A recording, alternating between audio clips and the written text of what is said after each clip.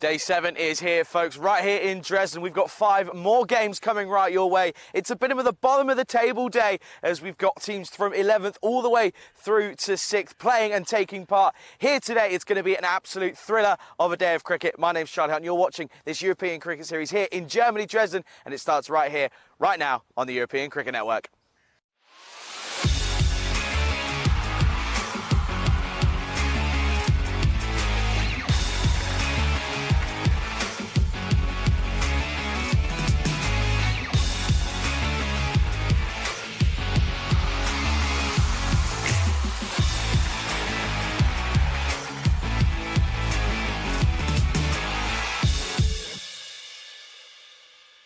This European Cricket Network event is proudly brought to you by HCL Software and Bizaway.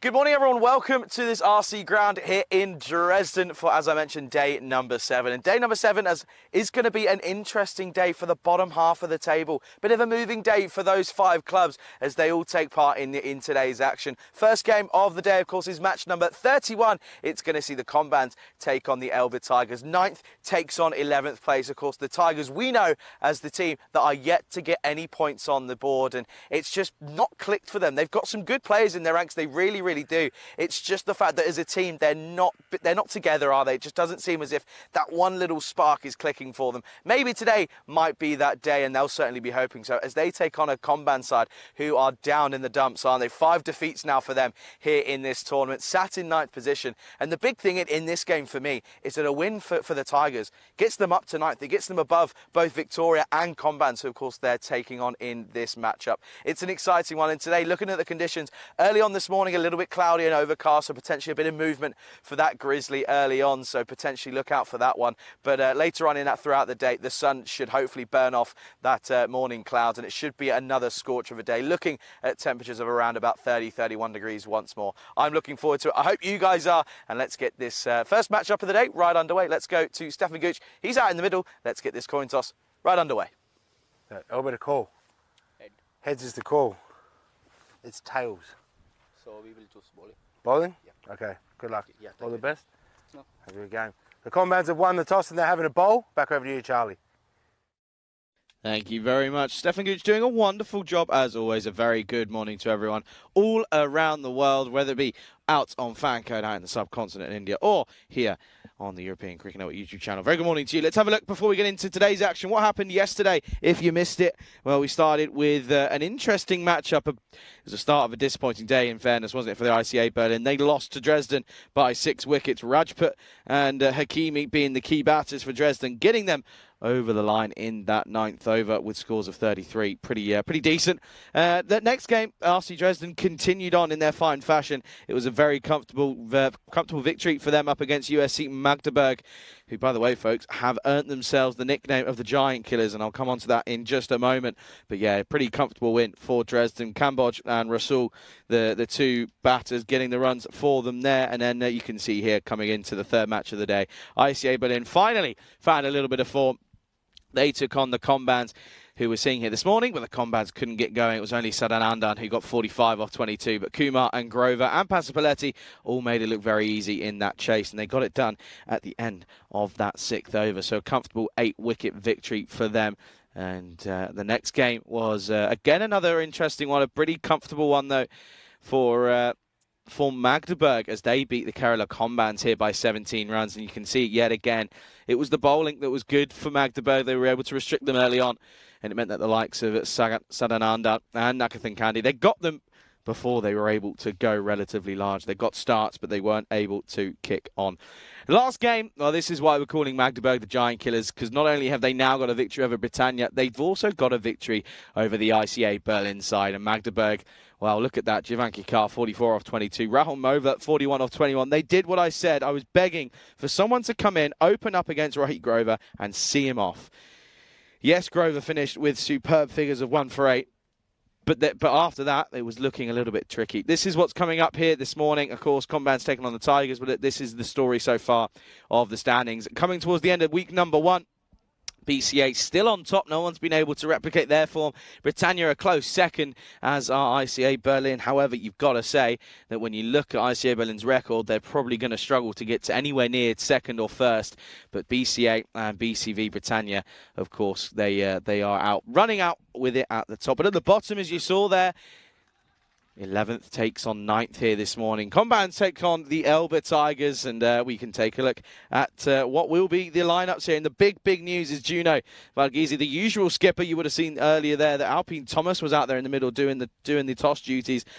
Unfortunately, Juno has just not passed a late fitness check, and due to that injury that he sustained yesterday, he misses out here this morning, so he's the 12th man. And everyone else is pretty usual. New name note for the Elba Tigers as MD Uzar Hussain comes into the lineup for them. And look at this, though. Look at that expected score. We know that both these sides are struggling. Comband 6 defeats, Tigers just the 5, but no victories for either. Well, victory for the Combands, but no victory for the Elba Tigers here. And you can see their average runs for and against being against being pretty much dead set. 119 says the supercomputer. The bat versus Bulwul. And a very good morning to everyone tuning in all around the world. A pleasure to have you here with me this morning. Of course, lots of cricket going on at the moment. And we're talking about that. Of course, we're here in Germany, in Dresden. But we know that there's cricket going on out in Romania as well. And Chris is saying in the chat, first of all, a very, very good morning to Rob and to Chris as well in the chat. And to everyone else tuning in, a very good morning to all of you. And thank you for choosing us. And Chris saying that it's 35 degrees for Nish in Romania at the moment. Well, good news is it's not that hot here, which is pretty good. So that's always a good plus for me. I reckon I'd struggle with that side. But yeah, Nish doing a wonderful job calling you through. I think it's the last game of the last day, I should say, of action out in Romania. So enjoy it whilst it lasts. The international T20 stuff coming out of there, the Continental Cup as it's called. But you can see, of course, news from the toss is that Combands, they're going to have a bowl here. And Palouse is going to start. Bowled well yesterday, and he's on the money straight away here this morning. And, of course, that's Singana and Gunasekar. And this is the thing for the Elba Tigers. They've got quality personnel with Singana, with Gunasekar, with Isra as well. It just has not clicked for them. Something just isn't going right for them, and they need to try and figure it out, because with half of their games played here in this tournament, they've got to change something up if they're going to make a late charge for that for what would be, of course, that 5th spot. In theory, of course, if you tuned in a while ago and then have missed a couple of tournaments, it's changed. It used to be the top 4 on finals day, but now it's the top 5, meaning that the first place side at the end of the group stages goes straight through to the final. And I think that's right. And then obviously 2nd, 3rd, 4th and 5th battle out as usual. And this one is going to be slapped, and it's a good bit of fielding by Gino Gesto Joy. And it runs off the board straight away for both of the 2 batters. Tingana and now Gunasekar also both off strike. Off the mark even. Good start. Good fielding though by Joy. But a very good morning to everyone, and let us know where you are tuning in from, as this is pulled. This will be 4. This is a good shot from Zingana, too short from Paluzzi, and he's not exactly going to miss out on a Gundy delivery. It's the first one of today. First of many, you'd probably say, that we'll end up seeing. And that gets the treatment it deserved.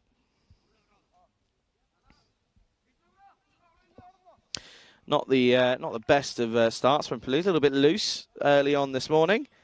Of course, it's a big day in sport with not only us here and Nish out in Romania. Women's World Cup final gets underway in what's that? Just less than 3 hours now. So for the likes of Chris and many others, I know they'll be tuning in and watching, and well, I'll be keeping an eye on it as well. Goes for it again, and I have a feeling this one will be the first for the over. It will be, but a good delivery, good comeback. It's not easy to turn around and bowl. A proper short ball after being punched or punished for a back of the length shorter ball the first time around. But a good start here for both sides. Last ball of the first. And this is going to just get through. And this will run away towards the boundary. And it becomes a good over for the Tigers. It's a good looking start for them, as that will bring up the 10 runs off the over. And at the end of the first, score is 10 for no loss. And we can take a look at, well, first of all, the Sats gun. And we'll look at this here. You can see it's now being updated. And every team that bats second from, well, for the last couple of days is now starting to take a bit of a favoritism for them in terms of batting second and winning. You can see 17 plays the 13 that have won from the different positions. Can still see there no one's been able to change those successful chases and successful defences. But that average now just starting to creep down to 110. It's been 115 at some point. As the new batter, well, it won't be the new batter, sorry, the new bowler is James, who's back in the lineup. And Sakar has hit him into the offside, and it's loose out in the field, and they come back for a second.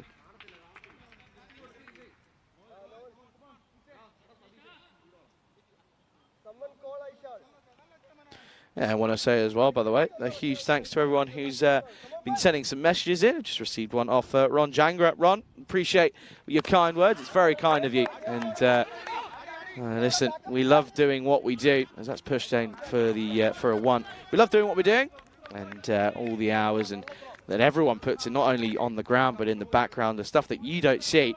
Everyone knows that that they enjoy it, and they reap the rewards of it. So when we get messages like that, we really do appreciate it. So thank you.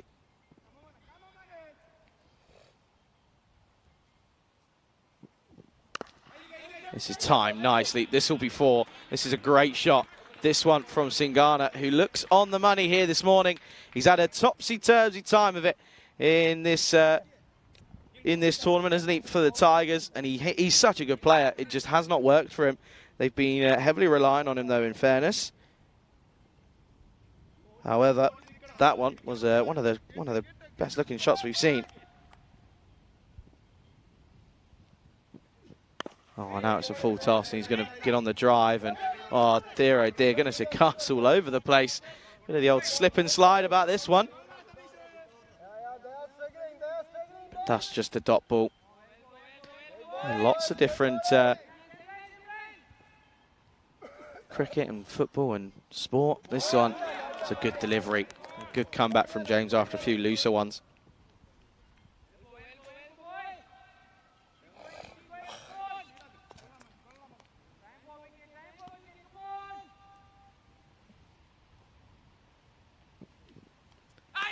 Down the leg side, and well, now at the non-strikers it's all happening. Well, now I think Sakar might have done himself some damage. It's not given as a wide, and well, there's a little cheeky one from James's. Look at this one. Certainly was a chance because it's not being signalled as a wide, so that will that'll be a drop by the wicketkeeper in Ravindran, and then right at the end, even though he's not in his ground, look. Smith James has a little joking appeal. But that will be the end of the second. Good comeback as well. Just the 7 off it. Just the 1 boundary in the over as well. Score is 17 for no loss after 2. And here's another look at this table. Let's have a look at the bottom half this time. And you can see there, a team that we'll see today, Chemnitz, have only played 2 games. Everyone else has played at least 5. They are the only side to have only played 2. So, again, if you see there, a couple of victories for them really could stick them into a good position to try and chase down that top 5 spot. As Belusi is going to continue, and this is flat batted down the ground. And a Sakar, that'll just be a dot.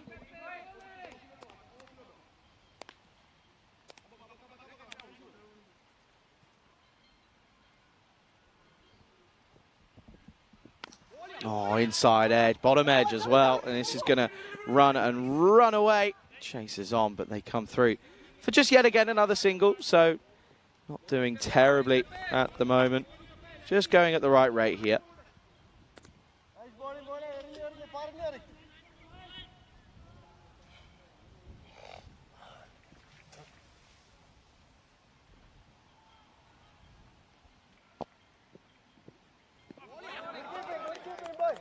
That's a looser delivery.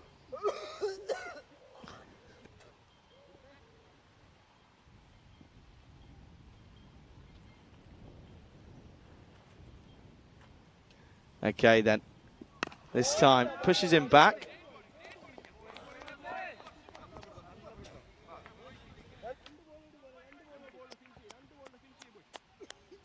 As that one just pushed him back a little bit.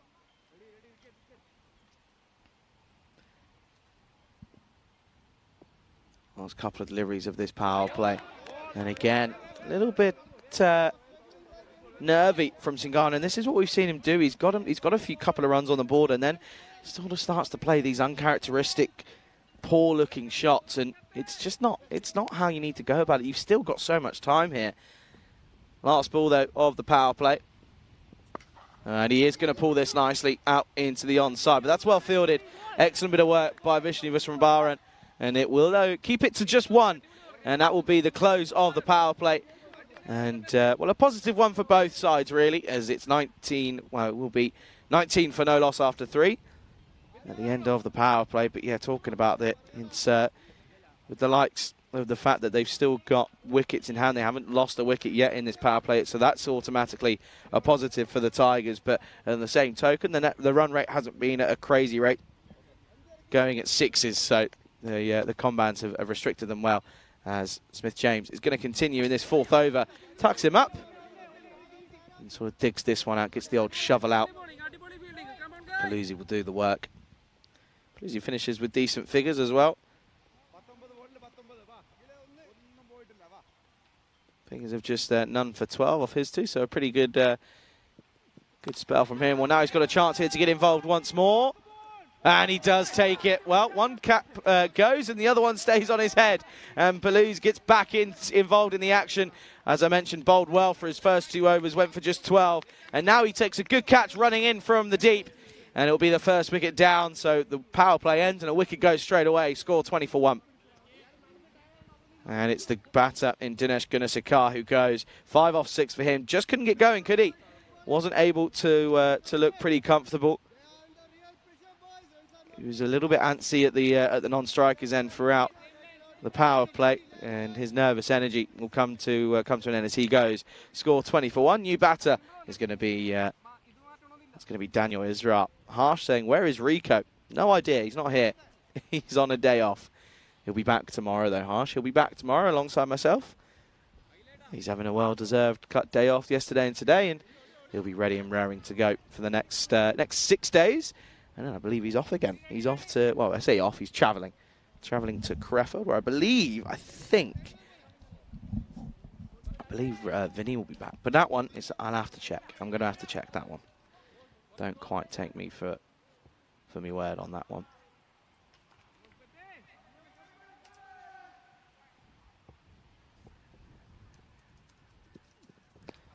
Oh, and this one, it gets through. And the fielder in Manu Thomas is he's not gonna want to watch this one back because he goes down in stages, really. I mean, look at here. He has a lot of time, gets something on it, but doesn't get enough. And unfortunately for him, he has to watch it sail towards the boundary and over the rope, and it'll be 4 runs. So a good start for Israel.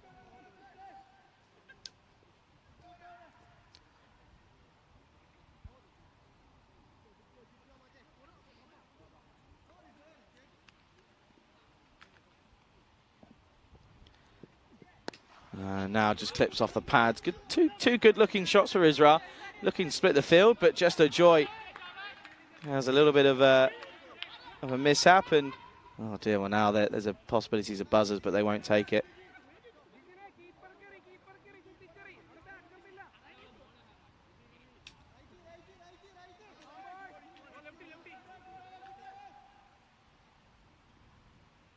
So James. Well, this is outside the off. That's where it's got to be. Back of a length. Israel seems to not be as comfortable with that one when it's outside the off stump for him.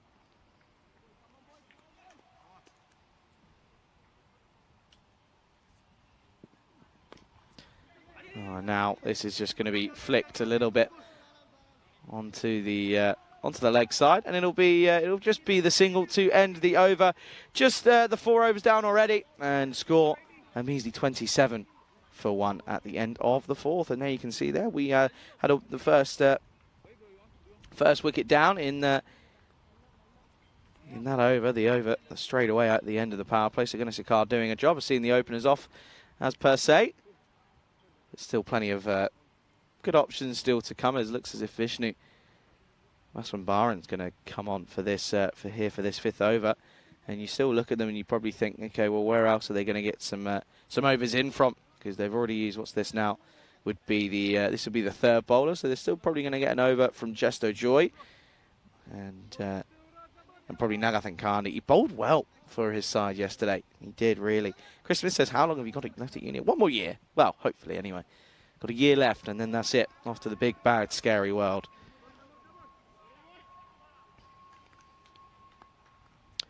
Here is Maswanbaran.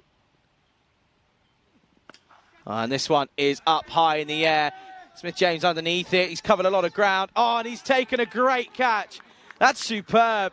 He's done so well to cover that ground. Israt skies this one up high. You can see he sort of scoops it up and it just goes straight up. And watch this all the way, watches it all the way into the hands and takes a great catch. And it's a great catch to remove a good batter in Daniel Israt. So he will go for just the 7. And, well, Comban's well on top here. Tigers 27 for 2. And rightfully so that they're happy with that one, because that's a great catch. And watch this one back. Just goes sky high, mistimes it. He's too early on it, isn't he? Follows through too quickly, and that's a superb catch right in front of us here, or in front of me at this commentary position. Great catch to take, and it's a bit of a jalebi catch, really, and that will be that'll be 27 for 2. As Bain, it's been a while since we've seen Bain out here, and well, he's back and on our screens, and blessing our screens more so. But Comban's good to see that they've started this morning positively. I mean, it could have been very easy for them to turn around, especially after yesterday. They struggled in certain areas. Could have been easy for them to sort of hold themselves back and just play not so aggressive cricket. Some negative cricket, not so positive. But they're out here and they're giving it a good go, which is always good to see. Bain will just turn this into the onside for 1. So flicks off his hit for 1, off the mark straight away.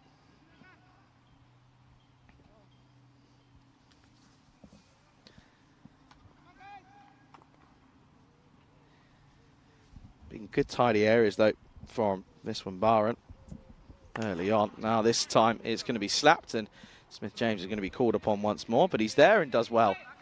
And it's a good throw as well. I've been impressed by the fielding as well. Kroom saying morning. Also, Charlie mentioned the Lionesses yet. Yes, I have. I have mentioned the mighty Lionesses already, but I'll mention them again. Listen, 12 o'clock comes.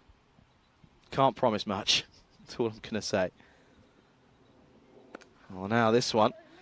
Right, nice and full up against Bain. And you can, I mean, look at this field here at the moment. I mean, they've got a deep cover, long on, long off. And a deep cow, and then a deep, sort of deep regulation mid-wicket. You can hear that. The shouts of we're doing a great job. They are. They're keeping them restricted at just over 6s here at the moment. Oh, and again, this one, he tries to overhit this one, does Singhana. And this is the thing for me, is he now sort of starts to show signs of impatience for me. That's just what it feels like. Seems as if he sort of turns around and becomes impatient. But he's 17 off 16. He's got to build on this. As this one just in front of the fielder. That's Jajin Panika. And that will be 32 for 2 at the end of the 5th. And I can welcome you for the first time here this morning into the Ice Cube here. Charlie Hunt for the European Cricket Network. And, well, this one is set up pretty nicely at the moment. 31 for 2 becomes 32 for 2 at the end of the 5th. So good start for both sides. I mean, you'd probably say Conman's the happier of the two at the moment, restricting them nicely at this point to just over 6 and over. So they're doing a pretty good job of restricting them here, and also they're taking their catches when offered to them. I mean, that catch from Smith-James is, again, a superb effort from them, has to be said. So, yeah, looking forward to this one hugely. And thank you all for tuning in here early on this beautiful, beautiful Sunday morning. Chris saying, we good. It will soon fly by. Nish was saying, as a dissertation scene. Okay.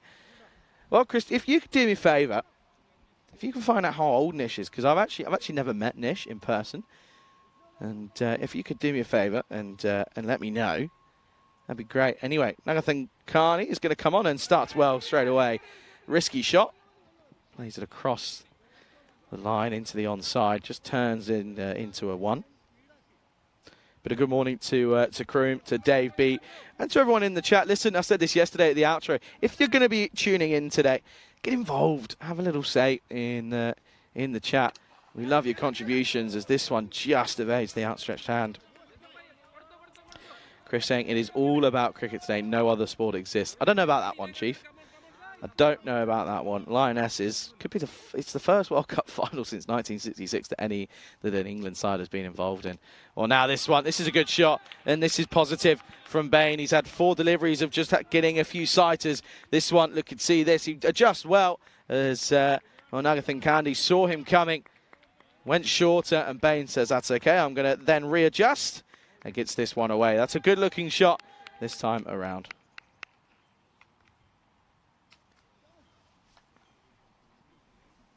So it's been a while since the last boundary, but that will certainly help proceedings. Well, he's gone for it again and gets lucky, because otherwise this one probably would have been a leg side stumping. And a back for Vindran. What a good comeback. That's just a dot ball. Pretty similar delivery, but... Oh, now he's going to pump this into the onside. And this one will go all the way. This will be 6 more. So Bain shifting through the gears here. And this is just too full from Arjun Nagathan Kandi. It's in the slot. And, well, it's just screaming to be hit. And Bain happy to oblige.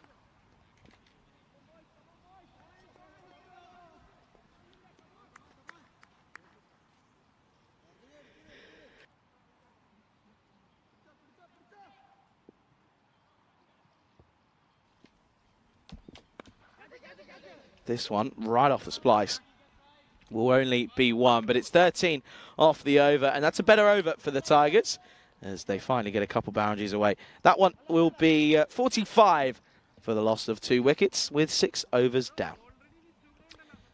And there's a scorecard here. You can see Gunasekar and Isra both struggling. Gunasekar, the more of the two, didn't get anything away. Isra at least got a boundary away for himself, but wasn't quite the best of efforts from those two. Islam still to come. Islam can hit a long ball. We saw him do it already here in this tournament earlier on this week. And yeah, he's not really had much of an opportunity, to be fair, for the Tigers since then. It looks as if it's Jesto Joy who will now pull on through. And he is going to take this 7th. Oh, what a delivery that is. What a superb delivery this one is here. And Given is not out. Let's just watch this hit. Yeah, he hits it onto his pad, doesn't he? Bit of an inside edge, but it's a great delivery first up. No loosener for Jesto Joy. Nice full in the block hole. Good start. Oh, now this one is just 1. Skipper, stand-in skipper, and Alpine Thomas was thinking of getting down and doing the work, but then he saw someone else was behind him. Went, yeah, that's all right. You can do. I'm the skipper. I can do what I want, essentially. Of course, the normal, usual skipper in Juno Verghese is 12th. It's due to an injury this time for him. Oh, this one is up in the air. Another chance. Well, and he doesn't drop them, but it's not going to matter, as this one's been called. And well, this one looks to me as if that's pretty good for me. I just want to check it just to be sure. Yeah, definitely a no-y. So called on field, and rightfully so. So Singana will get a life. they'll come through for the one, and well, it won't be out. Anyway, free hit coming up. Doesn't get it away, does Bain. That's unfortunate for him.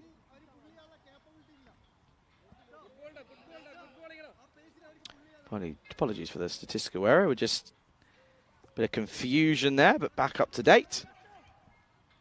Yeah, the no ball. A good catch, though, from Smith James. He doesn't drop them, does he? Well, this one's short, and this could be another chance here. This time, Bowler underneath it. Oh, and he shelled it. And he just did not look confident. He went for the hands down approach here. And it's probably not the best of ideas. I would have let the keeper go, surely. Keeper's got the gloves. That's the keeper's catch 9 times out of 10. Almost, I'd say every day of the week, that's the keeper's catch. And Ravindran's got to be there and screaming for it. Joy, that's a drop chance there. And that could come back to haunt them.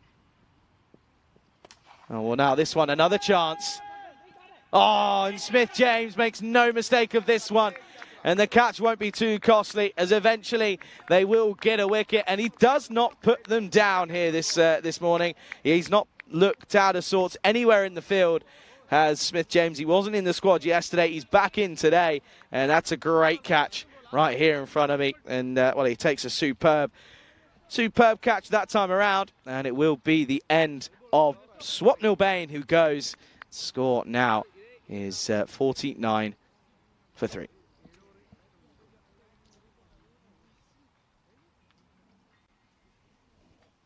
And Kroom saying, well, listen, a lot of important games as well. The Battle of the Bridge, Kent versus Essex. I didn't know that one.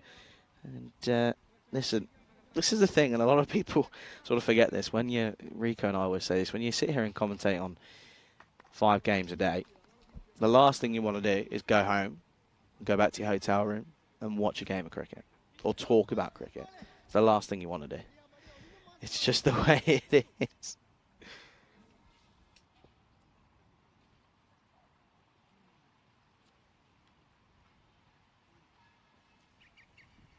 So that will be Bain that's gone. So Singhana's still out there. He's on 19 off 18. He can't get going, can he? He's been there for the entire time. You open the batting, he's got to try and get a move on as Joy. Oh dear. Well, Islam is the new batter. And well, he's not looked very comfortable with that one whatsoever.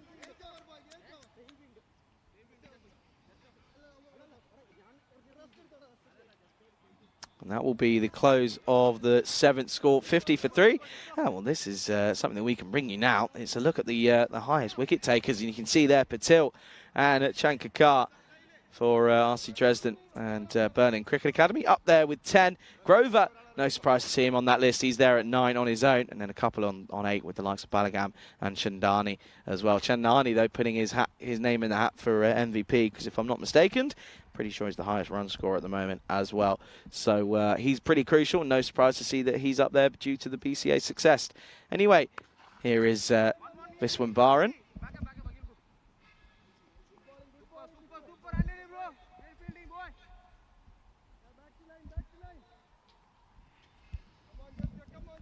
Good morning to Sniz, saying that's a catch on any level. It was a superb catch, wasn't it, by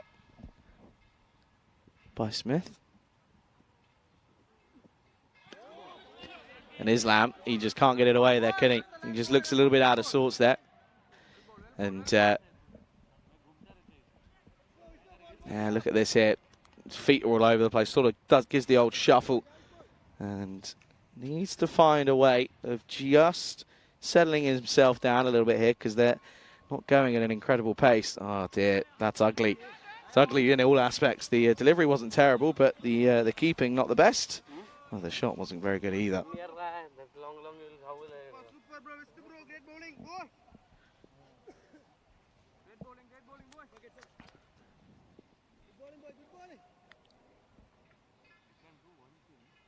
It's good bowling, though. It's in the good areas, isn't it? He's not giving too much away. Combats haven't given too much away, in fairness. Oh, this one now could be another chance. I think it's going to fall safely, or is it? Oh, it is. Just evades the outstretched hands of the fielder. Well, now they're going to come back for a second as well.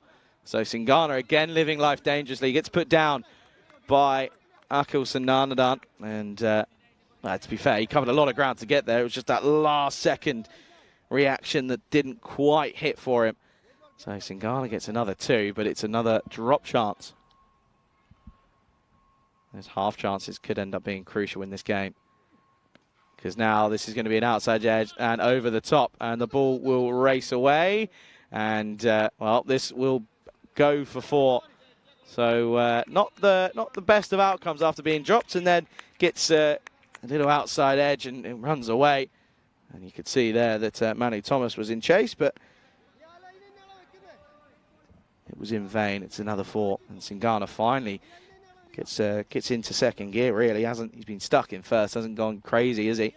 Finally gets another boundary. Well, Singana has been there since the start. He's hit 4 4s, but so the rate is going at just 122. It's not the best.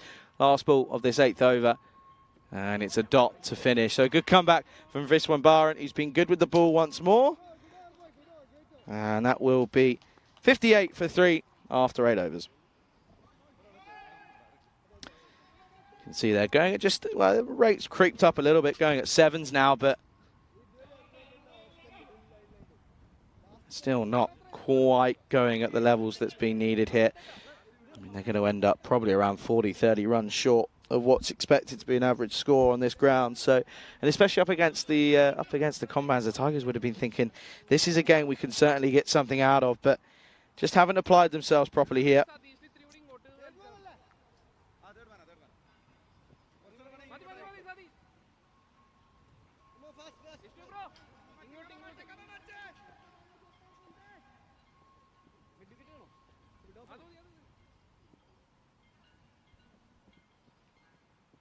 Thomas, is the new bowler. Starts with a nice full delivery on the money, pretty much bang on straight away.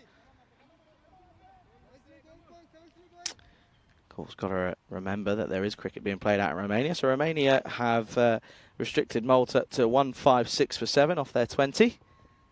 That's well bowled again. Singana just gets an inside edge. And well, this one, well, now there's definitely going to be buzzers, and there will be, as the throw gets through the keeper of Indra. Not having a good day of it, to be perfectly honest with you. Dropped one down the leg side and then didn't call for one that probably should have been his, and now he's let one go through him, and a couple of extra runs have gone through the gloves.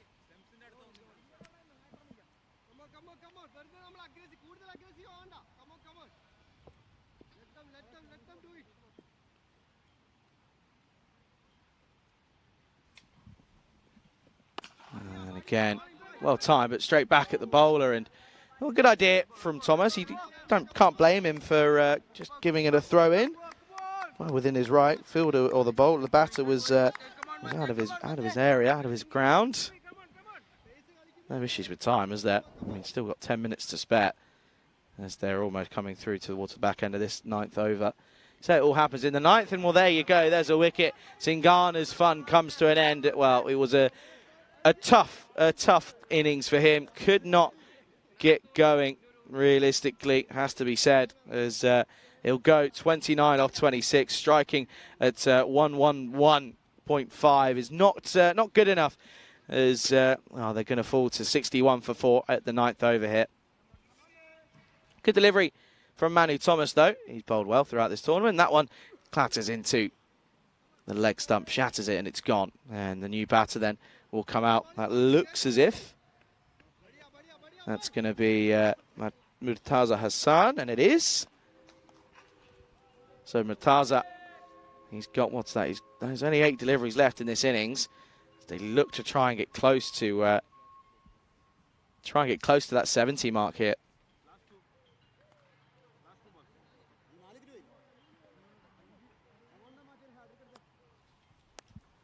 This says thanks T10 and the ECM for keeping me company. A couple of years of my insomnia, and says I'm in Toronto, not close at all. Province of Ontario. The northern part is getting air quality on his band. So that's not good. Well, this one has an appeal, and will then the batter sort of just sets off, only realistically due to the fact that he was just trying to avoid something, but you can see what he was trying to play. It's another dot ball, and Thomas has bowled really, really well this time around here. yes, we're glad that we can be of service, and we're glad you're enjoying the coverage. Well, this one is up, and the back of a length shorter, quicker ball has pushed him through, but he'll keep the strike, and the score will be 62 for 4 with an over left. Combans then, they've got to be proud of the way they've gone about things here, and well, the bad thing is here, the bad news as well, is that I think Hassan is he's worn one there, and he's not quite the most comfortable man out in the middle at the moment. I think he's going to be okay. I think he just copped that one on the... Just trying to see. Yeah, got one right on the shoulder. You can just see him there on the bottom of your screens, folks.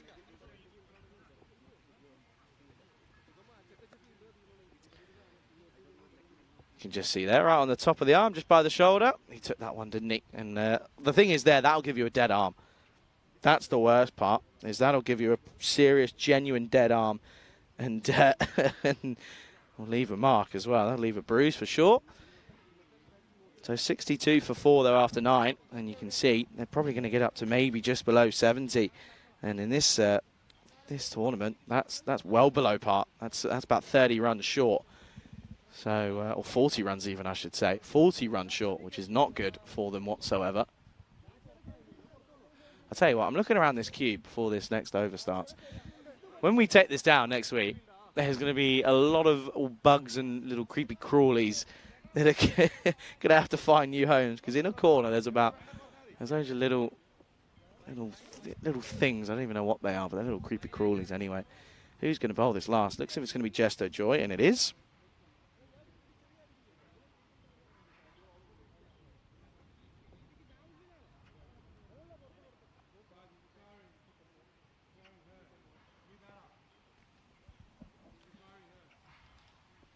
What's hurt? I think he's retiring out here. I think he's retiring himself hurt here because that arm, I think, is just simple fact that it's just dead. That's what I think we're seeing here, and it is. So he will be retired out, and that's a shame. Never nice to see, but yeah, that is a shame. So it will be another batter will go. So that will be Hassan, who's retired, not out, but I don't think we'll see him again.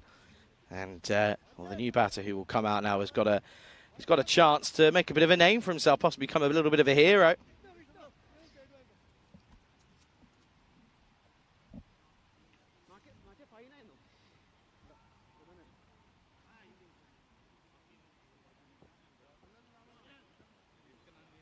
Now, Chris, you're saying that Nisha said he's Gen Z, and I'm assuming that's the Zoomers.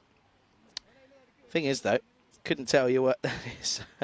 That's anyone at the moment between the ages of 9 and 24. So there you go. So that's Nisha's.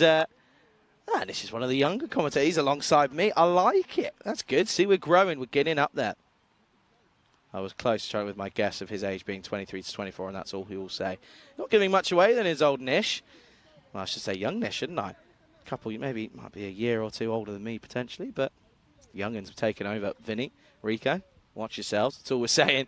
Corey's middle-aged, I reckon. Rico's the oldest. He won't mind that. He won't mind saying that. Corey and Vinny aren't too far apart. Corey's probably going to hate me for saying that. Up in the air and just over Palouse. And, well, that's Al Hussain, who, of course, is in for his first game. He's come out then here, and he's off the mark straight away.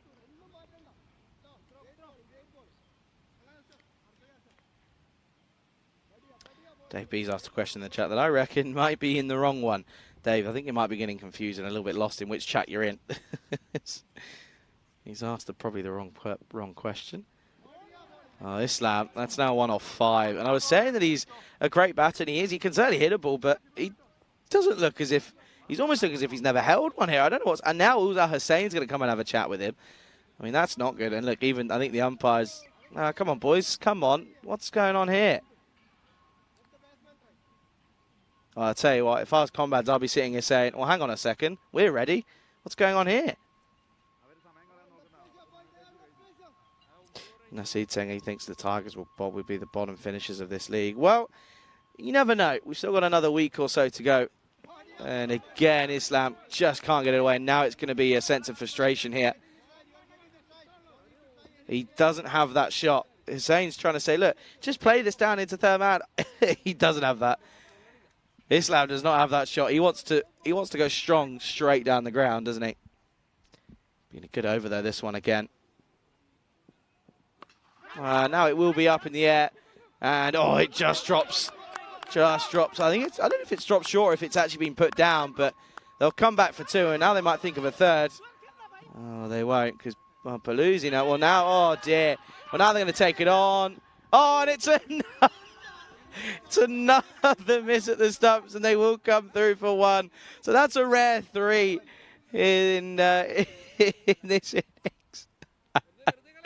Oh, dear, that's quite funny. Watch this here. They turn.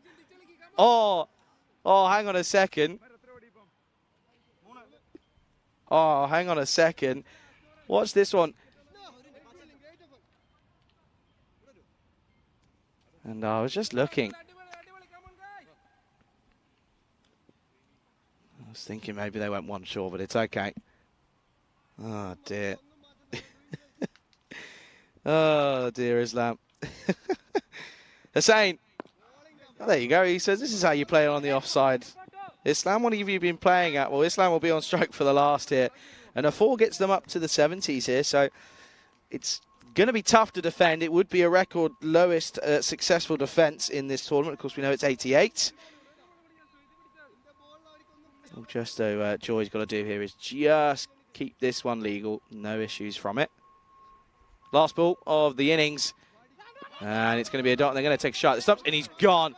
And that's a bit of redemption for Rishwanth Ravindran. He's not had a good time of it with the gloves. He'll be the first to admit he's had a bad day of it. And it's a disappointing innings, this, for the Elba Tigers. You can see here, no way near it. And, well, I reckon, I have a feeling you'll have to work out who's run out on that one, because he does. I don't even think Islam got out of frame by the time that the ball was hit the stump. So it'll be 67 for 5. And, yeah, not the best of efforts from the Elba Tigers. Combans, they've done well. They've come back nicely after a disappointing day yesterday. Without their skipper as well, they've done pretty well. And the skipper's first up to clap the gents off, and rightfully so, because he should be happy. Should the normal skipper, but the standing skipper in Alpin Thomas should be pretty happy. Let's have a look at the highlights then of this first innings. And it's not going to be pretty, as Guinness-Card could just not get going. He couldn't get out of neutral, could he? And it was a good catch. And I'll tell you what, Smith James, he's had a great day of it. This is the first great catch for me, and well, the second one. The second one's even better. So this was a good shot by Bain, but he came in and eventually he was gone. And well, Justo Joy put one down. Should have been the wicket keeper, should have called it. And this was even better from Smith James. He's probably the best player for me in this Comban side, both with bat and ball and with the bat. He's a brilliant all-rounder, and he's crucial for Combans if they're going to get a couple more points on here. And that was the last ball of the innings. A pretty short and sweet highlights package, probably because there wasn't too much to talk about really. But talking about this innings, let's have a look at the scorecard. And yeah, what you'll see is lackluster from the Elba Tigers. As in fairness, the only man to really get going was Manuredi Singana, 29 off 26 for him. Apologise for the lack of the scorecard on screen, but yeah, it's. I don't think we're gonna see that scorecard here, but yeah, 29 for Singana. No one else getting going. Bain 17, and everyone else with scores of 5, 7, 4, 0, and 2. Bowlers wise, though, it was good from pretty much all of them. Wickets being shared nicely with Thomas Joy, Viswambaran, and James all getting involved, but. Again, it just wasn't the best of batting. So confirmation, though, it will be 68 runs for victory as the Combans look for some more points to pick up against the Tigers. That's coming up in 10 minutes' time. Don't go anywhere. You're watching the European Cricket Series Germany Dresden edition with me, Charlie Hunt, here on the European Cricket Network.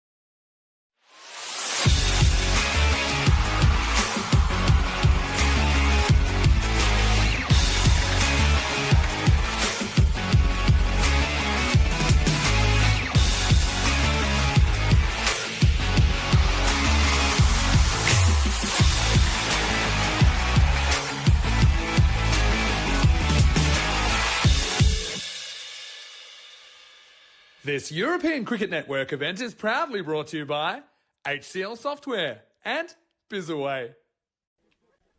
Good morning, cricketers. Welcome back to the RC ground here in Dresden as we get the second half of match 31 underway. The ACB Kerala Combats have been set 68 runs for victory here up against the Elba Tigers. It's 9th taking on 11th. Of course, the Elba Tigers yet to get any points on the board. However, this game was being looked at as a brilliant opportunity for them to try and get these points on the board. However, it's probably not quite the best of chances now due to the fact that they were only able to get up to 67 off their 10 overs. So it'll be 68 needed for the Kerala Combats. And the thing as well, if they are able to do this in pretty quick time, they could do a wealth of good for their net run rate. Certainly could help. As we were waiting for the batter to be ready, as Kandasamy and Ravindran open up the batting for the Kerala Combats, it's going to be Munireddy Singhana, who's a good bowler. He's going to open up.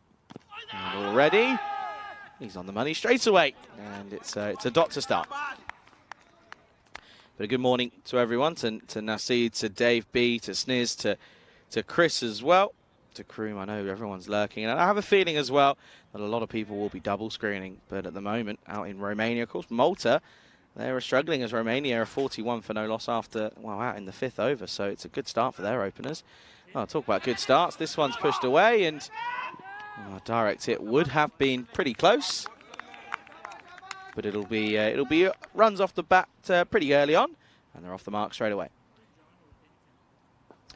Yeah, Kumar for Romania is 22 for off of 12, so he's down to 15 off 14. So that must mean that extras are 4. So well, they're getting there.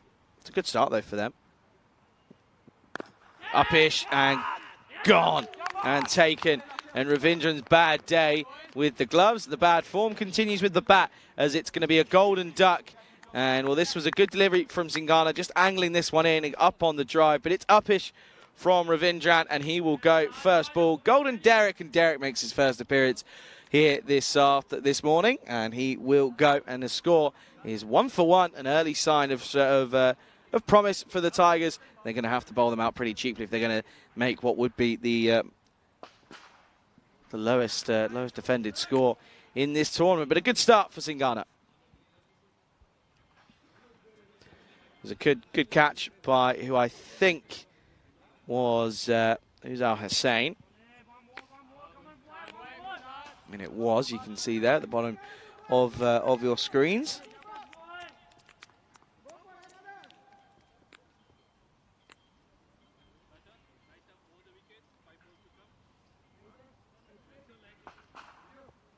And the new batter then is going to be Arjun Nagathan Kandi. If they get him early on, then this game isn't exactly straightforward for the Combats. Just lets this one go and lets this one go through. That'll be a well-bowled dot delivery though. Singhana is in the right areas, isn't he? He's in that corridor of uncertainty that we talk about. And yeah, he's getting it pretty much spot on straight away.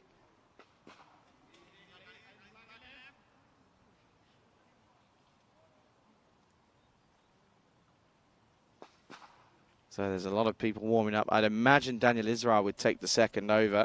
He's got a couple of deliveries until then. This is well bowled again. Angles in nicely, and there is Israel. It's a bit of a misfield, but doesn't cost them too much as they come through for a 1. So he's asking, when did the clock become a thing? It has always been. It became a genuine thing just before the ECC last year. I think if I'm not wrong. Of course, it's 40 minutes to get into that last over. If you're not in that last over before that 40th minute, then you end up with 5 penalty runs against you. Wild swing from Kandasamy, and what a great first over that is then for the Tigers as they get it right pretty much straight away. Kandasamy struggling, and well, of course they were able to get Ravindran back in the shed early on with his first ball. End of the first, score 2 for 1.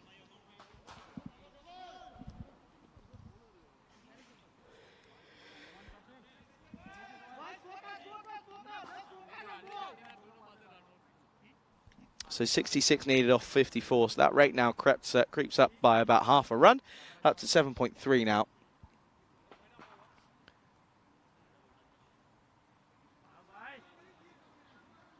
But with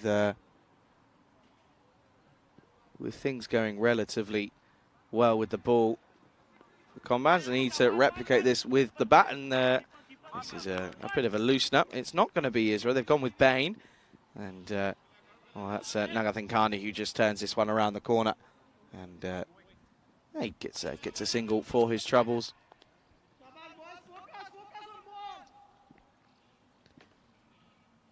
So Bain taking the second over, starts with a single. Oh, and this one is going to get pumped into the onside, and this one is flat, it's hard, it's long, it's 6 runs, and it's a good-looking shot. Gives it the old swivel, and just watches this one, transfers the weight from the front to the back foot, gives it a slight bit of elevation to lift it over the infield, and it will go all the way, and it's 6 runs and a beautiful-looking shot for Kandasamy.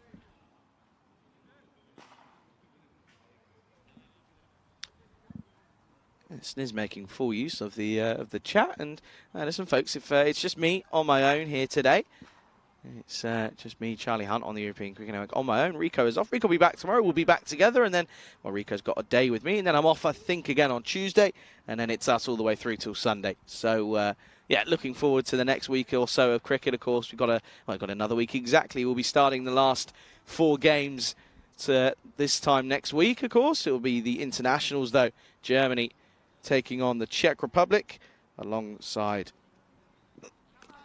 Norway as well. That'll be a wide, though, from Bain. Not quite on the money.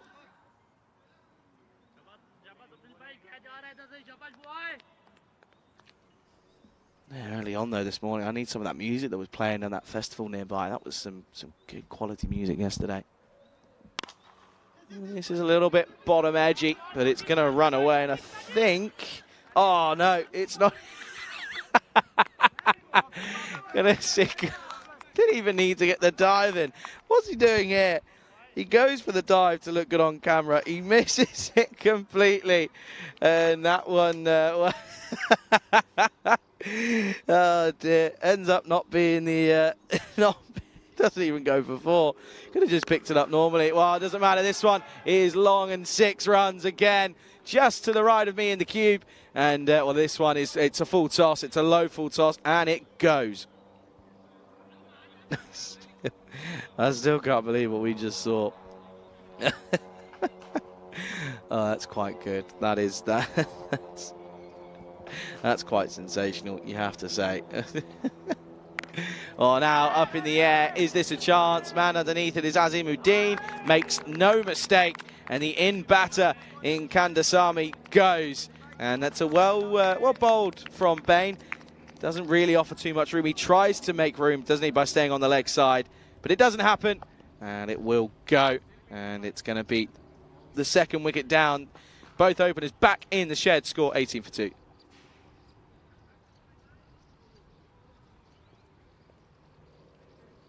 And watch this again. It was a pretty simple catch. Made no mistake of it. Dean got a bit of a shine in on the ball as well. But out comes what I believe will be Smith James. And he is crucial. Coming in at 4 here. He is very much a valuable asset to this Combans team.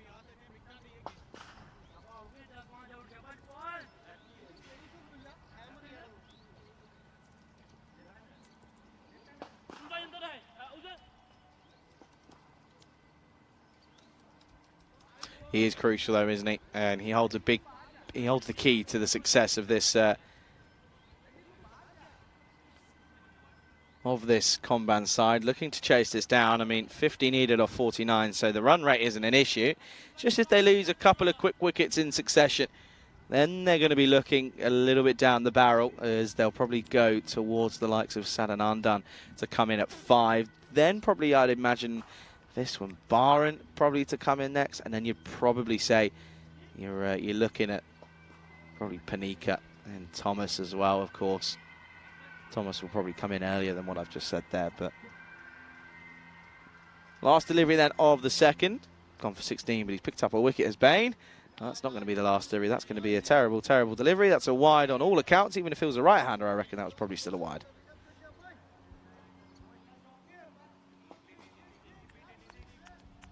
And Chris has made a good point, saying that for the two main events at Cartmel, so the ECL and the ECC, there's a huge clock pitch side for teams to see. It is.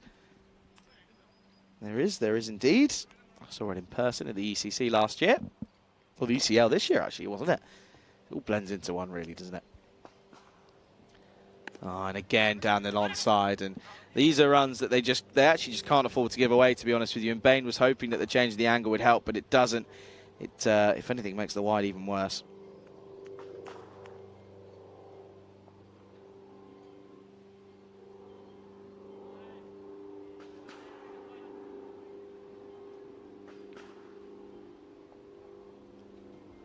Oh, and well, that's going to be another one, making a hat trick.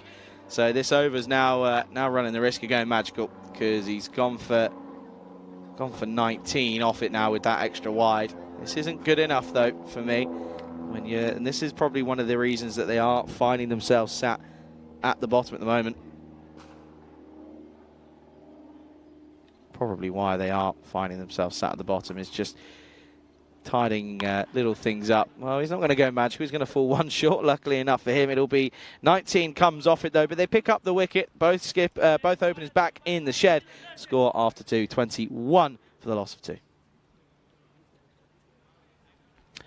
There you go. This is where we are at this point in time. As Combans, a victory here would put them up towards where Berlin CC are, but their run rate isn't quite the best. They'll jump Chemnitz at the moment, but Chemnitz, of course, you can see there, they've got plenty of games in hand, and well, they, of course, will be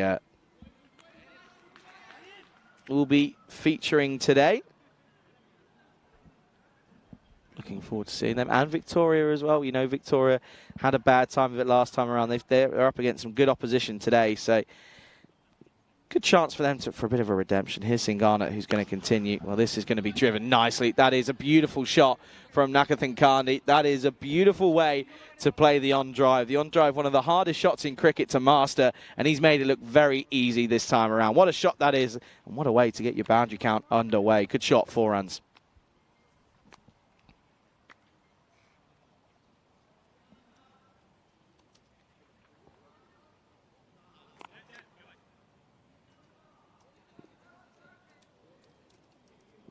Class on drive from Nagathan Kandi. What's the response? Oh, it's back of a length, and wow, that's been put down. I don't think there was anything on it. There was no real sigh or anything. But even still,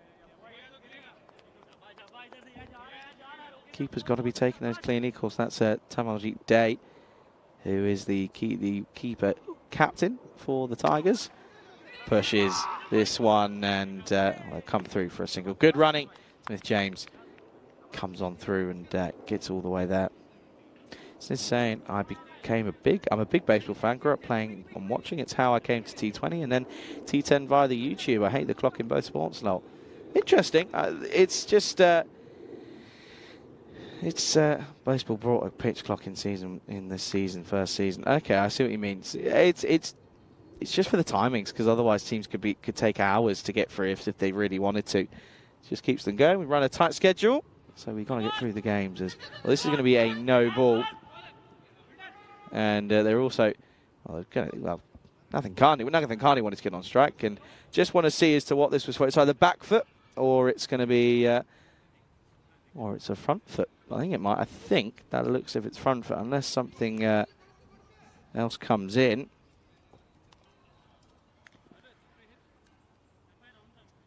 But it's going to be a free hit, no ball free hit nonetheless. No doubt about that one though.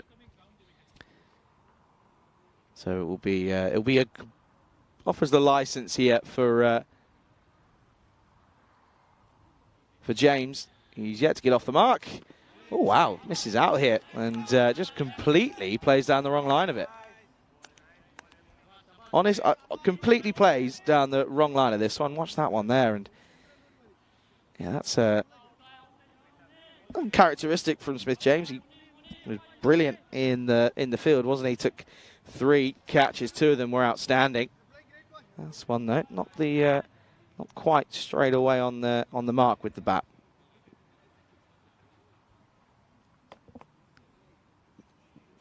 All right, now this one will be punched and well timed, but straight to Eden. He gets James finally gets off the mark for the single.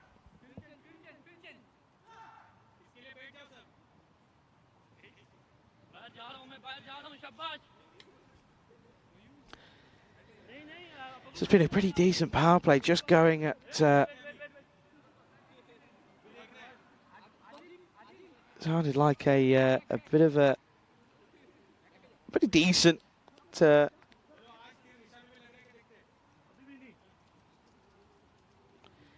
pretty decent power play, going at just under 10s. Last ball of this third and of the power play, and they'll come through for a single, so they will just go at just under, and that will be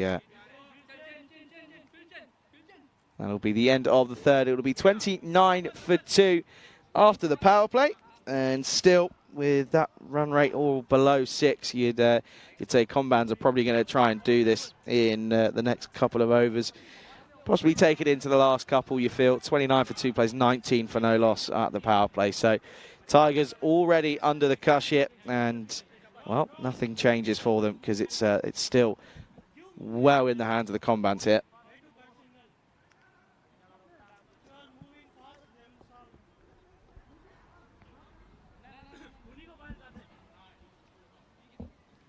So it looks as if Bain is going to bowl out. So openers both being used here. Good spell from Munereddy Singana. 1 for 10 off 2. And it's rare that we see something as economical as that. So they're bowling pretty well. But in fairness, the batting hasn't exactly been too exhilarating. It's not as if they've taken any crazy risks. But yeah, both openers picking up wickets for themselves. Of course, Singana picking up Ravindran off his first ball, and Bain getting Kandasamy caught by Azamuddin in at mid-on. So good starts for both bowlers, but there's just not enough runs on the board to bowl at. It's as simple as that, really. It's a nice, bright, sunny morning here today. Oh, and this one's Gundy, and the shot is a good one here. And well, the hands go up from the umpire, signal raised, 6 more, and a good-looking shot. Just again helps it on its way, turns it around the corner. And that is that's a good shot from Nagathin Kandi, who for me is again, as I mentioned, crucial. He's been in the runs. He's been in good form over the last day or so for the Combans. Oh, and this one isn't going to be 6. This it will be 6. It has gone all the way, so it's back to back for Nagathin Kandi, and this one does go the distance, so it's 12 in 2, and straight away, I mean, you look at that now, I mean, what was that? 39 required is now sat at 27, so instantly a considerable chunk comes out of what's left to defend for the Elwood Tigers, and this choice to go for Bain 2 in 2, clearly not the right one.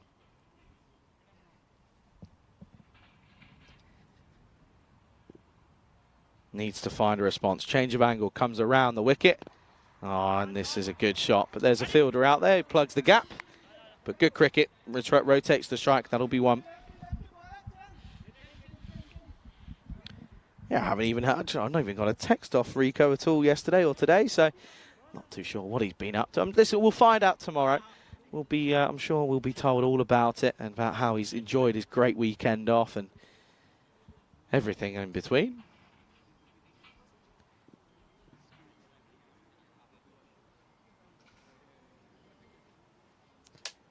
Yeah, of course, folks, that the next game, of course, coming up relatively soon. It's in just under an hour's time. About 50 minutes time to be exact. But next game, of course, is game 32. As the Tigers, well, things get harder for them as well, they're up against Chemnitz, and a weird choice. There's a weird choice of the winning toss, but we'll come to that later. That was a wide. Bain, he's gone for 34, and I'm telling you that sometimes you don't bowl 2 and 2, but then you do, because he can bowl deliveries like that. And, well, the story of the last sort of 24 hours or so is players proving me wrong, and Bain does exactly that here. This is full straight, and, well, Smith-James, who's normally been the run scorer for the Combans, he's played all round this, just misses the straight one, and he gets cleaned up. So he'll go. Score is 44 for 3. So only goes for the 1, and luckily for them, there's other batters that have been in the runs for them, because otherwise it would probably be lights out. It's just a simple delivery, really. No crazy movement, nothing crazy about it. Just full straight, simple game of the old equation of well, you miss, I hit from Bain. So picks up a second for him, with a fair few amount of runs against his name. Not the best. But look at this one here. Nothing crazy. He does go a little bit wider of the bowling crease, in fairness, but which creates that angle. But even still, not the best of executions from Smith-James. So he'll go off a little bit disappointed after a very, very good bowling spell and timeout in the field.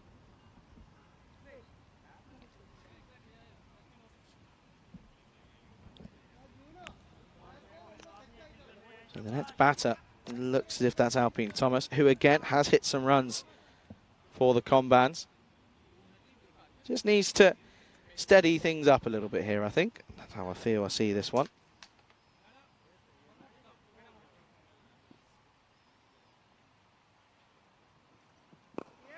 And just drops dead the bat on this. That's a good end to the over. A couple of wides in there, a couple of sixes as well. Ends up being 15 off the over. He finishes with a spell and figures of 2 for 34 off his 2 overs. Score with 4 overs down. He is at 44 for 3. Just 24 runs needed then for a victory here, and you can see there, well above the rate pretty much from the start, apart from that first over where they were, what was it, 2 for 1. But yeah, they seem well above the rate, in fairness, as I think we're having a bit of a... Is that Simon's come on? We've got a streak of Simon's Simon's come on the field. There's a swap of the old walkie-talkies.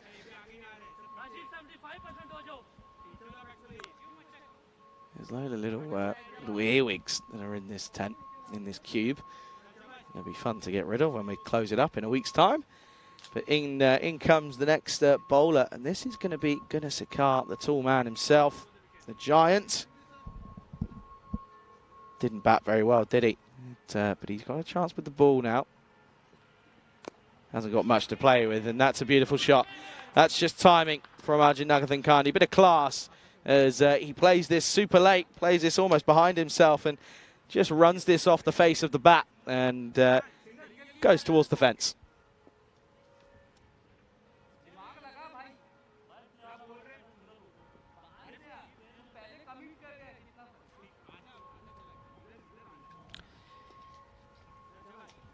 You can hear there's church bells are going all across. Of course, it's Sunday. Good start, though, for Nagathankani to the over, not from Gunnar. Now Strater and Fuller. It just pushes, and well, this is good running. And I have to say, what I've been mostly impressed by most of the running throughout this tournament already. Here this week, they've only been a handful, maybe a couple of times where bowlers have decided, or batters haven't really pushed the 1s and 2s. But 9 times out of 10, they've not exactly struggled for energy.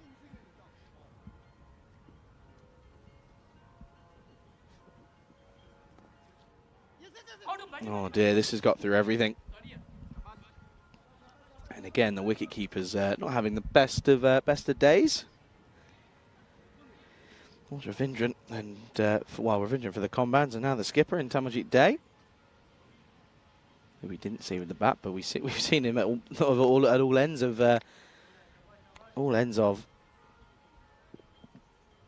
everything of the lineup. And that one misses out this time around, and a little bit unlucky to do so, because that one could have been one that he again could have just played through the offside towards that vacant third man region. There's no one there, no one covering it. There's a man at short, very wide short third man, but Well, he's just waiting for deliveries like this because this will be lofted over the top, and he's hit a couple of shots down into that region. Might have to start calling it Nagathin Candy corner because, well, this is a good shot yet again. Just again turns it around the corner, uses the extra bit of bounce that he gets from the tall Gunnar Sakar, and this one will fly over the rope. That'll be 6 runs. Promising shot again. And this batter in Arjun Nagathin Kandi has been in fine touch over the last few days of cricket, both with ball and bat. He's proving crucial. And now they fill the gap, and there is a man out there, and he'll stop this one.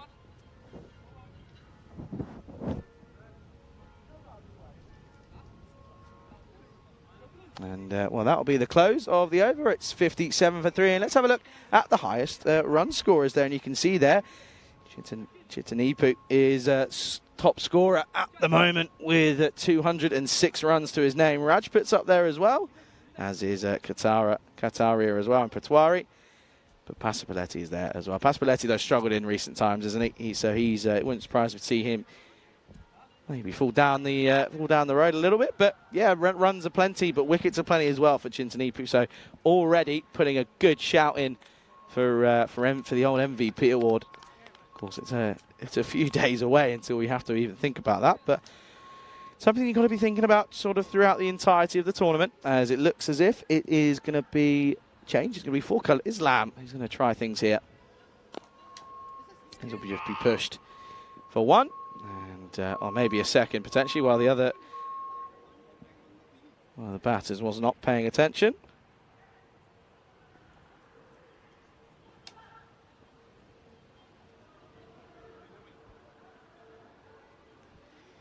What's that now? So just that'll be the 10 needed now off 29 deliveries here.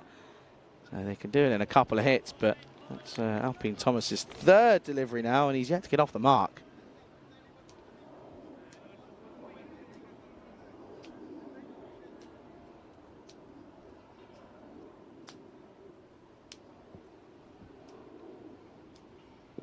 Oh, this one into the back pad, and umpire turns it down. Certainly going down the leg side was, I think, almost everyone's initial reaction here, and well, he's hit it as well, so that doesn't help. Maybe that was the umpire's probably initial reaction, is that, well, he's middled it.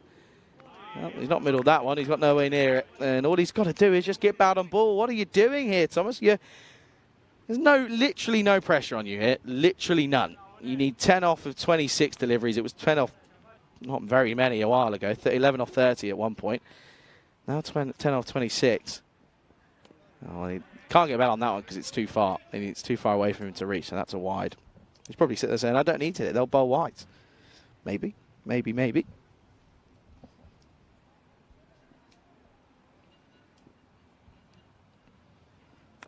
And this will go towards the rope, and well, it's just not been Albert Tiger's morning, has it? Because this is a proper top edge, and it just goes over the keeper's head, directly over him, and that will be 4 runs.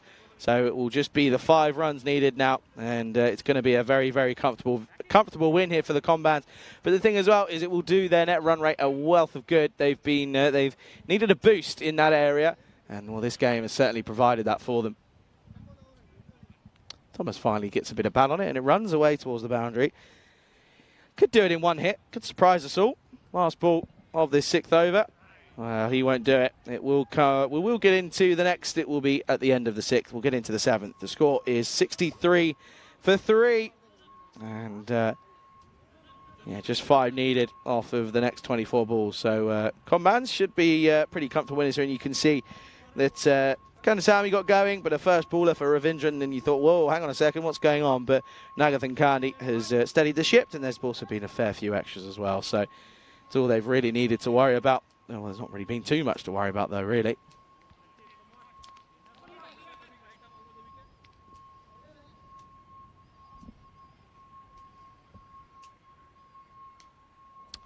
Looks as if this will be Rashid Sikandar, who's going to have a bowl. Already got 5 runs to play with. It's a good length straight away, and I think Kandi is more than happy to just drop this into the onside and come through for a leisurely single. Yeah, so again, the Tigers, it's not clicking for them, is it? They're not, it's just, this is what I'm saying, they've got good players. Something's not clicking. I don't know if it's the captaincy, the way they're being led, or if it's just individuals. This is hit firmly, and that will be 4. And what a way to finish the game. He does it with a thumping shot down the ground, and he couldn't find the middle for a long time. Could Alpine Thomas, but he finally does, and well, he gets it away, and that will be game, set, and match. And it's a victory, and a comfortable one, as it's a victory by 7 wickets here in the 7th over. So Combans will go up a place, and well, they won't move. They might move up 1 or 2, but not many.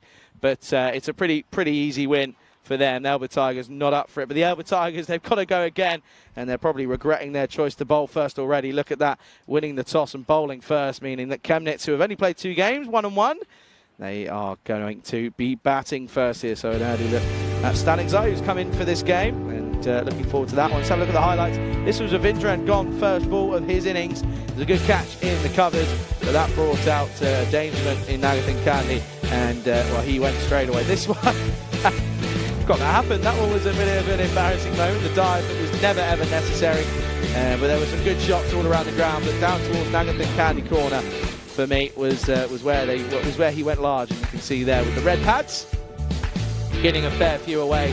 Smith James didn't get off to a flyer, did he? Only went for 1, and he was being all ends up by a good delivery from Bain, but back onto that Nagathan Kandi corner, and then off the last ball that was needed, it was Thomas who hit the winning runs, and he bowled well, 1 for 2, 1 for 3 off his single over, hit the winning runs, so he'll be happy. But for me, I have to say that Nagathan Kandi's 35 off 18 is crucial for his side, and you can see there 68 for 3 after 6.2, winning it in the 7th, and still things to worry about there for Combans with the likes of James and Ravindra not really getting going. Kandasamy was in but got himself out as well, but they can be happy at the fact that, of course, Nagathan Kandi was back in the runs. And have a look at the bowlers here. It was not many overs bowled, but Bain, 2 wickets for him, but goes for 34 off his 2. And well, I thought Sinkana, he bowled well, didn't he? 1 for 10 off his 2, nothing more he could really do. And well, Gunasekar went for 12, Islam went for 6, and Osakana went for 5 off just the 2 deliveries. So a victory for the Kerala Combans here in match number 31. The first game of the day. It's a pretty low-scoring, eventful one as well. So you can see Combans beat the Elba Tigers by 7 wickets. They pick up their 2nd victory in this tournament. Do the Combans. Elba Tigers still yet to pick up a win. Well, they've got it all to do as well, as they are back in just a matter of 34 minutes as they take on Chemnitz. That's coming up very, very soon. Coming up shortly here, right on the European Cricket Network. You've been watching the European Cricket Series with me, Charlie Hunt. Don't go anywhere. We'll be back very soon.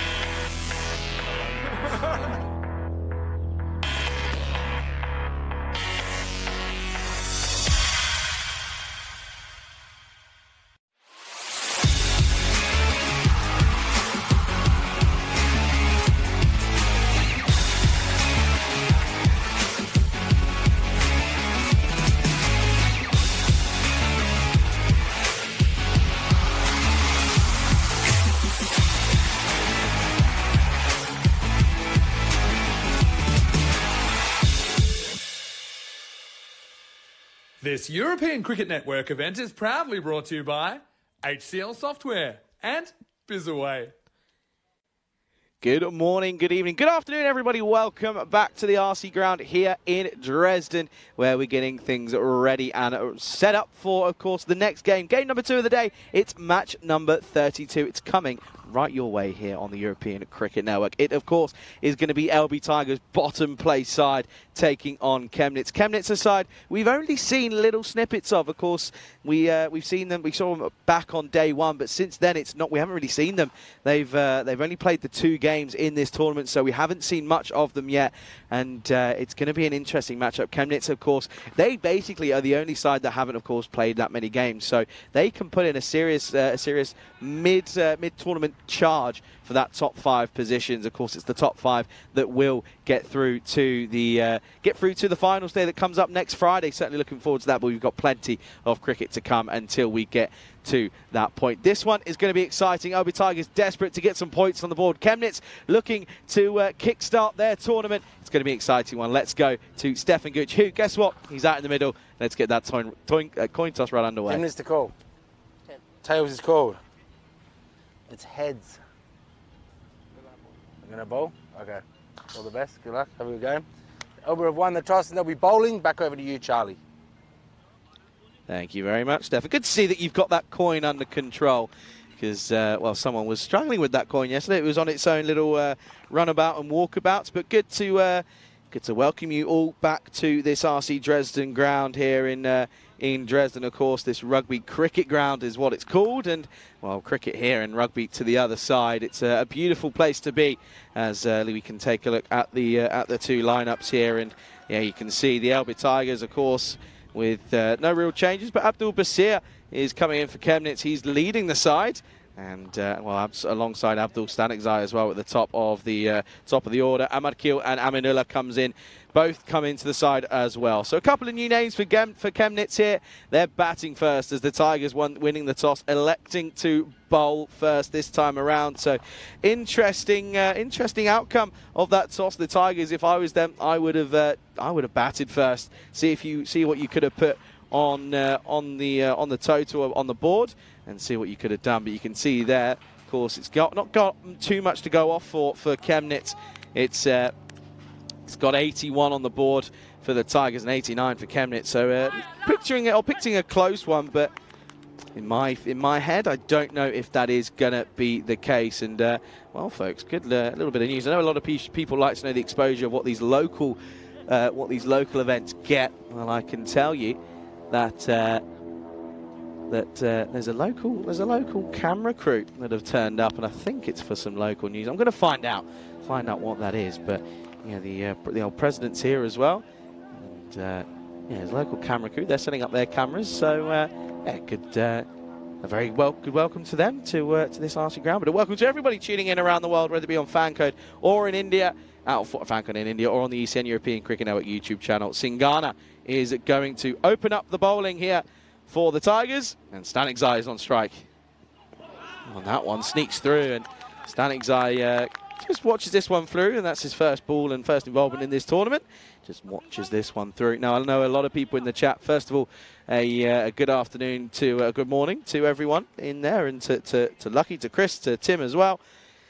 A lot of people talking about that World Cup final, the Women's World Cup final, that is coming up later, well, in 45 minutes' time as we get closer to that kickoff. And, well, this one is up in the air, chance, and taken nicely by the fielder out there. I believe that's going to be Islam who's taken the catch, and Stanikzai goes for a 2-ball duck. And unfortunately, his first involvement in this tournament comes to an abrupt end as Singana picks up the first wicket. Nothing on the board. Score is at none for 1, and not a good start. Not a promising start whatsoever for USG Chemnitz here, losing one of their openers early on. And you can see, yeah, none for 1 here, as out comes Varun Soranganvi out to the middle. He joins Manoharan, and, well, they've not been able to see too much, as well, there's not really been too many sides. It's just the 2 deliveries that have come through. But yeah, at this point though, not quite the good positive start that Chemnitz would have been hoping for. But I said it yesterday in that game where we saw the Giant Killers in Magdeburg take a win against ICA Berlin. I said that I'm pretty sure they're going to live to regret the choice at the toss, and I got it wrong. Potentially, I could have done it here as well. You never know though, as Soren Garnvik faces his first ball. This is uppish, and again out to the man out there, and well, he can't quite get anything on this one, and this will be 1 bounce 4. So not 2 in 2 that they were possibly hoping for when that ball went up in the air on the offside, but a good positive shot from Varun Soren Garnvik, and first runs on the board for here today for Chemnitz. Yeah, so plenty of stuff going on here on the ground today. With an extra camera crew, it feels like the budget's being increased. Quite funny actually. Oh, and now this one, pushing at this one. Bit of news as well, by the way. There was a slight spot of drizzle throughout the that break between the two games, but it was weird because there was barely any cloud cover around, so it came and went. Didn't do any damage, which is always good. It's always a worry that you might find that it does some damage, but it didn't do any here, which is, of course, positive.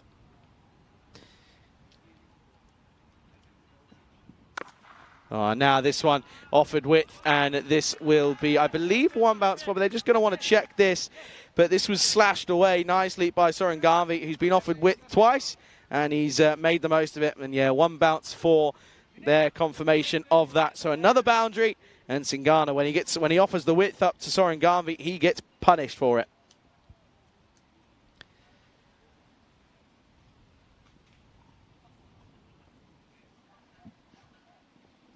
So that, with the last ball of this first, it's a full toss, and it's going to go towards the boundary again. So Soren Garnvik has come out, and he means business, does Varun, because that's going to be a back-to-back boundary. So it's 3 4s in the over. Wickets falling as well at the end of the first. Score is 12 for 1 after the first. And this is where we are. It's a beautiful, beautiful ground here in Dresden. One of the best in Germany, but not only Germany, but also in Europe, I'd have to say. Been to a fair few this year, and yeah, this one certainly stands out for me. I think the one in Austria is one, and also in Switzerland. Czech Republic's also a beautiful one as well. There's plenty of good ones on the circuit now, and yeah, this one certainly is it's right at the very top of our list, as it looks as if this will be Gunness Carr, and it will. He will take this second over. 12 on the board, a wicket down already. Manoharan opened the batting, although he didn't see too much happen in that first over. He was all at the non-strikers end. Predictions have come in for the football later on. Now, this is the thing. I know Rico, I know he's going to be watching that tonight. I know he's for a fact to be watching that this afternoon. Chris isn't being very positive. He said Spain on pens. Well, I'm sticking with the Lionesses big time. I mean, for me, technically you'd say it's a win-win, but we've got to stick with the Lionesses. This is driven through, and this is poor from Udine. Tries to get a foot to it, and there was never, ever going to be a foot that was going to stop this one. This was right out of the screws from Gopinath Manoharan, and he gets away nicely. That's a good shot. That'll be 4. 2 full from Gunnesakar, and already straight away under pressure.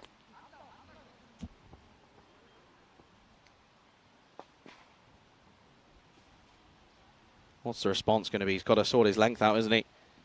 He needs to sort his line out now as well, because that unfortunately has gone the opposite way, an overcorrection. And Gopi, just watch this through there. You can see a little sneak peek. There's the president there, who's just watching on.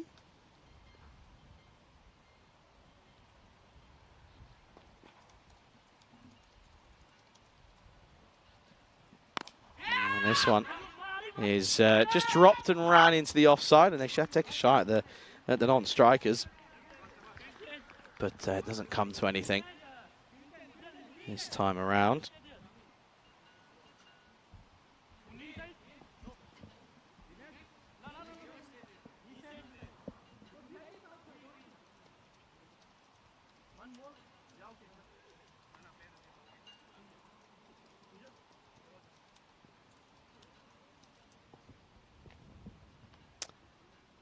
Garnvik back on strike. Well, he continues in good fashion because this is going to be, I think this is going to be one bounce four, and it is. Signals from everyone sat with the best view of this one. And, well, that is going to be, that's going to go all the way. Just one bounce four. Good-looking shot. That'll be a boundary. And, well, that certainly will help the confidence once more of Soren Garvey. And at the moment, though, it's all about one team, and Chemnitz right on fire here at this point. And at the moment, though, they've got to try and find a difference here. He goes shorter and isn't quite equal to this one. Is Soren Garvey. You can say he's just he was just trying to find a way of getting that one out to the offside and trying to sort of uppercut it. There's no one there. Of course, power play restrictions are well in at the moment, so the only two are out that are long off and sort of deep cover as this one. Buzzers? No, it's been eventually well fielded by Sikander.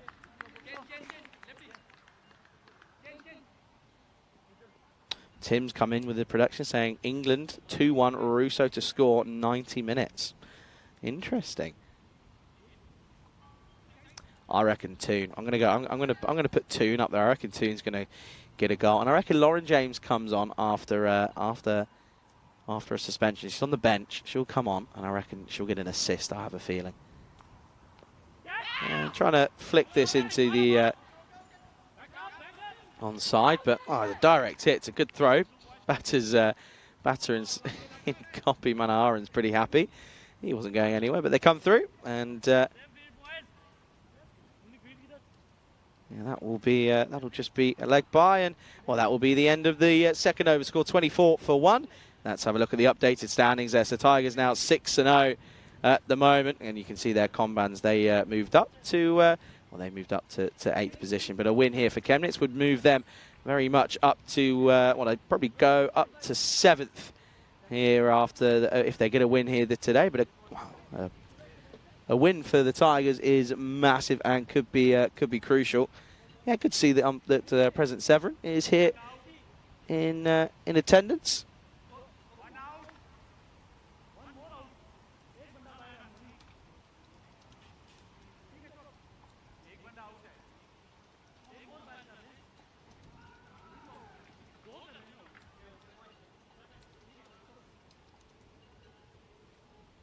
Okay, then it's going to be Singana to continue. This is an outside edge, and this is a little bit unlucky. It was a good delivery, and they'll come through for the second.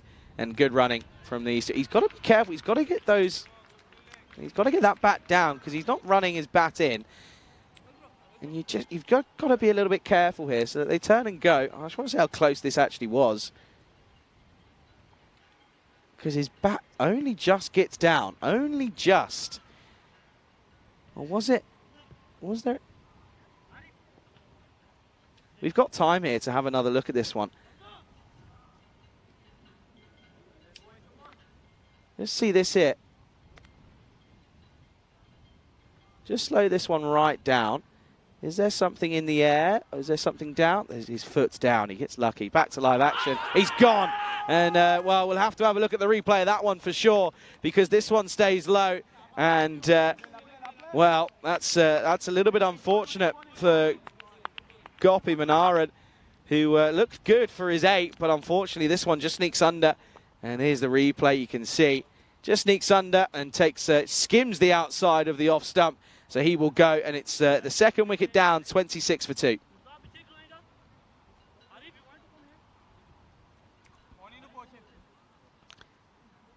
So then, at the moment, what's a little update in that game? Where Romania, they beat Malta pretty comfortably by 9 wickets. And, well, Sathisan, you've got to feel for him. First of all, Ramesh Sathisan is someone that we know so well here on the network. He finished stranded on 99 not out off 69 deliveries. Oh, you've got to feel for him. I mean, he'll be happy that that he's able to get a nice score and a good win for his country, but to finish 99 not out, that is unfortunate, you have to say. Stranded at the other end as Vasi Saini was 26 off 24. But a comfortable victory, though, for Romania as they beat Malta by 9 wickets. So a positive start for them there.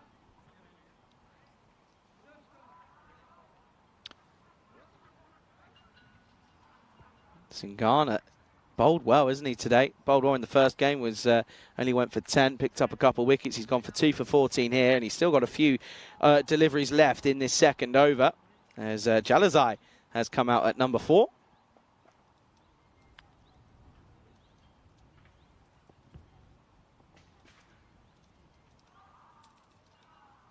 One thing I'm going to say, though, to those that are watching on the YouTube chat, if you are going to be watching the football, I'm going to ask you very kindly not to put any spoilers in the chat.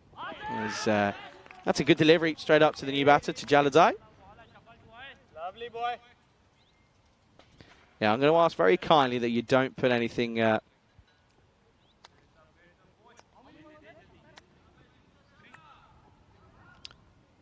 you don't put any spoilers in. That's what I'm going to ask. PB Scooper saying, came across the channel by accident, loving the T10 stuff. Come back to that one, as this is just pushed. That'll just be a dot.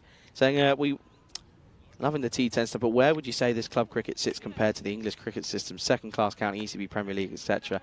It she stood up and said, imagine village cricket but worse. That's a little bit harsh. For me, it depends where we go, as this one is pulled nicely into the onside. This will be one bounce for. Good shot from Jalazai. Good shot to get off the mark as well. So that'll do his confidence a wealth of good. Gets a nice little swivel on this one. Good shot. And, well, that's a good start.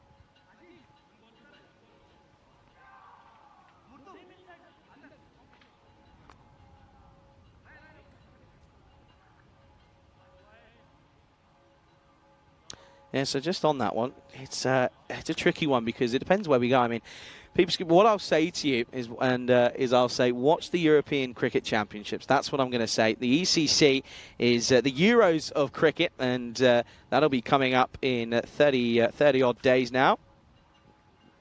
Oh, this one is pumped on to the onside. This will go all the way. This will be a Maximo here, and what a way to end the power play it is for Chemnitz. They've lost a couple of wickets, but they've hit a fair few boundaries as well. It's 36 for 2 at the end of the third over, and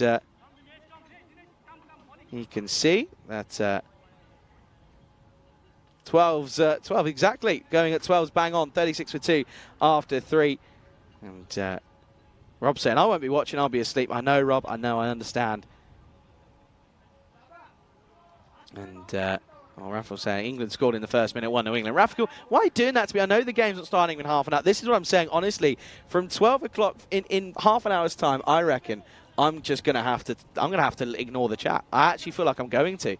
Because if you got Rafael who's going to come in here and you know, pretend to give spoilers away already... Oh, do you know what? I could very easily... I'm going to remove the comment, but I could very easily give him a timeout. I've got powers here, you know. I've got powers. But, yeah, Scooby, what I'd say, well, we're going back to that, is I don't know if we can, at some point, we could show a graphic, an ECC. We could show you about the ECC. This is a good ask, but not out.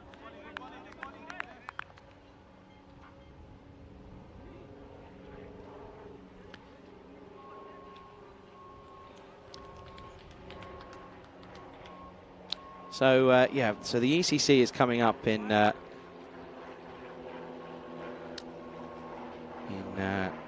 30 odd days, just over a month. No ball called, and well, this one is going to be put nicely. And oh dear, the bowler's now had a bit of a nightmare. Oh dear. So let's have a look at this one. What's this being called for? This is a big front foot no ball. That's why. So it's a free hit coming up, and well, this one is this one's going to have to go.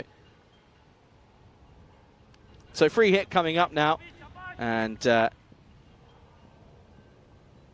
well, it's Jalazai on strike. So that's probably a win that Soren Gamvi's not on strike for. But anyway, Jalazai, free hit coming up, and he hoiks this into the onside. It's not the prettiest of shots, but it's effective, and it will be another boundary. So that will be that'll be 4 more. And well, this is what I'm talking about with the ECC. So yeah, so to Scooby, this is what I'm saying. So we've got 6 groups coming up.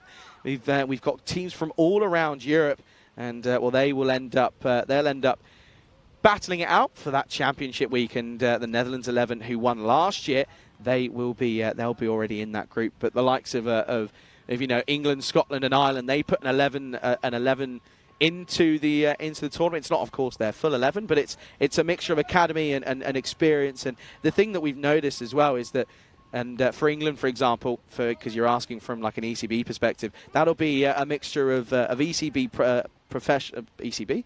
That'll be a mixture of ECB Prem, but also a lot of second-class counties players will be in there. For example, I mean, there's people playing county at the moment. For example, I mean, we had Dan Lincoln, who played a lot of seconds last season, and Harrison Ward, of course, played for Sussex in the T20 Blast. So that's another example that you could come across there. So yeah, so big names do turn out for this event. Big names do turn out. Italy could have a strong side. I know that there's talks of them having a strong side. Spain will have a strong side as well.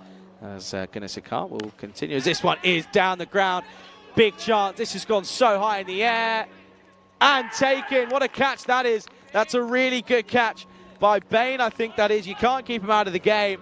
And what a grab that is to take, because that one had some snow on it as it re-entered the atmosphere. And, well, he takes it pretty cleanly in the end. So Jalazai goes, 14 for him. Score now 42 for 3. So, yeah, so just back on that. So just on those teams. Just on those teams, it's... you can see there, I mean, there's also teams that you probably wouldn't expect if you're only just hearing about us here on the European Cricket Network, like Estonia, for example, Bulgaria, and Malta, perhaps you may not expect. But I mean, Italy, of course, have been in some good qualifiers recently, as have Germany, who you're seeing here. And well, one thing I would say as well is that this is a big event.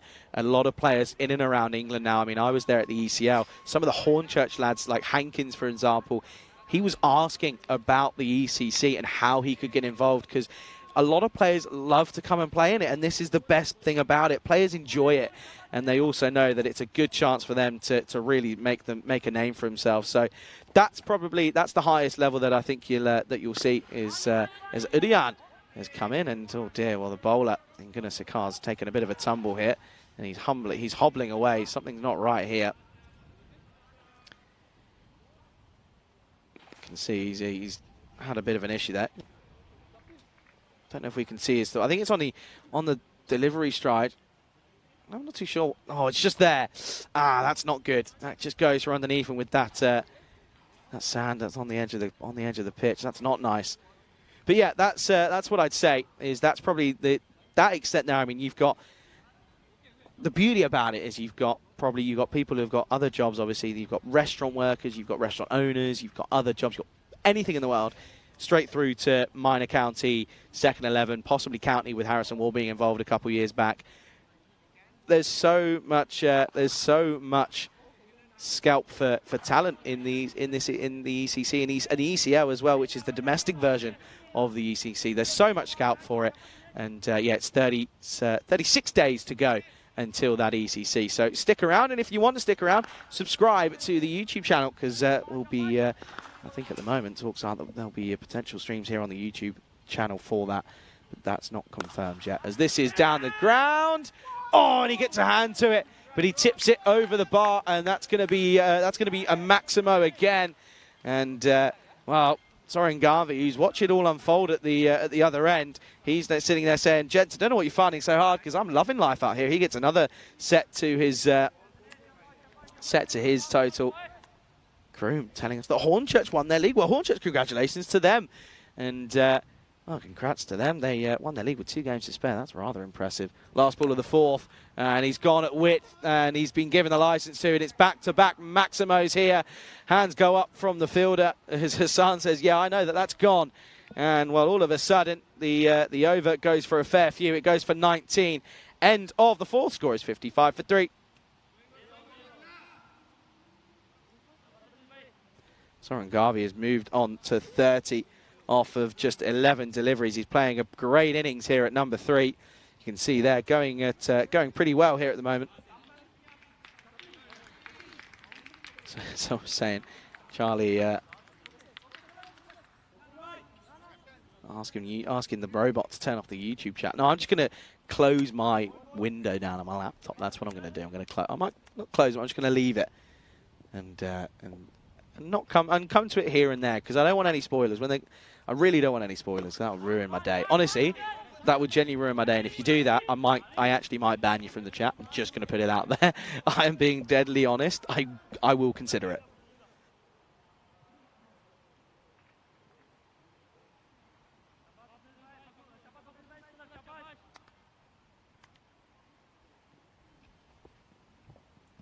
That's a good point as well. Chris saying the students in there as well that are playing and getting involved. Is this one? He's gone for the lofted shot. Has he got enough on it? Yes, he does. And that will be that'll be another 6 runs. And he's just gone for brute power here, hasn't he? And he's getting it all. And he's clearing that 50-meter boundary and going the distance. Bain is the new bowler who's come on here in this 5th over. He's already gone for 7 off 2. I'll make this possibly more, and it will be. This, I think, will be 1 bounce 4. And I think with this shot, he's going to move into, well, he definitely moves into the 40s. Just check this one. Yeah, 1 bounce 4. But again, super powerful through that onside. Chris saying, yeah, Louis Bruce was 16 when he appeared for Gibraltar last year. That's true. Very, very true, of course. And listen, it's a great platform. It really is, because you see a lot of different walks of... Oh, this one, is there an outside tickle? Umpire not too concerned. Neither is Bain, in fairness, but, well, Day was pretty happy, the keeper. What's this hit? Does that hit the stump? Does that? There's no way that hits the stumps. I don't want to lose my mind here. I don't want to lose my marbles. Let's watch this all the way through. And it doesn't hit the stumps. Okay. Could be a love. I heard something. That's going to be a wide. Let's keep it saying. Thanks for the explanation. I watch all sorts of cricket as long as it's entertaining. And this definitely is. Commentary is great too. Well, first of all, thank you very much for your kind words. But yeah, listen, I mean, it's different. And different is good, is what I say. Different is always good. Okay, then. Oh, this one's going to be another wide. Day. Day's like a little bit of a headless chicken. He sort of runs around and tries to do the job. He does well there, doesn't he? Stops it. That's all you got to do as a keeper, as long as you do that. I think for me, when I was younger, as a keeper, when I say when I was younger, Rico would be telling me off now for saying that. 40 up for Sorangavi, make that 41. I was told by a coach, it's always stood out to me, Pete Williams, if you're watching, I hope you're well. He told me as a keeper, he said, I don't want to see you. I said, what do you mean, Pete? He said, I don't want to see you. Your job is just to take the ball. Take the ball, off you go. You don't want to become known. And that's always stuck with me. That is a brilliant shot and a great way to end the over as Idian gets his boundary account open with a flourish of the willow. And, well, the ball goes the distance. Score is 73 for 3 at the halfway stage. Charlie Hutton here for the European Cricket Network. And, yeah, pleasure to have everybody here. It's great to be here in Dresden and great to have a little focus on the ECC there. Of course, 36 days away now. So only a few weeks away, 5 weeks, I believe. Of course, we're here in Dresden for another week. Now we're off to Krefeld and Rome. And then after that, we'll be out in Khartoum. Khartoumania will be taking the world by storm. Pleasure to have you all alongside me. On my own today, I'd normally have my co-commentator Rico Fool with me. He's on a day off. He's off exploring. Actually, probably right about now. What's that? I've got a watch on. But 11:40. He's probably sitting around finding somewhere to watch the football, as he's sporting Spain, even though he was brought up in the UK, but then moved out to Spain. But he's been there for a few years because. He's going to support Spain. I'm supporting England, but I've lived in Spain. Win-win, maybe. Anyway, pleasure to have you all here. And well, this one, it's interesting. Chemnitz making that choice of bowling first for the Alba Tigers. Looked like a bit of an interesting one as they're 73 at the halfway stage. Hussain comes on, starts with a wide.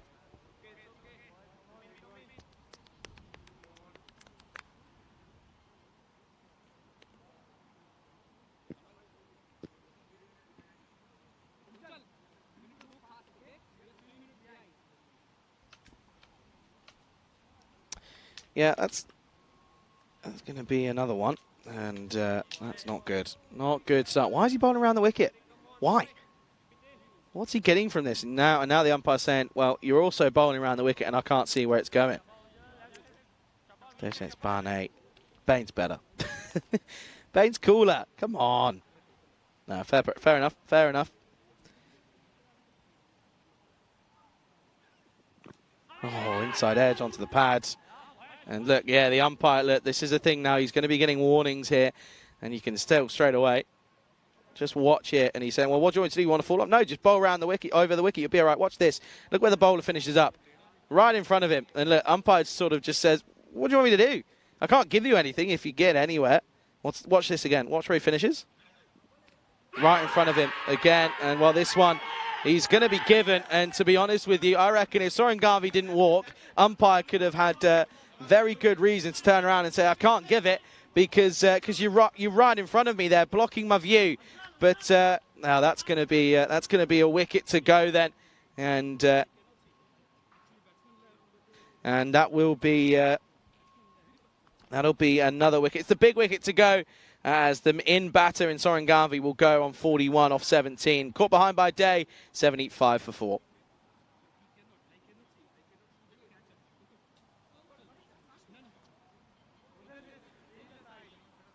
So in comes Abdul Basir to try and give it a bash. This is from Cameron. I just want to make sure that it carries all fine. Yeah, he's okay. Well, okay. Day. I don't know if we've got that once more time. But Day gives the old shuffle on. I don't know if we can get that one more time. Watch Day's reaction here. Look, when he goes up, look at the little shuffle. Look at the legs go. He's off and away.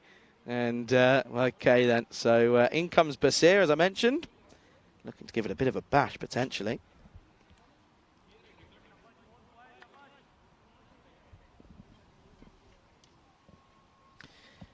Hussain picks up a wicket, and this one will be hit nicely. Down to Din, does the work.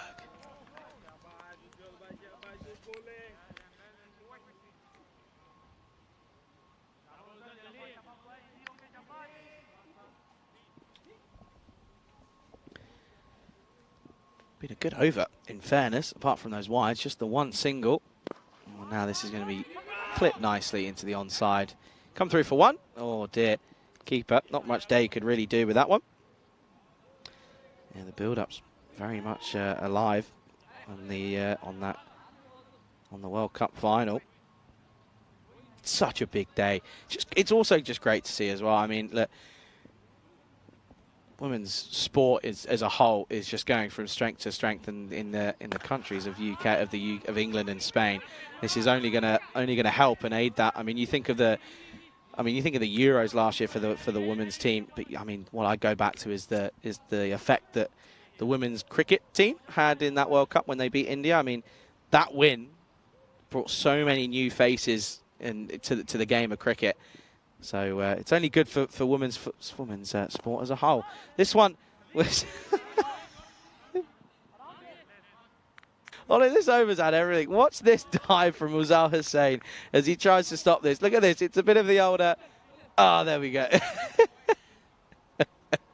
Oh, dear. End of the 6th, score 79 for 4.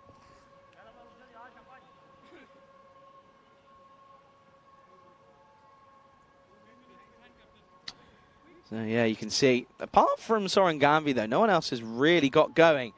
There's, I mean, none for Stanek Zai, 8 for Manoharan, 14 for Jalazai, and Udiyan and Basir sat on 8 and 2. As, well, this is going to hit nicely, and this will be 4, splits the gap right in the middle as Udiyan now moves on to double digits. Good shot from himself, and, of course, he's got his skipper watching on happily after that shot at the non-strikers.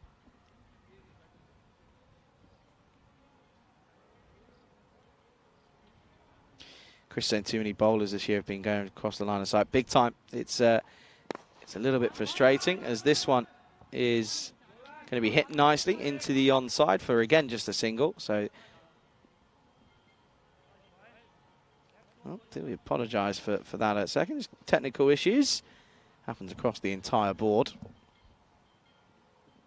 Oh, now he goes boom. So Basir does do some bashing. And this one will go the distance. This is 6 runs.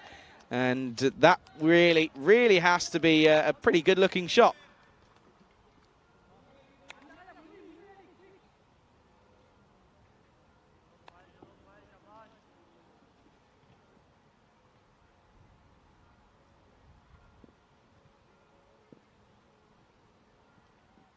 Oh, got him. And what a comeback that is from Swamnil Bain. He takes the big wicket as well.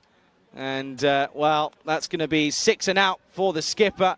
Trying to play a nice-looking shot into the onside, in all honesty, but he plays all round it, and he will have to go. And, well, with him going, it's going to be a sigh of relief for the Tigers, who are just slowly keeping themselves in this game, of course. And yeah, he will go. In comes Sandy Shivalinga Gowda. And the score on the board, we apologise without it being on your screens at this point, but score on the board is 90 for 5.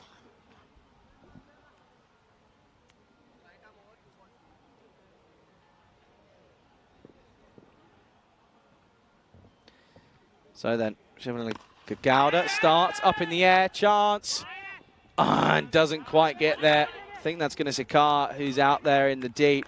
It is Dinesh, and unfortunately for him, he couldn't quite cover the ground. There you go. We apologise, folks. It's something that happens on a regular. This one is not timed at all. Clothed into the onside. Oh, Chris saying, but on a serious note, where would women's cricket be without the pioneers like Baroness Rachel Hayhoe-Flynn? Rachel Hayhoe-Flynn was ahead of her time. It's something that I always say when someone asks me about her. End of that over is 92 for 5. Yeah, yeah, without her, she was completely ahead of her time. And I had the absolute pleasure and honour of meeting her a couple of times. She was a frequent visitor, and I think she may have been an ambassador for La Manga Club out in Spain, where I was, well, where I played my cricket, and yet met her many a time. She coached me when I was younger a fair amount as well. As Islam's going to start, and this is going to be stopped nicely by Singana. It will just be one. Good start. Yeah, met her so many times, and yeah, I think, and well, one of the ovals that we play at La Manga is named after. It's the Rachel Hayhoe-Flynn Oval. So yeah, it's yeah, no, she without any of the likes of her, and Lydia Greenway's one that stands out for me as well. More towards the recent times, she was so good at developing the game, and this has just been hit for 1, so that's now 94 for 5. Try and keep you updated without the on-screen graphics at the moment.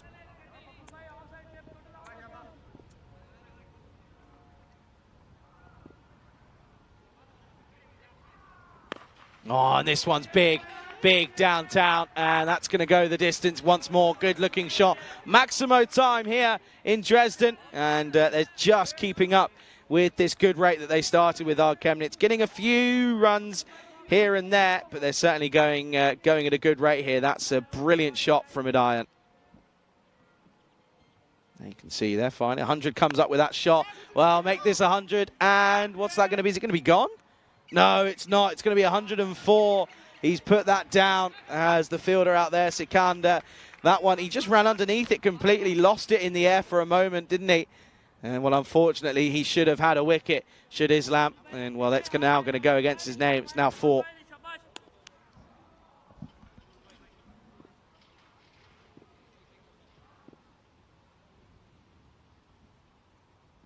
And goes for it again. This time gets all of it. And Idayan's raced into the 30s here. That's a beautiful shot. And, well, that will be that'll be another one. Look at this here. Flick of the wrists. Thank you very much. And, well, Idayan is laughing this bowling up at the moment. Helix, good afternoon to you. Good morning. So, Chile, you caught Chart Chile. Who's Chile? I don't even know who Chile is. Gone again. This time flat batted straight to the fielder for 1. That will be the close of the 8th. Score 1-1-1 for 5. Yeah, so Helix, you're saying, Charlie, are you calling or in car tomorrow? Are you back to uni or selling used cars? Unfortunately, I'm back to uni, I'm afraid. So yeah, won't be around in Cartmouth for that ECC, which is I'm really disappointed about it. I really am. Was hoping that there may have been a way, but it didn't quite happen. But unfortunately, I'll be I'll be watching with you guys. I'll be in the chats respectively when possible. But yeah, it's but listen, it'll be the usual suspects that'll be taking you through those games out in Cartama, and hey, can't wait. It's going to be a great tournament to be a spectator as. This one is into the onside. This will be another 6. This is a Gundy delivery from Usal Hussein. He starts his second over, and starts with a maximum against his name.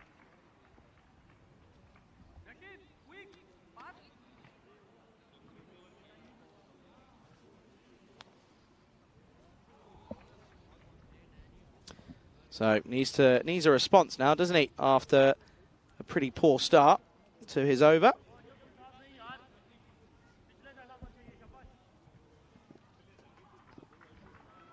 Rob saying they hired Corey to do the use concepts. Oh, no. You can't be doing this. You can't be doing that. That's not good. Just want to check here.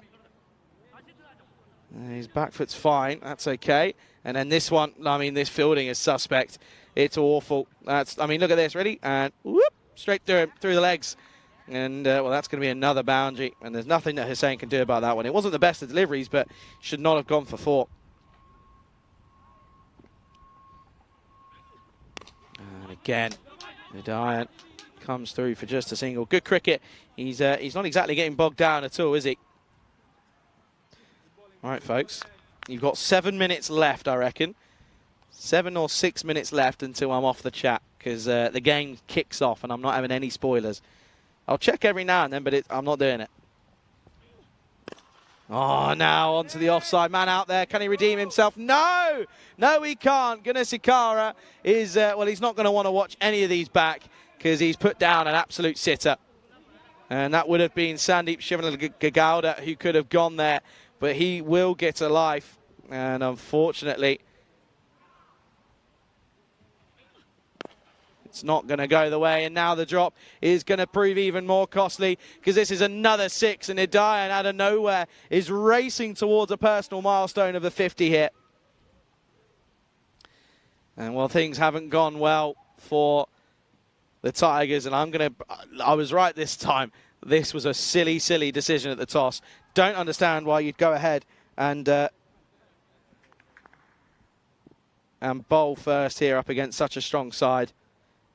Last ball, and well, that will be his 50th no matter what, but that's an excellent stop by Bain. And what a 50 it is, brings it up off just 18 deliveries, and well, no one's really clocked around the ground, and well, I think the word's being passed over. There we go, applause comes up, it's 50 for Hidayat, and rightfully so. He raises the bat in acknowledgement, and what a 50 that is. 50 off just 18 deliveries, and at the end of the over. 9 overs down, score is 130 for 5.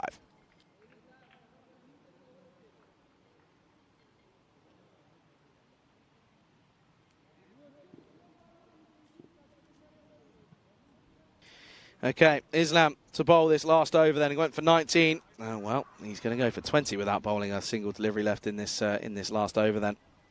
130 up on the board.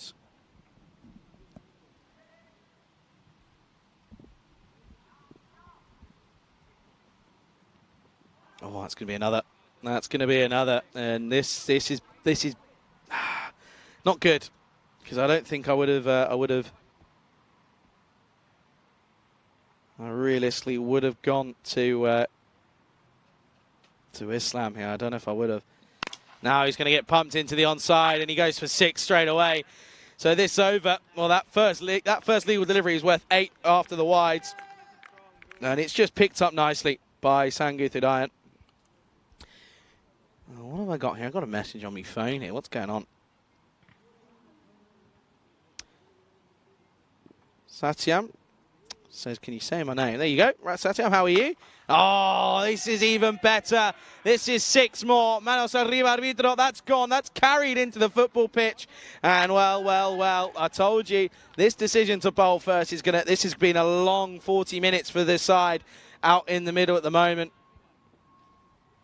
And, well, that's 62 off just 20 deliveries now for Udai. And this over has already gone for 14. There's only been 2 legal deliveries. Nish is in the chat. Nish has said, hello, hello, hello. Great to hear, Charlie, while we have a break in Romania. Yeah, Nish, how are you, mate?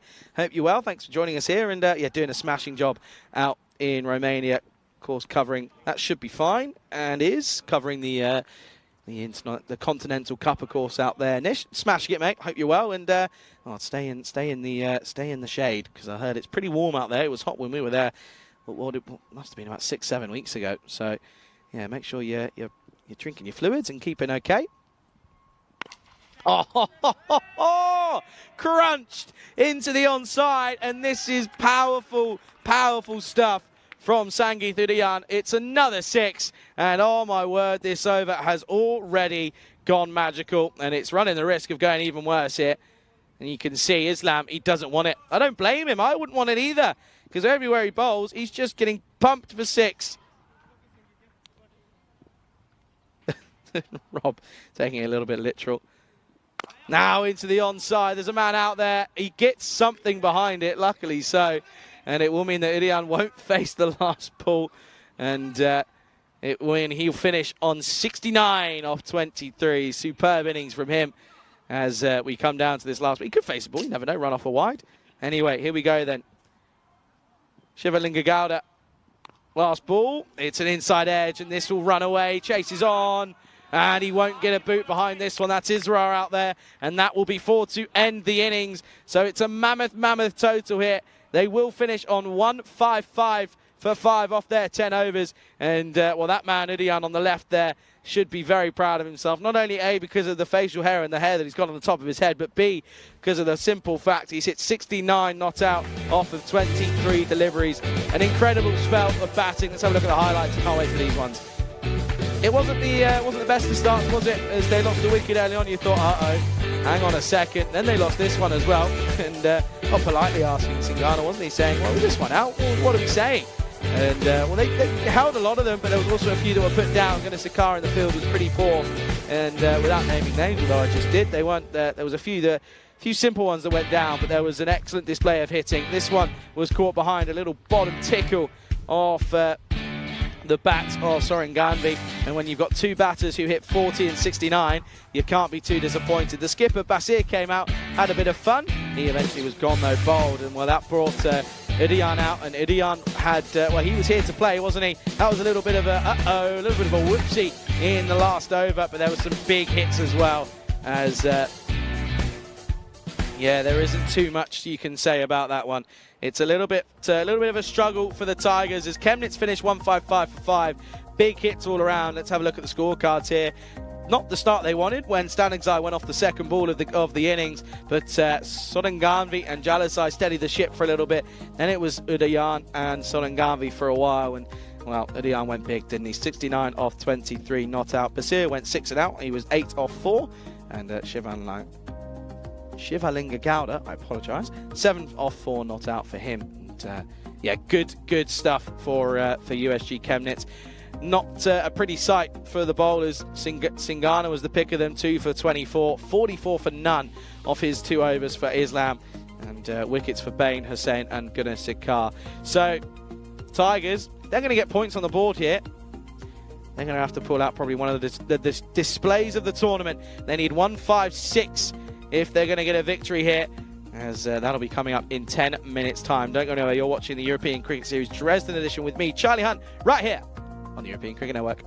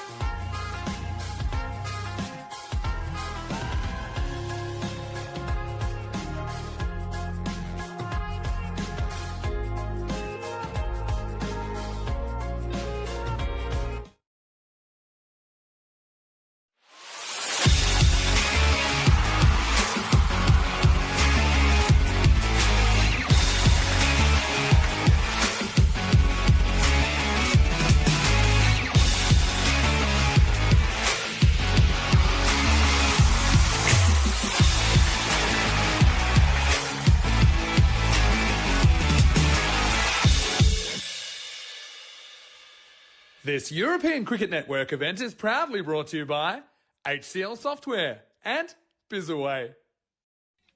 Good afternoon, everyone, and welcome back to this European Cricket Series Dresden edition as we're getting things set and underway for what will be an absolute thriller as this one. The Tigers still looking for their first points on the board. They've got it all to do.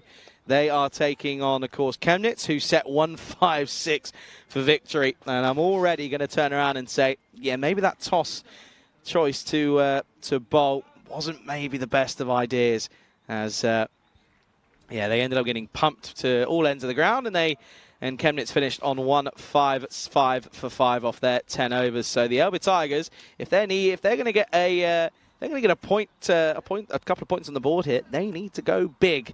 They need to be going at 15s throughout the over, throughout the game.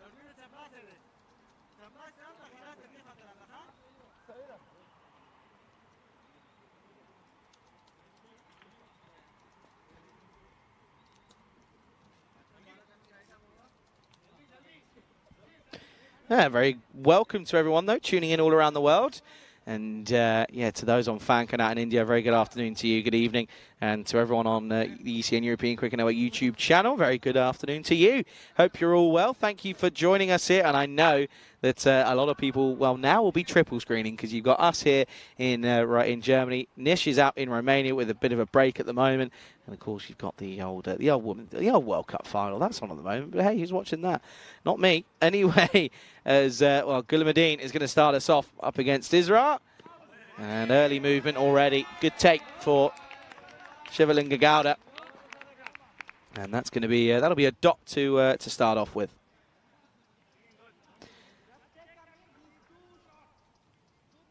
So already a dot ball happens, and that run rate already creeps up to a couple of points. So not quite the best this from the Tigers, is it? Oh, this one is going to be a full toss. And they'll push through for one. So Isra gets the first runs on the board. Just want to check side on here.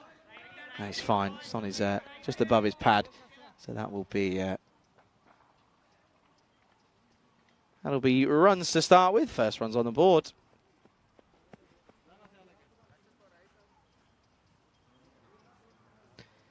Singana opening up alongside Isra, and well, this one is where he's got these have really got to make big on this one, haven't they? They really do.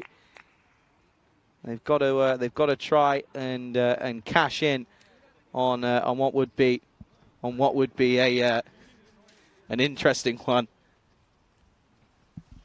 this time around. Oh, this one into the pads, asking the question, gets turned away, and then they'll have a look.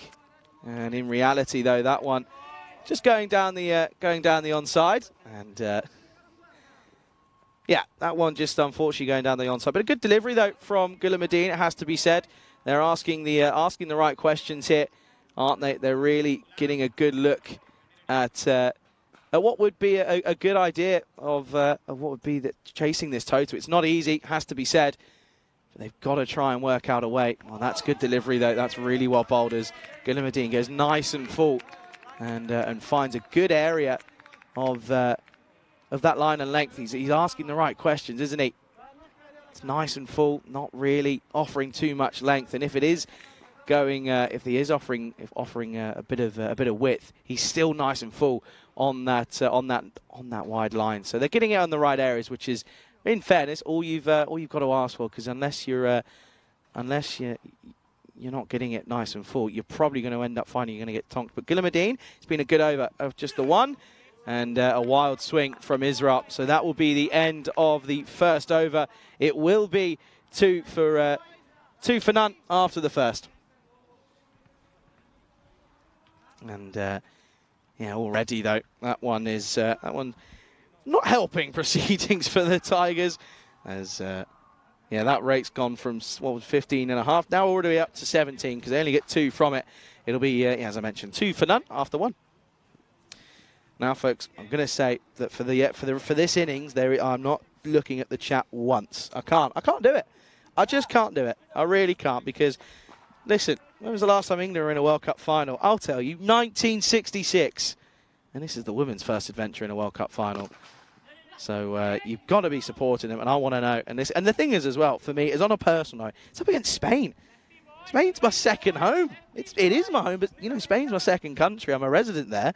I know Rico and I were having this debate a while ago, a couple of days ago, when it was confirmed that it was England against Spain, and he was saying, yeah, but I've been there for 20-odd years. I said, well, I've only been there for 12, so I'm going with England. And I live in England. My parents live in Spain. It's a tricky one. It's a bit of a head... a mind boggler. Basir, the skipper, good areas, and the keeper in Shifalin Gagauda does superbly well to... He's limping, and he's probably thinking, oh, I shouldn't have signed up to do this. Why would I say I'd keep here? Because when it's full, you've got to stay low. And he's, well, he doesn't start low, does he? He's a tall man. He's not the conventional wicketkeeper you'd see. You normally see the smaller stature wicketkeepers, but he starts low this time. This one rises, and that's the difference. Is just can't really have the confidence in the pitch, but this could be a long 40 minutes here.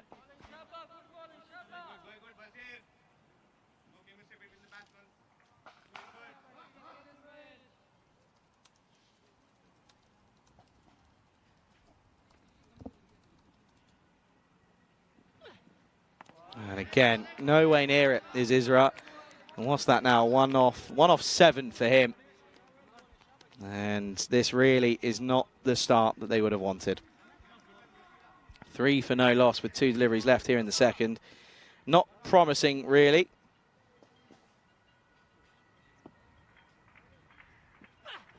And that one is going to be a wide. That's 2 wide. But look at that carry, though. Look at that carry through to the keeper. He takes it by his ears almost. Watch this. Off a length, carries, he takes it all the way up. And there's a man at slip, and he's almost thinking, maybe I should get some gloves on it, because I might as well be.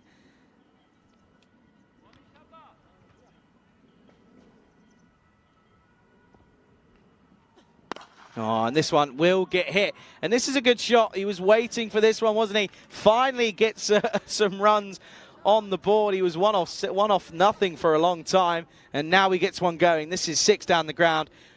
This one 2 straight from Basir.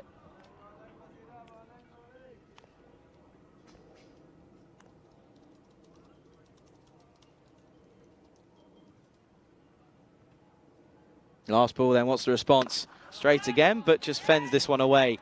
Going into the stump, so he watches it out. It'll be 8 from the over. Score is 10 for no loss after 2. And let's take a look, though, here at the standings here. So a victory for Chemnitz. We should be able to see what they're going to do. I don't know if we're actually going to. Okay, never mind. We're not going to. Never mind. Well, I'll tell you, a victory here for Chemnitz. Oh, now maybe we will. Maybe. Computer's a bit slow this morning. There we are. See, we're getting there. We're getting there slowly. Chemnitz sat at 9th at the moment, but a win here would elevate them pretty much all the way up to 7th. And well, that would be on points and net run rate as well. As Gillimadin's going to continue, and rightfully so. That's well kept out by Singana. That'll just be 1.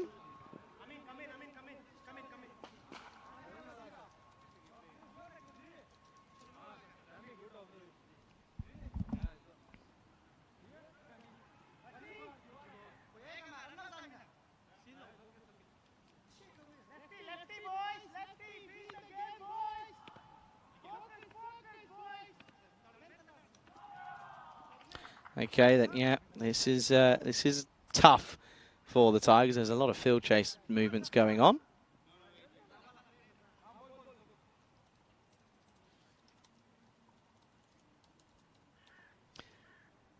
Isra, 7 off 9, hit a good shot in the last over. Well, he's tried to go for it again. This one should be taken. Oh, and is almost gets dropped by Alakil Granaga. He has a little bit of a giggle, but he almost looked a little bit too comfortable under this one. And Israel's struggle, they luckily for him probably come to an end, but he will go. First wicket goes in this 3rd over, score 11 for 1.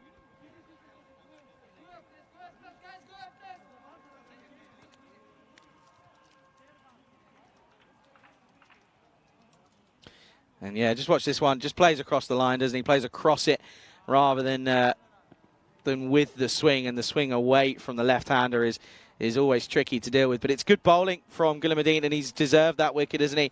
Only conceded the two runs. England have hit the bar. Oh, my word. Can't believe that. England hit the bar already.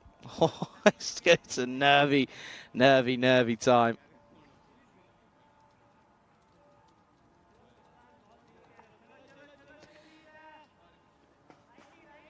But at this point, as in comes Bain or Barney. I'm still going with Bain. I have to. It's the best name I've seen here, and there are some crackers, I'll tell you that for free. Bain comes in this third over, and well, that net run rate, or the run rate required, has already gone miles past the point of over 10. It's 19 and over that's needed now. Oh, Spain have nearly scored. This one gets pushed nicely down the ground, and well, they'll come through for one. But Bain off the mark with a nice looking shot straight away.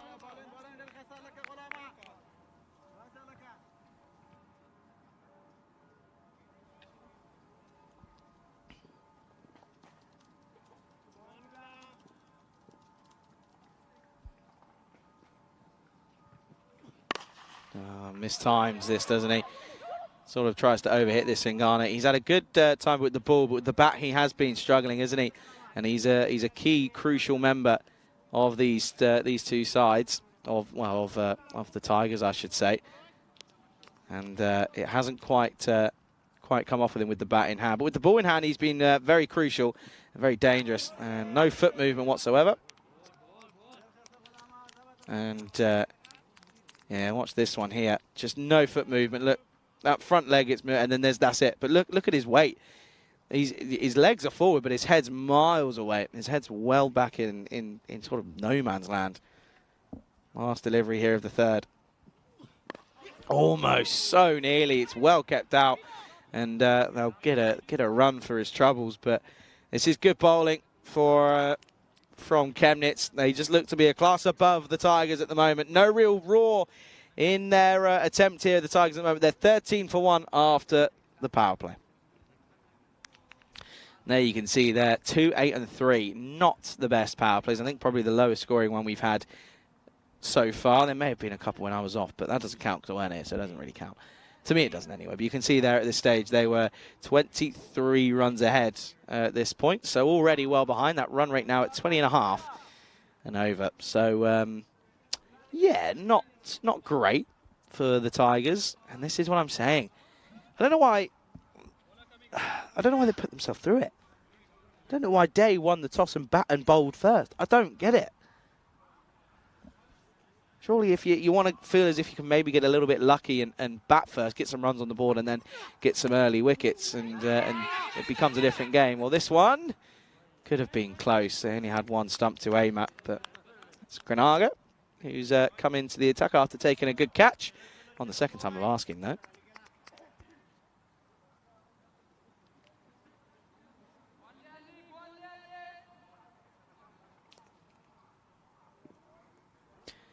Bain then, 1 off 1 for him at the moment. Outside edge, and this will go for 4.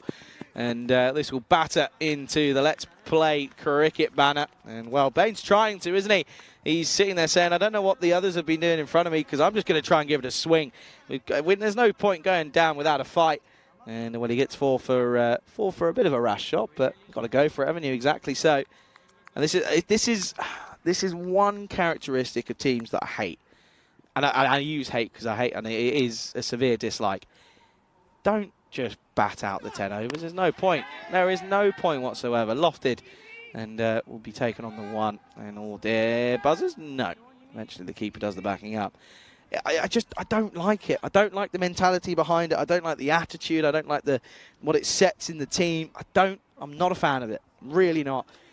You know, you've got to be positive from the outright. You've owned 10 overs is a long but also a short amount of time. You've got to be proactive. Oh, up in the air. Well then, chance for the man down in the deep. Yes, it is, and taken.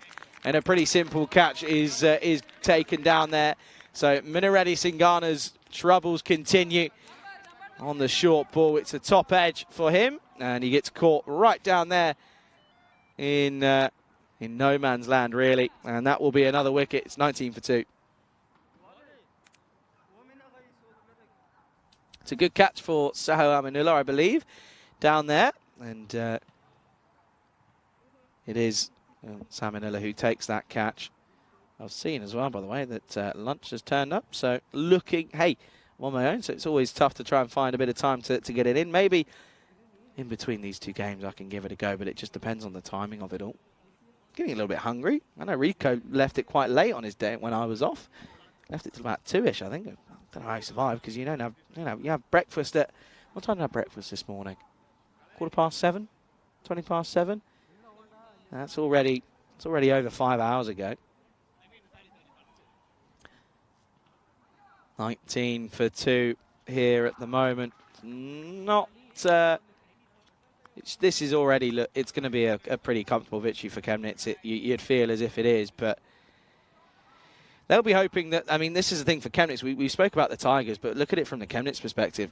They've got to be looking to rattle these guys out. They've got to be. They're bottom of the table. Chemnitz have played 2 games. They're a good side, though. We know that. We can see that from the way that they carry themselves.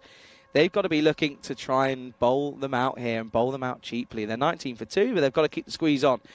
Granaga continues. Izzat Hussain comes in and drives this away nicely, and this will it'll just be 1 to start. I'm braving it. I'm having a look quickly. Chris saying Durham 8 for 1 off 4. And Dalby is on a hat-trick when he bowled the first ball, but a single was scored. Next ball, though, we got a wicket. Of course he did such. It's always the way it goes, isn't it? Rafiq saying England might be favourite, but Spain are more fluent. Come on, Lionesses. Good to see. Shah, what a shot that is. Bain going with a bit of power here. And, well, that has gone the distance. What a shot this is. The pickup is beautiful from Swapnil Bain, and we know he can do it. And I'm liking the fact that he's come out here and he's not afraid to play his shots. What a way to end the 4th. Score will be 26 for 2 after 4. Going in a measly 6.5 at the moment. Good over that one, though. Got 13 from it.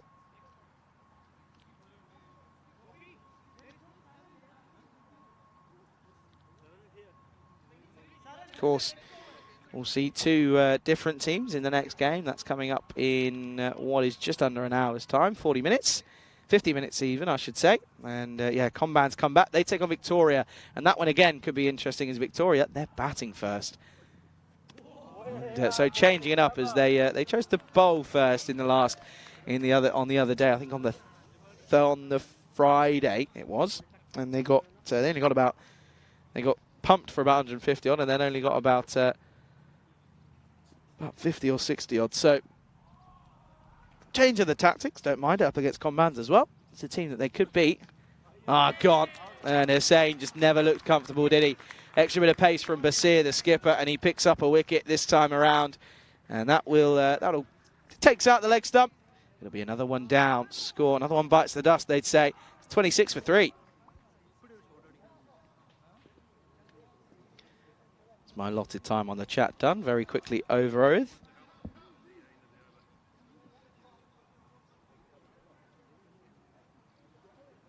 Big wicket as well. It's a good one to get. He bowled well. He's bowled well, in fairness, has Basir. He probably deserved to pick up a wicket. He's only conceded 8 runs off his 8 deliveries.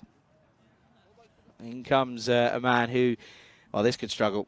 Gunasekar. He didn't have a good time in the field. Now he's got to try and come out and have a bat.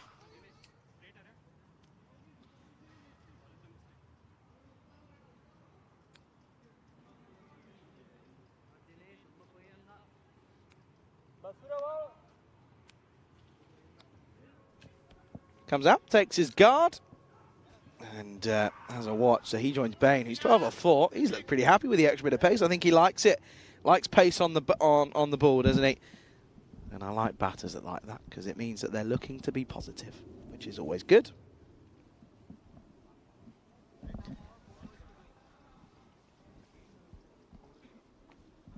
Okay then. At the moment though, it's a little bit lackluster, isn't it, really, from these this Tigers side, again, well, their performance in the entire tournament hasn't been the best. They've just struggled to find ways of winning games, haven't they?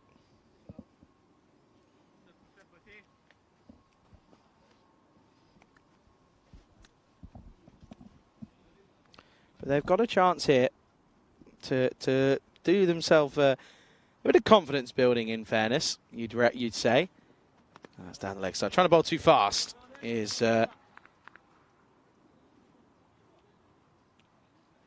Basit. I think we got some dumplings for lunch, is what I'm being told, and some pasta as well. I'm going to find out what it is. But lying if I said I wasn't getting a bit peckish. Well played. He was setting himself up to try and take on the onside, but wasn't given the opportunity to quite give it a go. Well, out in Romania, of course, they've had a bit of a break, and of course it's their last day out there at the moment.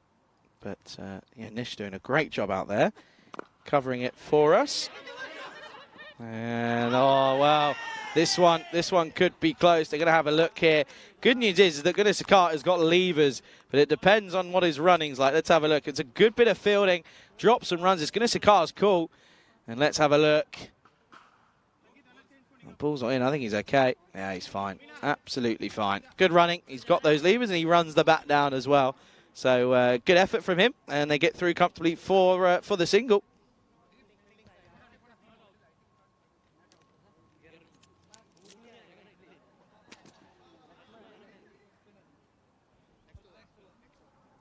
So just the 127 needed off the 31 balls here. So a little bit of work to do at the moment.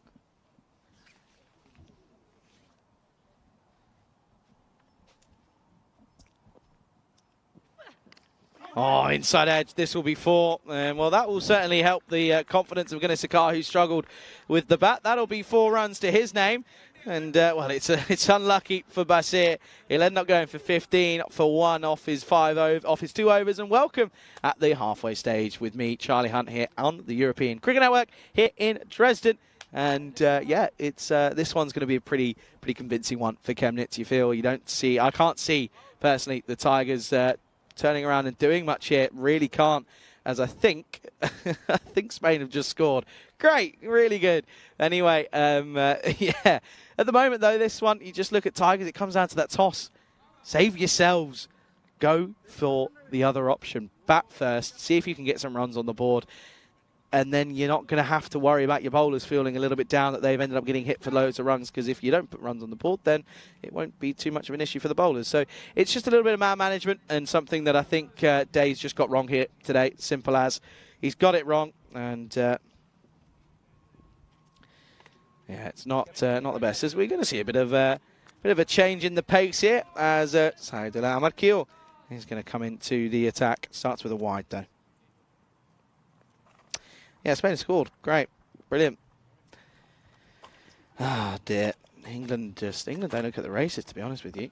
Oh, gets on the sweep, and this will be nice. This will be 4 runs, and this isn't the best of bowling from Amarkil. He's not exactly finding the right areas, is he? This one, you can see there, it's too straight. Strays too close to the pads. And Bain is happy to hit it away.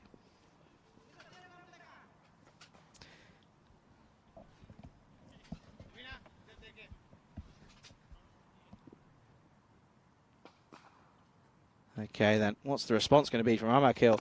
Straighter again, but back of a length, a little bit further outside the off stump, though.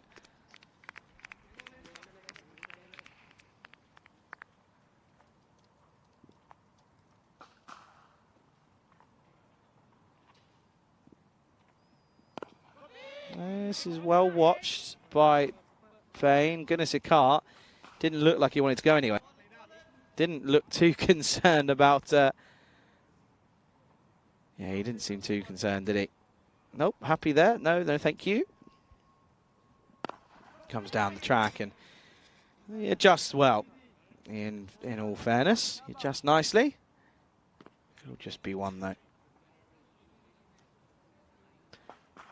I think I'm, none of my chat's frozen. It's not frozen. Oh, everyone's being well behaved. No one's put anything in there. Thank you very much. Very kind of you. Ah, this one not out of the middle. Bit of a miscued shot, really. Goodness, a car. And this is going to end up being a long next 25 deliveries or so, isn't it? It's tough. It's tough for the Tigers because they just can't seem to find any momentum, really. Oh, this one is it's a good take by Shivalinga Gowda. It'll be a dot to finish. It'll be 39 for 3 after 6. And you can see there, not the best for Isra and Singana, 7 and 4, and Hussein only went for 1. Not too sure on the choice to have Hussein in at 4. It wasn't who I would have gone for. But you can see with left to come, there isn't too much with Islam not looking comfortable in the on the other on the other time. And well, the batters asked for drinks, and they didn't ask the umpires though. And he came on. The umpire said, "Absolutely not. You didn't ask me. Go away." Well, within their right to do that.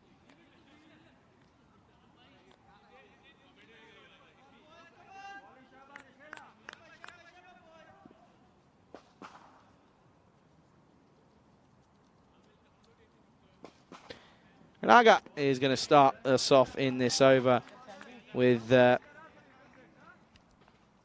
going to start with a wide down the leg side. Of course he is. European Cricket.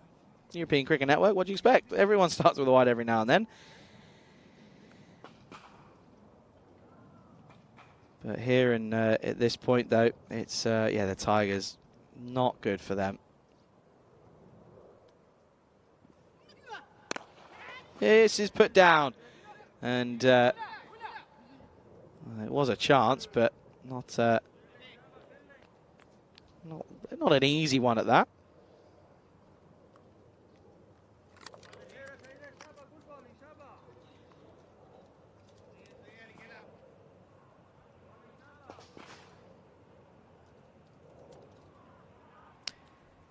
Okay, then Granaga then once more.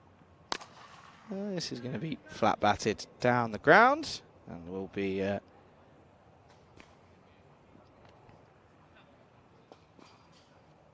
one.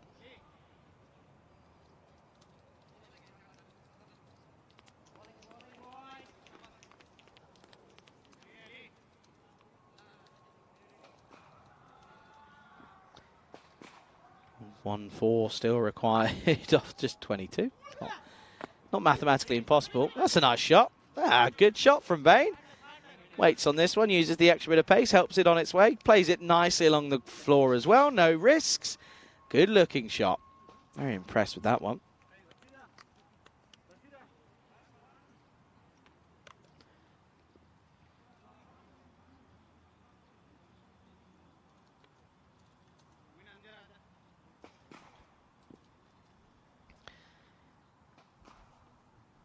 Halfway through, it's gone for 7 this over. It's not been the best, and well, that one will be even better. This time goes over the top of the in ring, and this is going to be another 4. And Bain is he's enjoying himself out there. He struggled in the last game, but now he's turned around and said, "No, I like it. I'm having fun." That's going to go all the way. That'll be 4 more. Back in 1975, on the 20th of August, it was the robotic US spacecraft Viking 1 launched as it was eventually landed on Mars in Christ Planatia, which was a small lowland flat region in the northern hemisphere of the planet. There's lots on a few bits coming on here on today. Well, this one is mistimed, and that'll be a dot.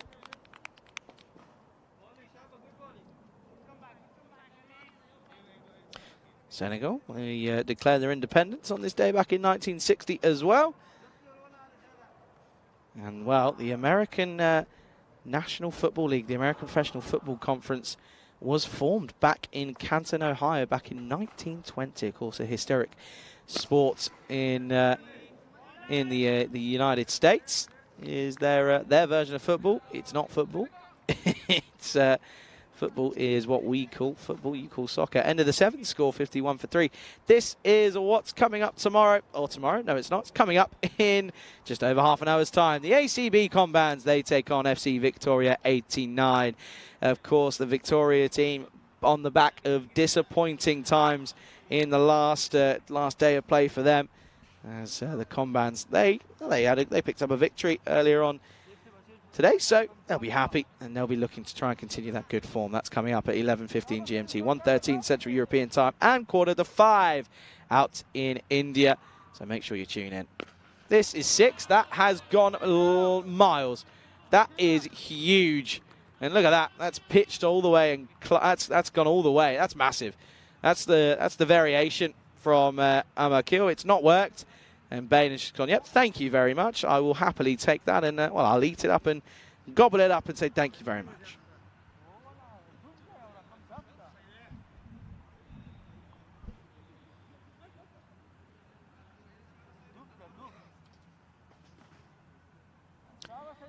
Needs to change things up because he gets hit for a boundary almost at least once or twice and over. That's a better delivery. Darted in, just floats it up, and he just sits up nicely, really. He's got to dart it in, isn't he?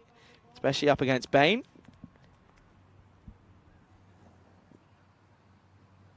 He's going to be gone here.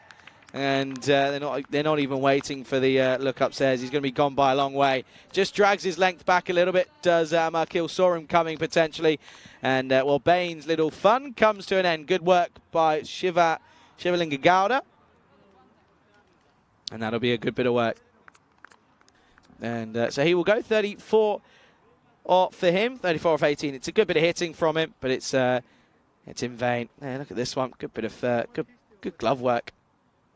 Doesn't encroach, does everything right, and just sort of slaps it away. And yeah, that'll be 57 for 4.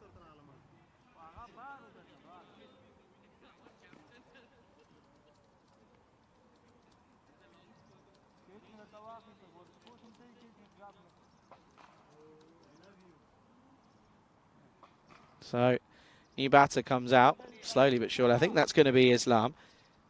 And, well, I'd like to see him just give it a go. Car's asking to change bat, which I don't know if that's fair enough, but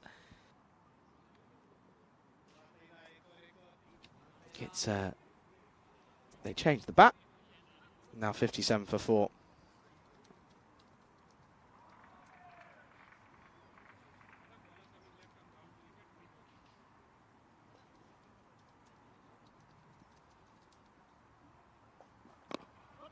And starts nicely, does Islam. And, oh, well, it's a direct hit. And the umpire's just looking here. I don't think they're too... No one's really appealing. And you can see here, sort of steps, and then in classic style gets the odd run on. Has to get the skates on, I think he realises. Oh, is that bat across the line? I think it is.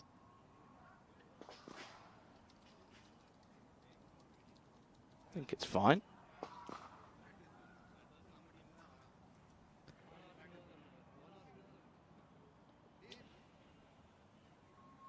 Not too sure what the conversation is here.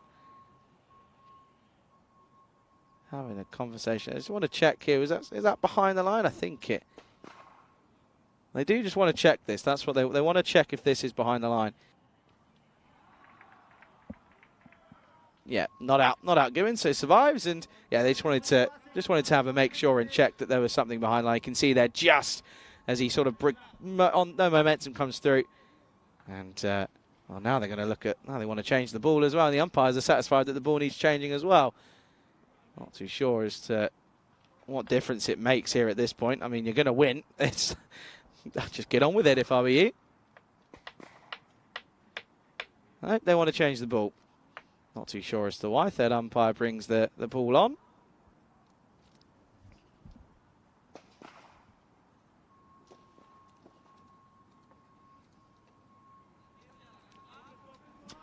Okay then, so ball gets changed. Not too sure as to why. Makes no sense to me. That's crazy. Well, maybe he picks up. No, he's not going to pick up. He's going to fall safe. And that'll just be a single. That took forever, that did. That's a long, long pause there. I'm not going to have time to eat me lunch in the break here, I reckon.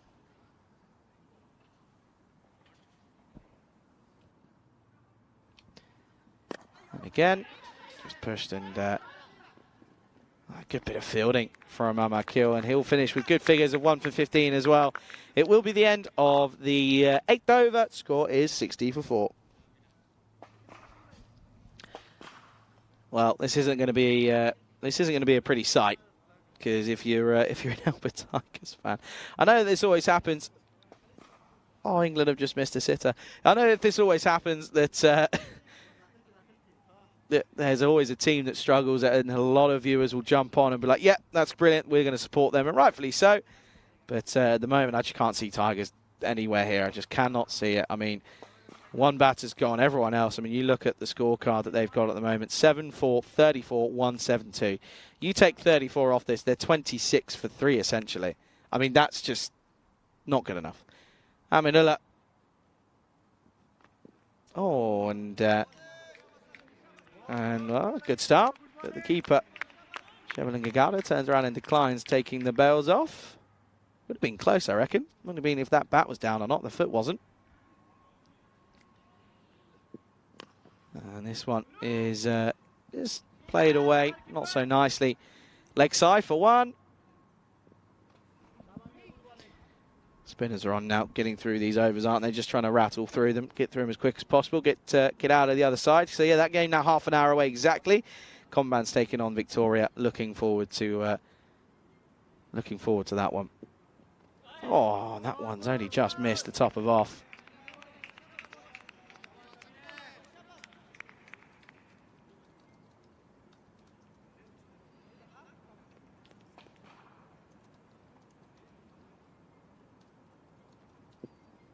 Oh, a bit of spin. There we go. We've not really seen too many spinners in this tournament, but that one certainly did turn a little bit.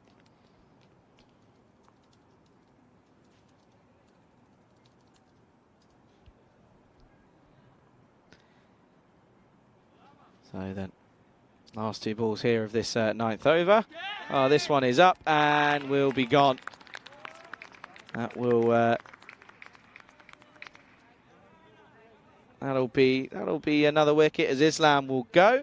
So the score now is going to be not a pretty sight. It's 62 for 5 here. Islam goes for 3 off 5. Aminullah picks up a wicket.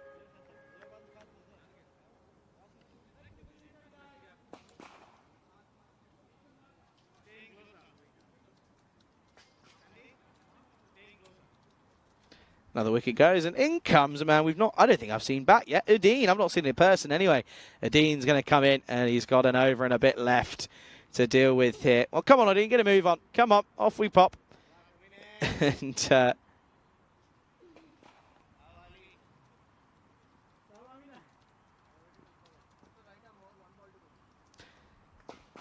he's got to see what he's got. And he's going to get a run. He's off the marks nicely with 1 off his first ball. And it will be the end of Aminullah's over. 1 for 3 off it. It's 63 for 5 after 9.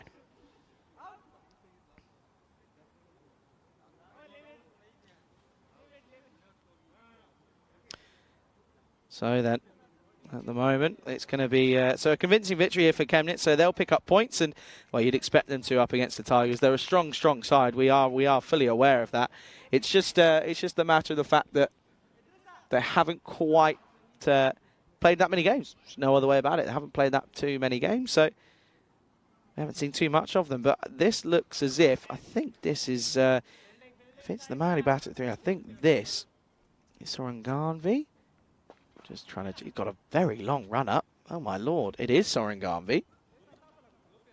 He's going to take this last over. Long run up. It's going to take a while to get through it, isn't it? Come on then. Let's get through this one though. So 93 needed for off of 6. Not going to happen, of course. So it's all about confidence boosting here. Udin, depending on what Soranganvi's got off his run up, he looks as if he could be sharp. That's off his run up though. Let's have a look. Chance? No. Oh, it spins. Alakil Granaga didn't have a clue. He did not have a Scooby. No idea that that was going to end up spinning away, did he? Not a chance.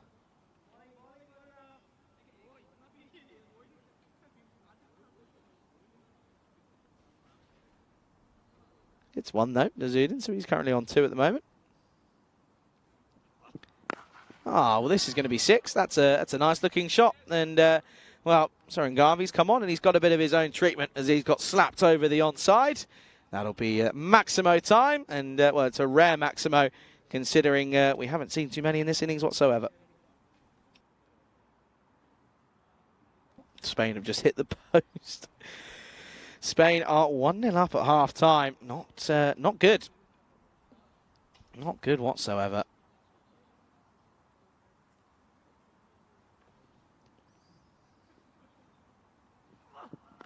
Oh, that's in the pad. Oh dear. Well, now at the other end, and oh dear, Udin's gone. Where was he? Where was he going? I got no idea where he was going. Watch this one back off the pad. Udin says, "Yeah, go on then." And then, well, goodness, Sikar sort of stands at one end and goes, "No." Oh dear, goodness, Sikar sort of watches it all unfold from the other end. And well, Udin goes, run out on 2, score now 70 for 6. It's a good throw though, in fairness, bit of a relay throw, and it has all 3 stumps to aim at, nearly misses them, onto the top of the left stump.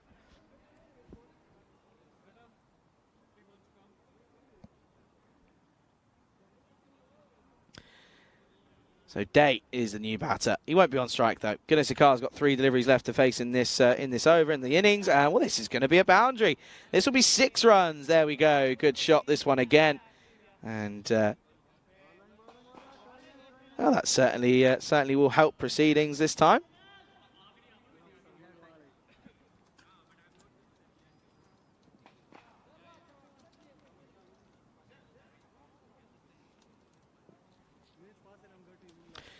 So then, 76 for 6 now as Sikar's moved on into the 20s with that nice shot into the onside. It's another full toss and gets through the man. And, well, that's going to sting as well. That's Mirkil Gulamadine. That one, it will hurt. And look, Soren Garvey said, "What are you doing?" Didn't even look like you even gave it a proper go.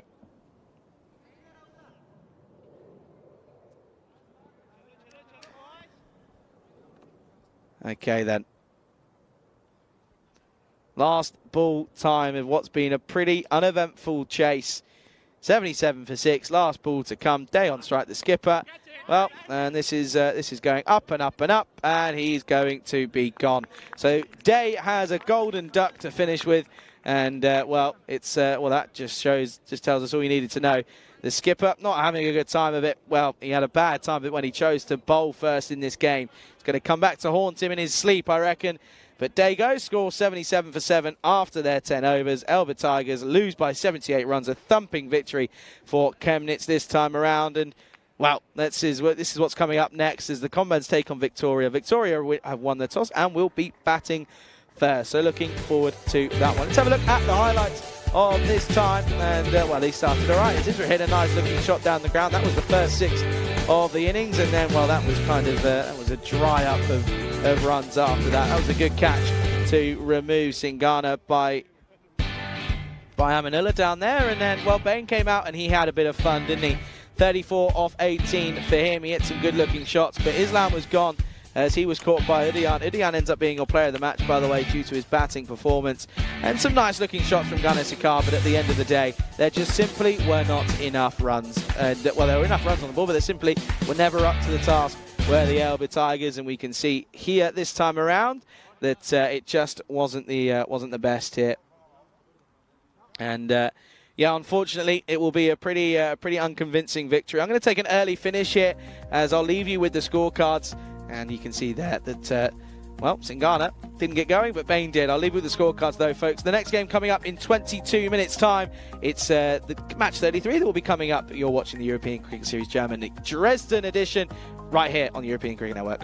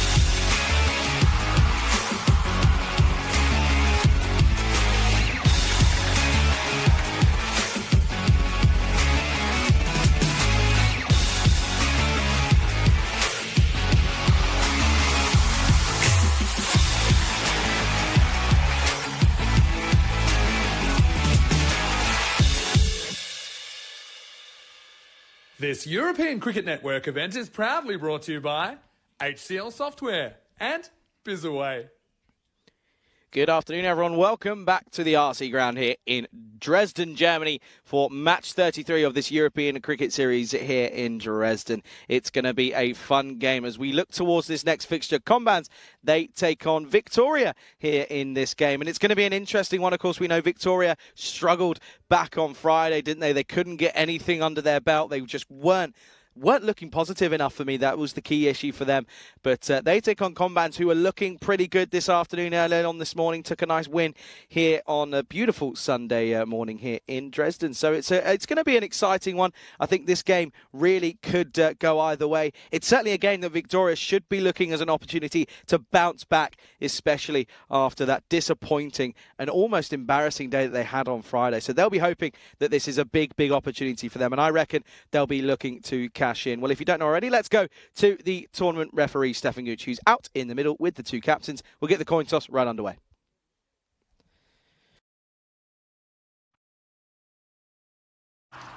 Okay, Victoria to call. Tails. Tails is the call. And it's tails. We'll bat first. Okay, good luck, guys. Have a good game. The Victoria have won the toss and they're having a bat. Back over to you, Charlie. Yeah, and I think you can see there a little giggle between the two captains and also Stefan Gooch. I think the reason why is because of what happened on Friday for Victoria. Bowled first in both games and they won the toss, elected to bowl first, and it didn't quite work, did it? In both times it didn't work for them, and it didn't go their way, and they ended up getting thumped in fairness and got destroyed really by the opposition. Let's have a look at the two lineups though for this two games. Or for these two sides, I should say, in this game, of course. And, yeah, you can see there, Combans, no real changes there. Still no Juno. He's still on the bench. He's still waiting as 12th man. And you can see why, because he doesn't want to take any unnecessary risk. For Victoria, though, some new names. Hardy, Raza and Mohammed come into the lineup for them here. And you can see there that record is looking, isn't too dissimilar to where Combans were not too long ago. 1-4 for Victoria, 2-6 for the ACB Combans here. And yeah, as I say, it's a pleasure to have everybody here, and I'm looking forward to this. Have a look at this one though, the bat versus ball. Supercomputer is pitching to have the ACB Combans, a victory for them here up against Victoria potentially with the expected scores. 106 playing 99 for FC Victoria. And well, in that innings, the two innings they had on Friday, of course, they struggled big time. They struggled big time, didn't they? And they weren't able to quite get anything going. And yeah, it was disappointing for Victoria. But they've opted to bat first here. Lax Mandas, if he goes, he can certainly hit a long ball. He's got a good chance here. This of course is match number 3 of the day. And well, it's leading into a thriller of a match 4. Anyway, match 3 of the day. It's 33, and it's James who starts with a wide.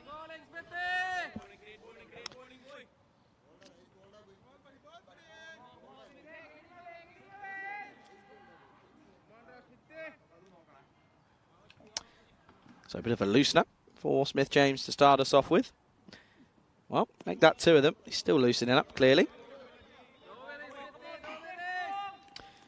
Not the best of starts, though.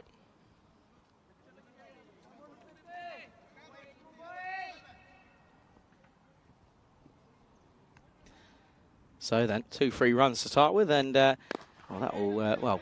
Victoria won't exactly turn it down, especially after what happened last time. So they will finally get a legal delivery into Smith, and Lax Mandas, all he does is just push it away and starts with a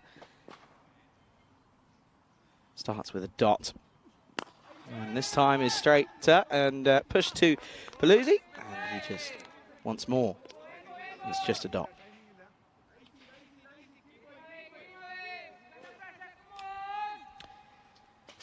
Yeah, this matchup, it's interesting, isn't it, for both sides, pretty much at rather level playing fields, as that one is going to flow through to the wicketkeeper. But yeah, these two at pretty equal sides in it all.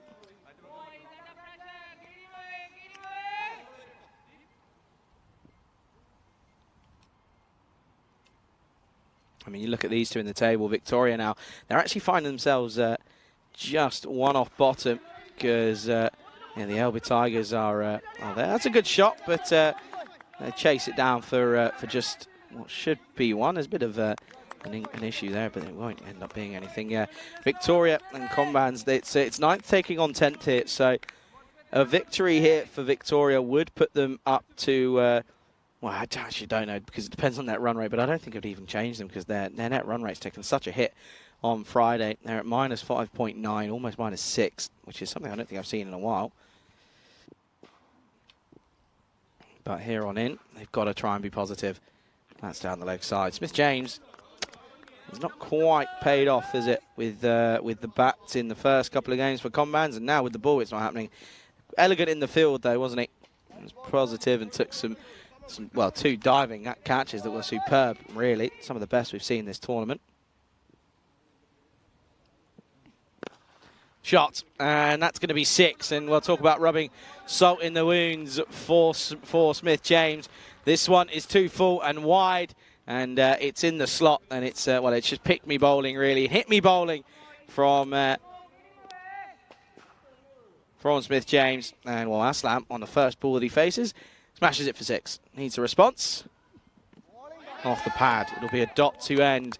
It's a good over. It's 10 off it. 10 for no loss after 1.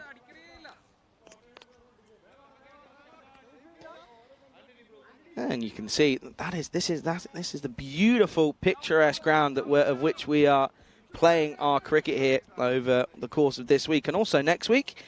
And we finish with, of course, the internationals in next Saturday and Sunday. Of course, it's Germany, Norway, and the Czech Republic who are taking part in that one, and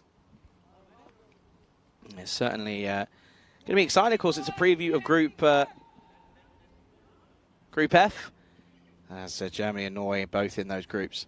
Here's Paluzzi going to start then, and it's short on the leg side. It's just going to go for 4. Can't bowl there. Not a good start.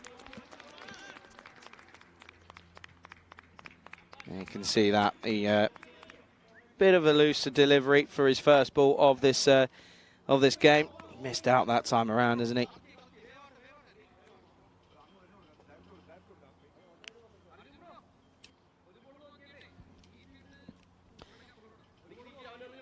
Yeah, so at this point, so it's a good start for Victoria. Just lets this one through. Rightfully so. He's allowed to. He's got a license to be able to do so.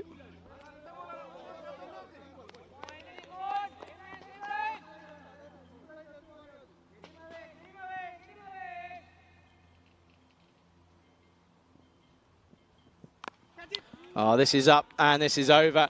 And just helps this on his way. And I have a feeling, a sneaky suspicion, this may have gone for, well, may have gone the distance, really. As I'll see here. Yeah, there you go. Confirmation. And it will be manos arriba arbitro. Porque eso es 6 carreras más. Well, all of a sudden, this has become a really good start for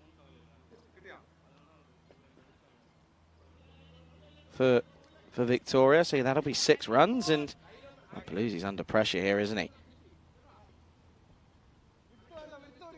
Final, of course, coming up in 10 minutes' time as Nish will get you underway with Malta taking on Romania. And, well, I can tell you that Malta were elected to field first after winning the toss out there in Romania. So good luck to both those teams involved. It's been a great pleasure to watch them. This is an outside edge, a genuine outside edge as well, and it's going to be another boundary. Paluzzi, that's the 3rd off the over now. Running the risk here, running a big risk. Oh, was it a genuine edge, or was that actually meant to be played? Just watch this one again. I have a feeling that this one was actually deliberately. Did he open the face at the end? He does. He opens the face, so it may have been finer than he was hoping for, but even still, it's a good-looking shot. He plays it on purpose. Needs a response. 14 off the over, and he does, and just keeps it in that corridor.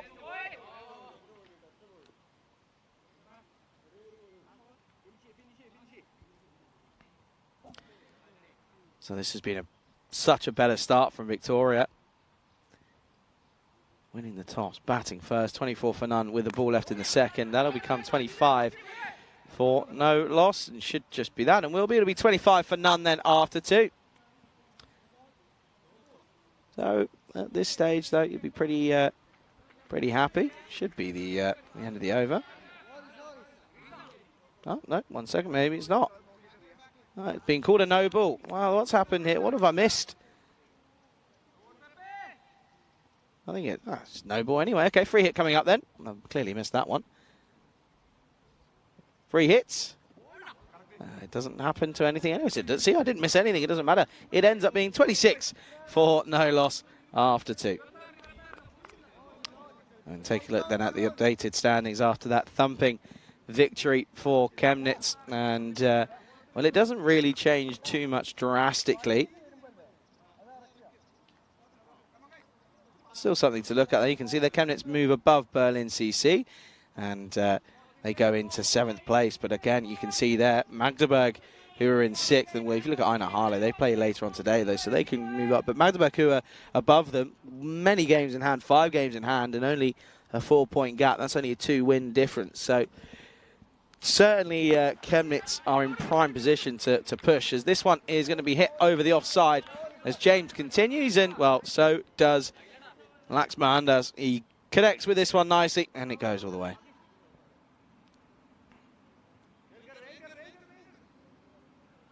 Yeah, runs towards the boundary, so that'll be 4. And good start this for Laxmandas. And he's gone for it again, and just over the infield, and there's a man out there, but he's not going to cut this one off. And this is going to be back-to-back boundaries then. Smith-James, not a good start from him, as it seems to be that Kumar Laxmandas has simply got his number.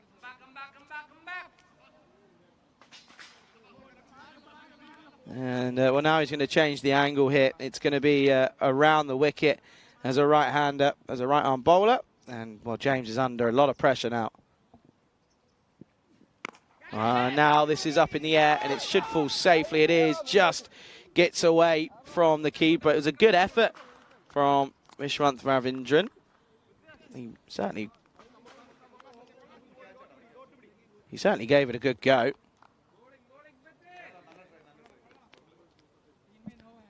But better from James, hits the better areas.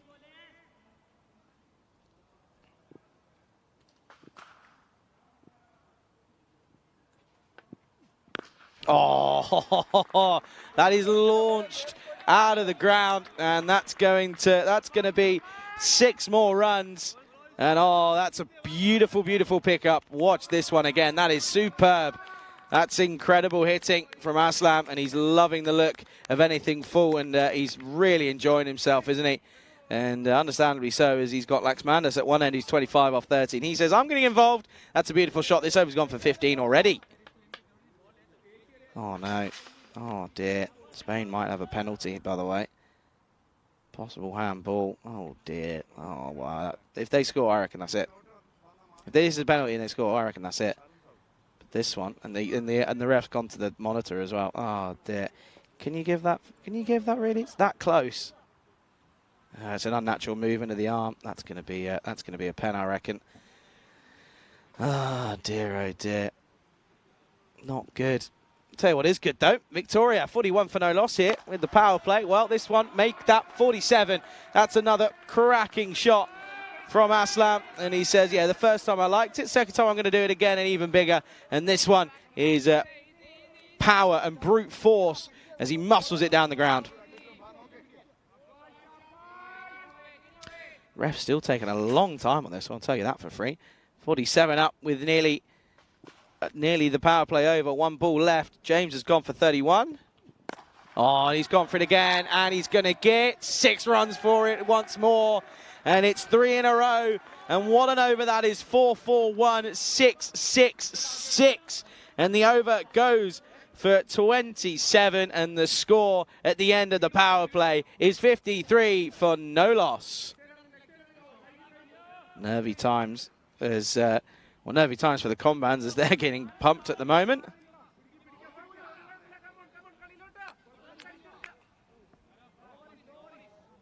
Oh, no. It's a penalty. It's a penalty for Spain. Oh, dear. Game over. Oh, that's so annoying. How has that been given? It's an unnatural movement, I guess. Anyway, back to the cricket then. And, well, it's 53 for no loss. What a start and what a comeback this is. Victoria obviously just struggled against the better sides. And up against Combans, they feel as if it's clearly a little bit more of a level playing field. And, well, in comes, it's going to be Nagathan Kandi, who is going to take this next over.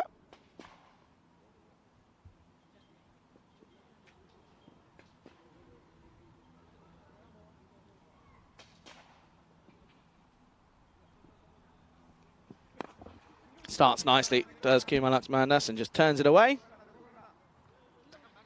And that'll be one.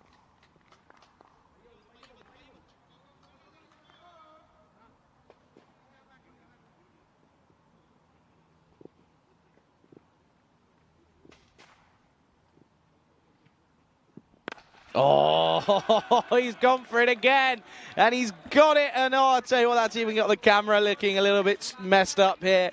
And oh dear, oh dear, oh dear. And well, I told you that these two were going to get going. And Waleed has said, yeah, well, get me involved in that one as well. What a good shot that is, and what a pickup. And Victoria looking more than comfortable at the moment. Oh, Earps has saved it. Earps has saved the penalty. Oh, and he's gone. Oh, here we go. Here we go. It's all happening. Aslam goes, and oh, what a response that is from Nagathan Kandi. And oh, that's incredible. What a bit of work that is. And well, that's a great comeback, a superb comeback. And yeah, Victoria, they now lose their first. A great opening stance. It's 60 for 1.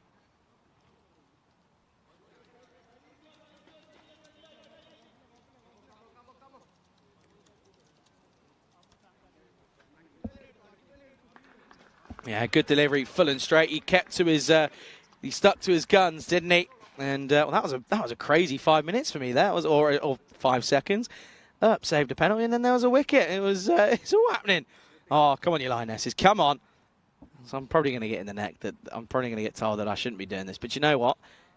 When England are next in a World Cup final, then I won't do it. But for now, it's been how many years? Don't care. Don't care. Simple as. 60 for 1, though, and it's a good time for a Haider to come in because the power play's just finished. And, yeah, at the moment, all he's got to do, play himself in. He's got time. Get Laxmandas on strike. He's 26 off 14 at the moment.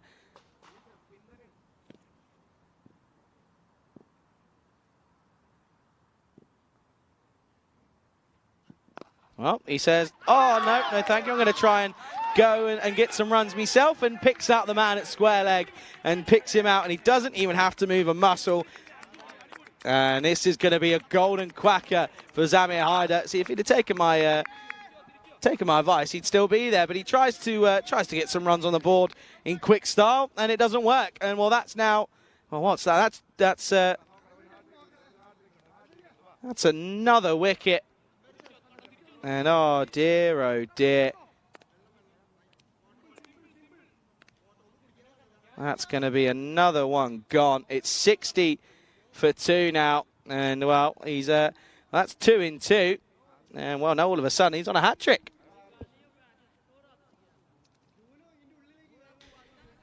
Yeah, so of course that over's gone 1-6 and then wicket. So hat-trick potential here now on the European Cricket Network here. And well, it's going to be the opposing skipper in Zishan Sahi who is going to go ahead and face. Of course, we had one with a seam for a couple of days ago. Okay then, hat-trick ball coming up. Zahi on strike. Oh, and he just blocks it. Just blocks this one away.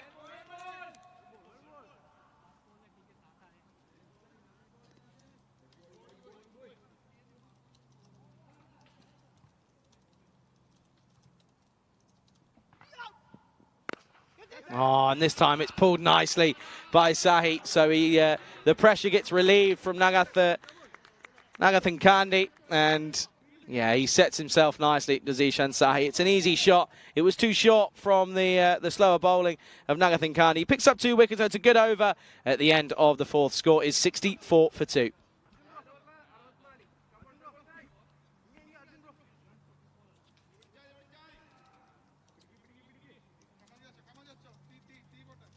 So it will be 64 for 2 at the end of 4. Just a bit of a change up in that over, wasn't it? And Nagathin Kandi getting his side back in with a shout here. That run rate now at 16 and over. That is what they're going at. So they're well ahead of where they were last time that we saw them. They're doing much, much better. And it's good to see. Promising to see it that as well. Here is, it's Justo Joy. Well, not going to start with Joy because this is going to run away. Chases on for Sananandan. He gets there, cuts it off, and it's a good throw. Gets it in, and it will just be the 2. So starts with a good delivery, nothing too crazy or loose from Joy.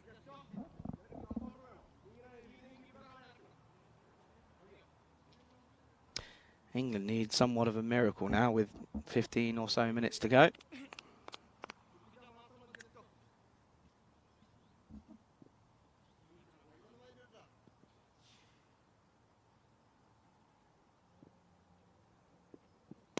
Oh, well bowled.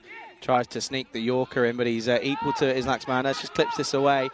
It'll be fielded by Vishnu Viswambaran. And keep it to just 1. But Kumar, I said at the start, didn't I? I said that if he has got the ability to go big. He's proving it here. 29 off 16, but he was joined nicely, wasn't he? By Walid Aslam. He went almost a double pace of what he was.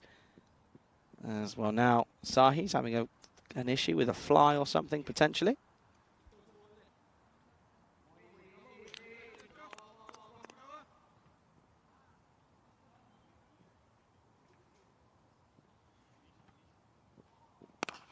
Hit straight back at him and goes for the goes for the outside of the oh, goes for the outside of the boot, and then look at no, you can't be playing this one. What's happened? What's he saying? What's he saying? He's slipped on. No, you've gone. You've absolutely gone. You've gone. You've lost your feet, and that's hilarious. That is brilliant. Oh dear. And now this one's going to be hoiked onto the onside. That was, by the way, naming and shaming. That was Arjun Nakathankati who went over. Oh dear. Oh, England have almost just scored. What a save that is.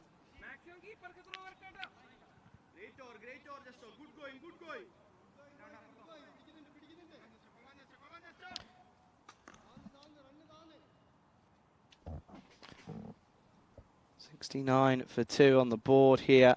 2 deliveries left in this 5th. Oh, this is timed nicely. The sound off the bat was so good and so sweet for Zishan Sahi. It looked pretty leg side dominant early on in his innings, but this one proves otherwise. Gets it away nicely. That'll be 4.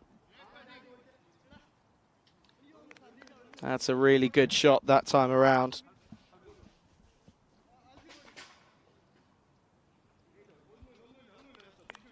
Okay then, last ball then of this 5th over. And this time goes for the timing, but there's a man at T3rd. Will just be 1. He'll keep the strike, will Sahi. It's 1 to end the 5th. Score is 74 for 2. 36 days to go now, folks, until this European Cricket Championship. This edition of 2023 gets underway. The Euros of cricket, of course, starts on the 25th of September. The 20th of October is the finals day, and of course that's at the Cartama Oval in Malaga, Spain. It's going to be an absolute thriller of a tournament. It's going to be a festival of cricket. It's Cartamania. It's going to be taking us all by storm. Cannot wait for that. That's coming up in 36 days' time. It's 5 weeks' time, not far away.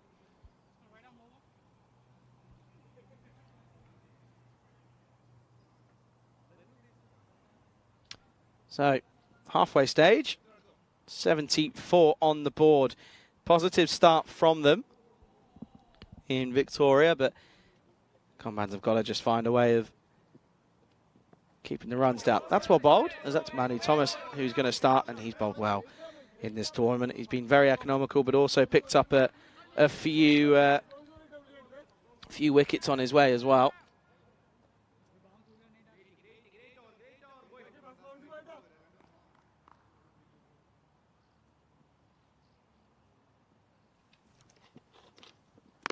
That's well played. He knew that was going to be coming in and angling into him, and he was happy to see that one off. And that's what you've got to do, even though in this T10 format, you know that there's still chances for, and you've got to go aggressive. There's also moments where if the ball's on your stumps and it's a good ball, respect it.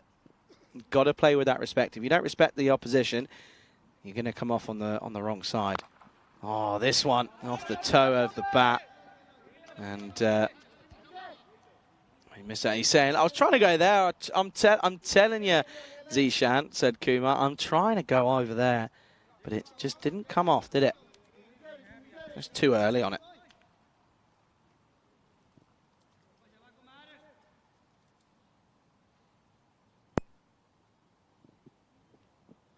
Oh, uppercut, an uppercut of dreams. That's beautiful from Laxmandas. That's incredible from him. Just waits for it. He knew that he was going to be going back of a length short.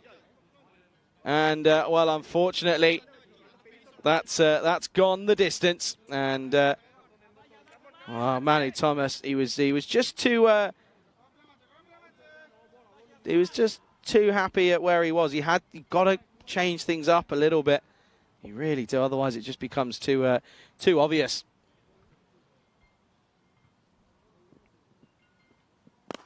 Does go full up, but gets pumped. Oh, no. Oh, dear, he's got dropped. And it's that's not one he's going to want to watch back. Looks so happy. I think that's Arjun, and oh, dear. That's ended up going, I think that's gone all the way. It has. That'll be 6 runs, and oh, dear. Poor Manu Thomas. And now, 6 and a 4, hungry for more. Last delivery of this 6th.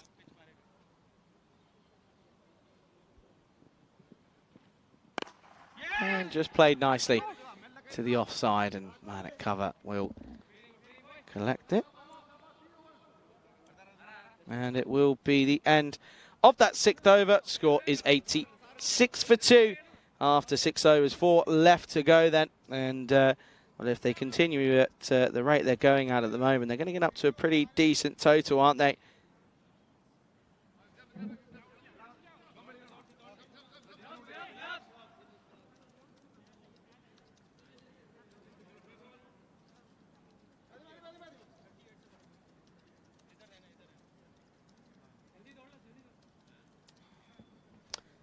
So then, a bit of a pause here as Joy is probably going to come on and continue here, and I think he will do, as the batter just wanted to change his gloves. They've got plenty of time to get through the overs. They've been quick in that aspect, no issue with that.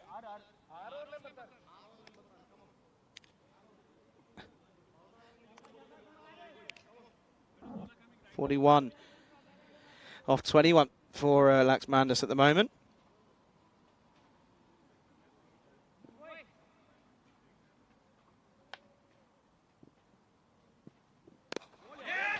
Now, just again, we've seen this a couple of times. This is a good bit of fielding.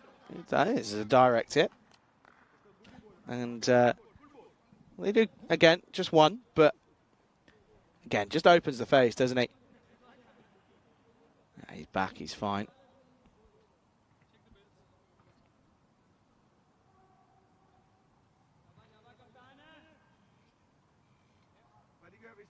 Umpire making sure the stumps are fine. You look at this and you think, okay, where are we going here then? Where's he got a bolt? I reckon. What's umpire says, well, the other umpire wasn't ready. I'm not going without my partner in crime, the man in black.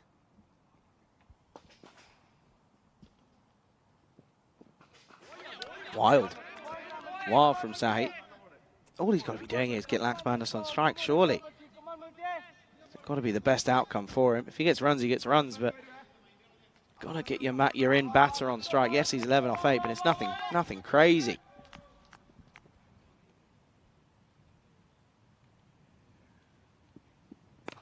This one is up high. Chance. Yeah, taken. That's a great catch. I believe that's the skipper in Alfie Thomas as well, and it is. That's a superb catch for him. And, yeah, well, there you go. Sahi was trying to get a move on, wasn't he? He was getting a few dots too many for his liking. The pressure was building, and it's a good catch. So Zahi will go for 11 off 9. Score, third wicket down, 87 for 3.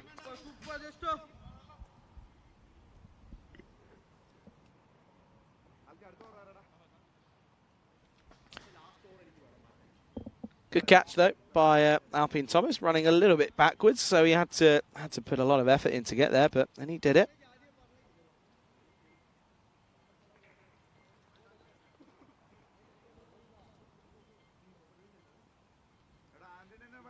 In comes Usman Hadi to come in at 5, and I think the issue is that for them, for Victoria, if the top 3 don't perform, then it's a bit of the old question of, well, now what? Now who's going to stand up?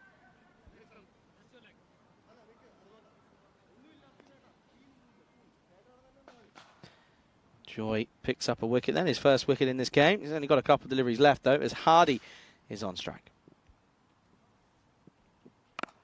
Oh, and this is uppish over the top, and this will be 4. What a good start that is for the number 5.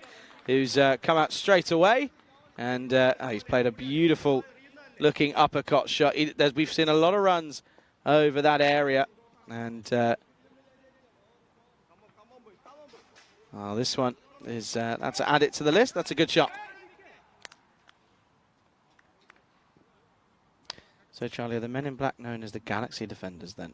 Helix, you've stumped me there. Why is that? What did I say? I can't remember what I said. What have I done now? Uh-oh. Being told to rush through the over a little bit here, apparently. Oh, classic Spanish. They're now on the floor and all saying, it's classic. This is classic, like, European, remember, like, Champions League. They all went down in the last 10 minutes. Everyone's all of a sudden injured. That's another gone. And Hadi has a bit of a giggle and a laugh. And, yeah, he knows that he's played a pretty poor shot to that one. And, unfortunately, that's... yeah, that's going to be gone. Oh, actually, that's a bad tackle. And he'll go. And score now is 91 for 4 with 3 overs down. 3 overs to come. It's 7 overs gone. I told you, she's up straight away. She's happy. She's fine. And that's Correa saying, without helmet, I know, something that we don't like. Is where we can't, well, you can't almost really force them to wear a helmet, but... But well, just a Joy will be happy because he's picked up 2 wickets for his troubles, as Vishnu Viswambara is going to come on to bowl these last couple of overs here. He's going to bowl at probably at least 2, I'd imagine. Time running out for England, by the way, folks. Not looking good. If you're an England fan, if you're a Spain fan, you're probably pretty happy. New batter is Raza, who's come out then. Rahman Raza, that is. But Lax Mandas is on strike. Interesting. No shout, a big shout of no run, and they don't take anything.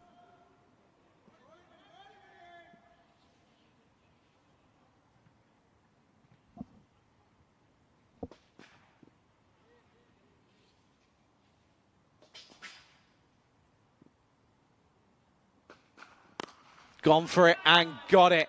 This is a beautiful cricket shot right out of the textbook. Couple steps down the track and elevates this over the top. And what a way that is to get even closer to your half century. He's on to 48 now with that one. That's a beautiful shot.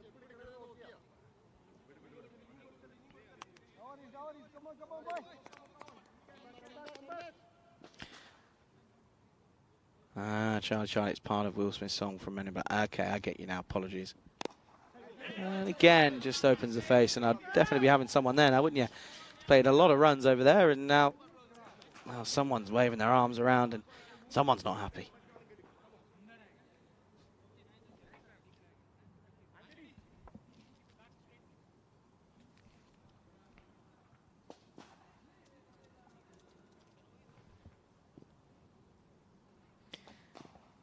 Raza gets faceable. First up. And he, well, bottom edge, and Max Mandas, good calling, and runs on through.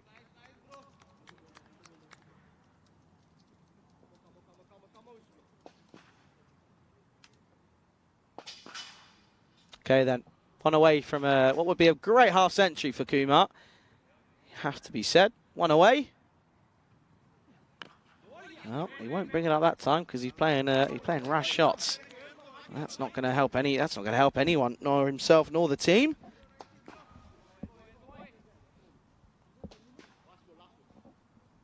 Helix, I think I just showed my age by not getting that one a little bit. I've seen Men in Black. I'm not that old, not that young. 99 for 4, last ball of the 8th. And he will do so. That'll be his half century, and it's a good one at that as well. Comes off just 27 balls. It's a good half century from Kumar Laxmandas. And, well, in that half century with 5 4s, 3 6s, striking at 180 odd. It's a pretty good good half century from the opener. And if he stays until the end, you'll be pretty happy. 99 becomes 100. 104 for 100 for 4 after 8 overs.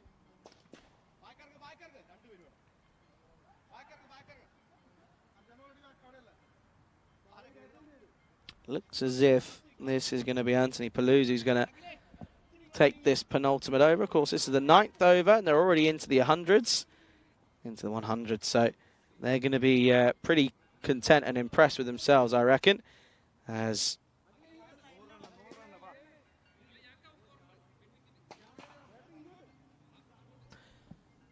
as they look to build on what was a poor and a frustrating one at that display on Friday gone. Anthony Paluzzi starts, and this is a beautiful shot, and this is going to be one bounce for. This is a stunning cricket shot. Stand and deliver stuff, hold the pose, it's beautiful.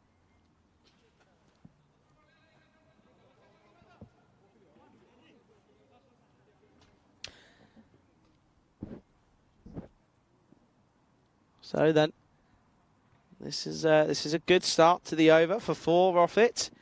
Now goes offside. This is another 4, and they're just not bowling to their field here. The field isn't really set for a specific point of bowling.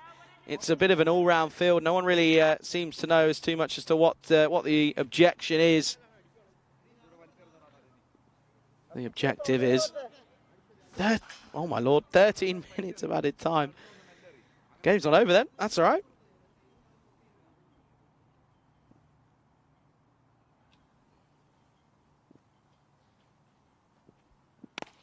Oh, nicely hit once more. There is a fielder out there, though, and he'll cover and does the groundwork and does the hard lines, hard yards, and hard yards, of course, and does it well.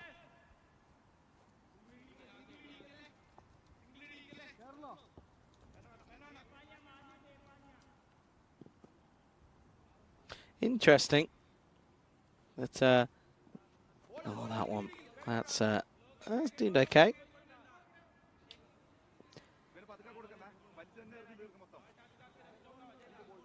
Look at this one here. Just sneaks in.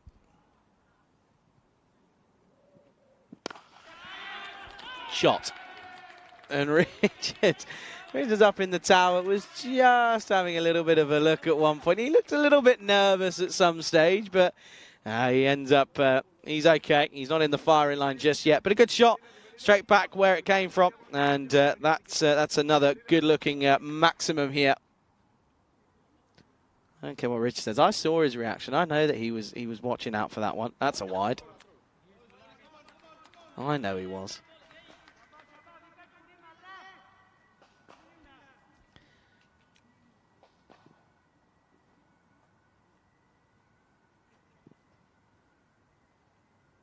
Last ball.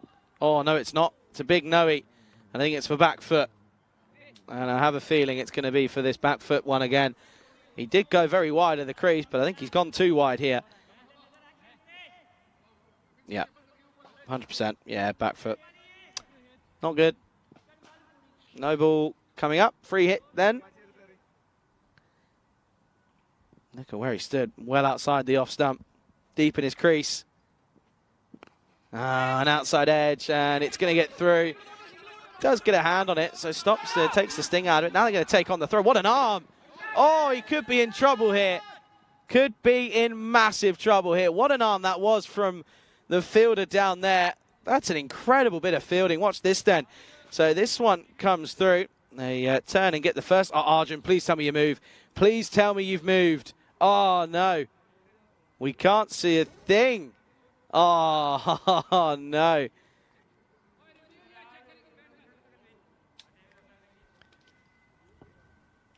Oh, what's this then? Let's see if we can see anything here. Can we get an angle? Let's just have a look.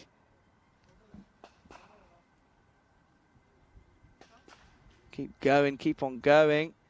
Oh, I think he's short. I think he's short of his ground, and I think that might be enough to give us a signal here. Just want to write.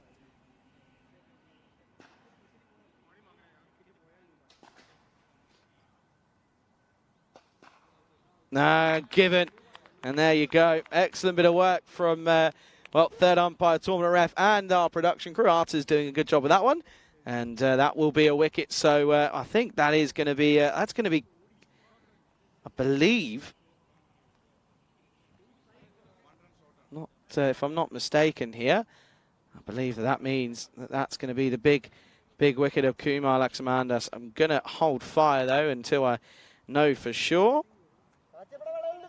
Turned and went for the second, didn't they? So, yeah, I think that's going to be Lakshmandas who will go. Anyway, all I know is it's definitely going to be 118 for 5. Look at this one here, yeah. It is going to be Kumar that goes. So that's a big... No, it's not, is it? No, it's not. It's not Kumar. It's Rouser. There we go. Lost the plot. Day and a half on my own, and that's it. Oh, I'm one short as well. So they're not even going to get a wicket for it. And not even going to run, sorry. So it's 117 for 5. Oh, dear, oh, dear. Things go from bad to worse for Victoria, clearly. Anyway, anywho, last overtime, it's going to be Manu Thomas who's going to bowl it.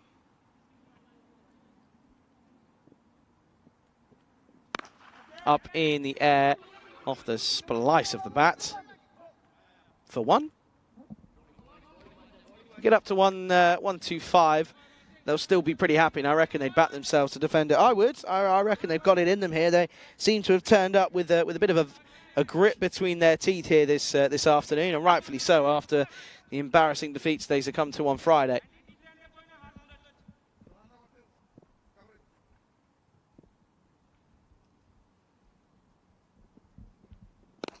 And hit firmly down the ground. Just for 1 though, goes well fielded.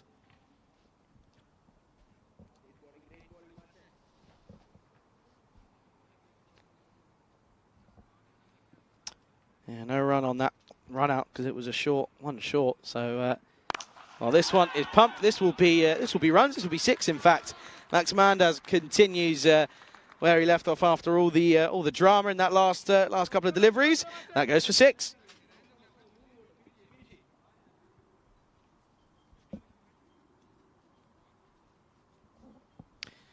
Moves on to 66 off just 32. Does Lakshmandas, and Kumar has gone big this innings. And he's gone again. Has he got enough on it? No, he hasn't. It's a good catch by Kandasamy. So Lakshmandas' fun comes to an end. Well made 66 off 33. Striking at 200 throughout an entirety of an innings is pretty good. He's been there from the start. He goes in the last over. Score is 125 for 6.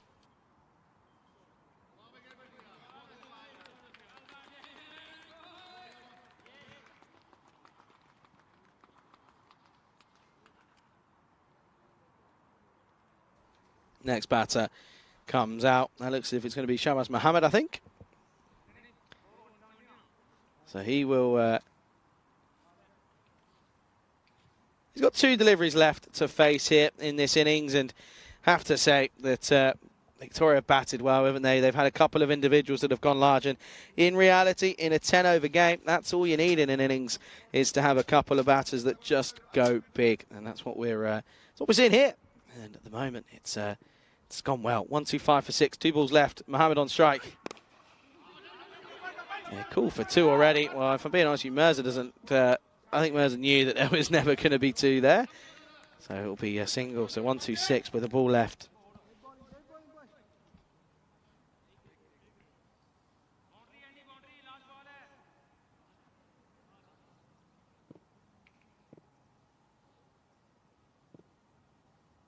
Last ball coming up then, Mirza on strike, Manu Thomas. Oh, and it's going to go towards the boundary, and I have a feeling this is going to be 1 bounce 4, and it finishes with a boundary, and it finishes with a flourish of runs. And they will get to 130, so what an improvement that is from the from FC Victoria 89. They can be certainly proud of their efforts out there with the bat. And well, everyone came in and gave it a go, and you can't exactly you can't fault them for that.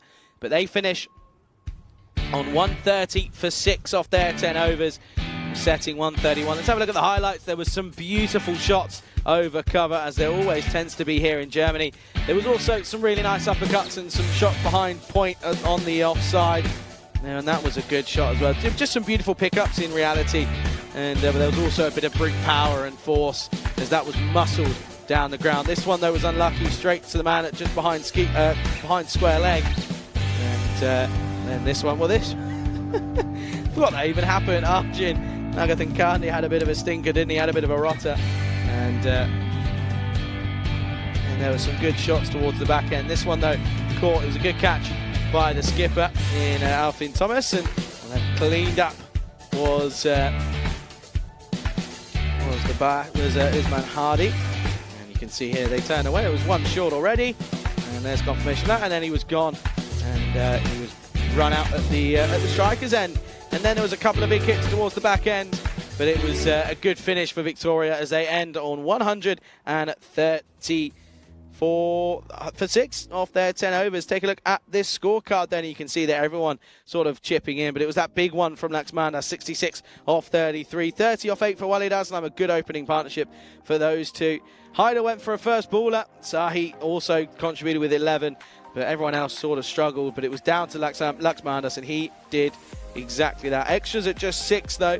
So it wasn't too bad for them. And yeah, we can see at this point, look at those. I mean, some of those economy rates, 18, not good enough. But 2 for 15 for Jesto Joy, and also a run out for him. It was a pretty good one of that as well. So it will be 1-3-1 for victory. We'll be back in 9 minutes' time, as that will be coming right here on this beautiful European Cricket Network day. This European Cricket Series day number 7, match 33. Second half coming up very, very shortly.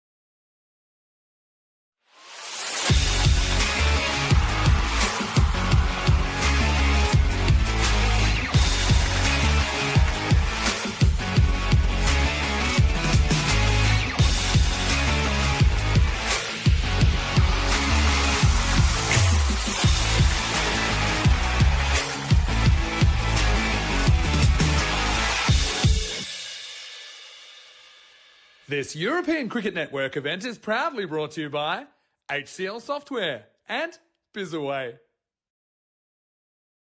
Good afternoon, everyone. Welcome back to this RC ground here in Dresden, where we are about to see the response of the ACB Compans here. They require 131 runs in, well, they need it in 60 deliveries, don't they? As in all reality, it's going to have to be a big ask. They're going at 13s from the start. Kandasamy and Smith-James opening up. Smith-James, interesting, he's moved up the order. He struggled in the last game, didn't he? He couldn't get things going. He was bowled by a simple straight delivery, just very simply missed the straight one. And unfortunately, it's well, fortunately for some, it's going to be a close game. This one, it has that feeling, and it's going to be 131 needed for victory if Commons are going to make a good impression after their good start this morning. Waiting for the clock to be ready as Hardy is going to open up the bowling from the start. Here is Hardy up against Kandasamy. Short Gundy, and Kandasamy was way too early on that one, and Hardy just probably having a few stretches, getting them in.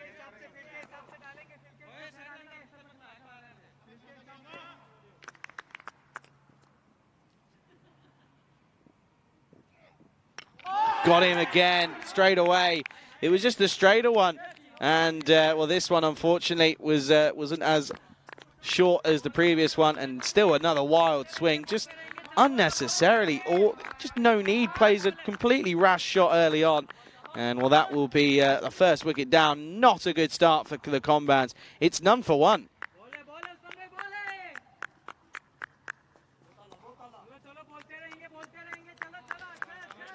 None for one then here, and not a good start from Kandasamy. He's just completely played the wrong shot, played down the wrong line, rash shot, and unfortunately it's going to be a none for one here. So not a good start for the Commons, but a great start if you're a Victoria fan.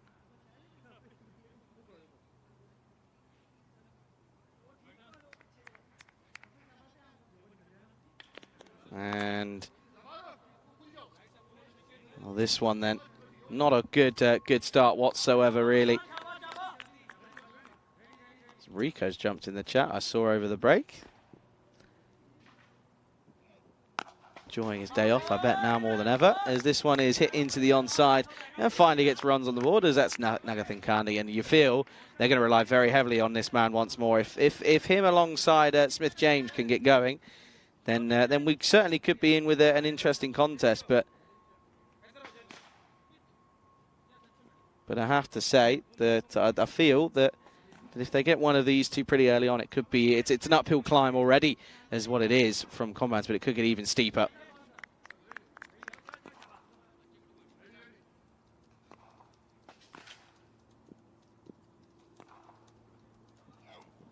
Oh, and this one, oh, he's worn one. And Hardy, he laughs it off and shakes it off. And watch this one here. I mean, that's right off the ankle. Oh, that's horrible. That is horrible. And it's lucky that he's not shattered his ankle there.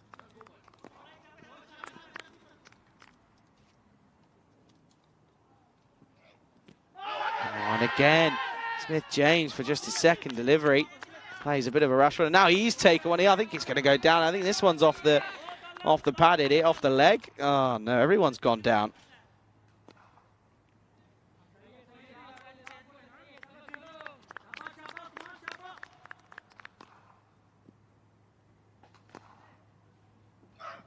Now goes short and gets all of it. And now Hardy's down.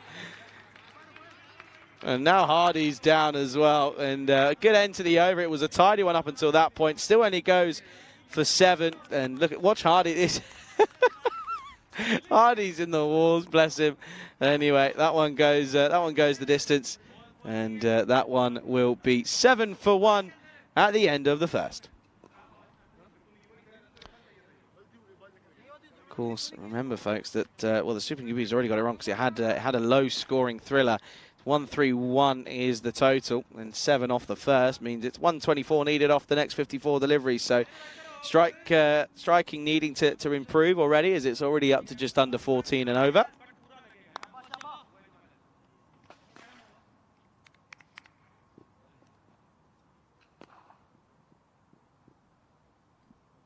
In comes Laxmandas.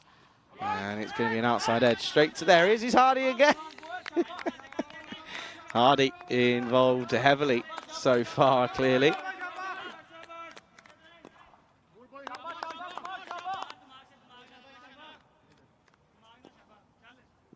And instantly, Nagathan Kandi looking to play away. Offered width, but too much width. And Kumar Laxmandas just says, yep, fair enough. Apologies. Chris saying, can everyone stop getting shot, please? It's quite funny. It is quite funny. Everyone's sort of had a bit of a tumble today. Been slipping and sliding all around. It's Fuller and straight up, and the result will be 6 runs. Just gets over the rope on the full and goes the distance. And while all of a sudden, Nagathan Kandi once more is going to be pretty crucial in this chase for the ACB Combines.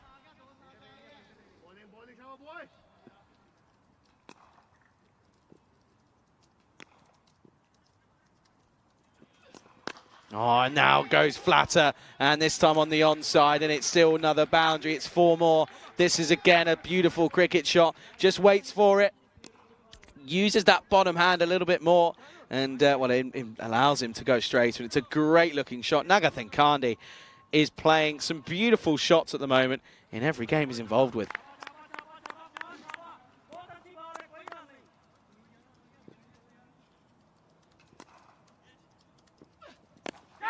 Now offside and through the gap, and this will go for 4 once more.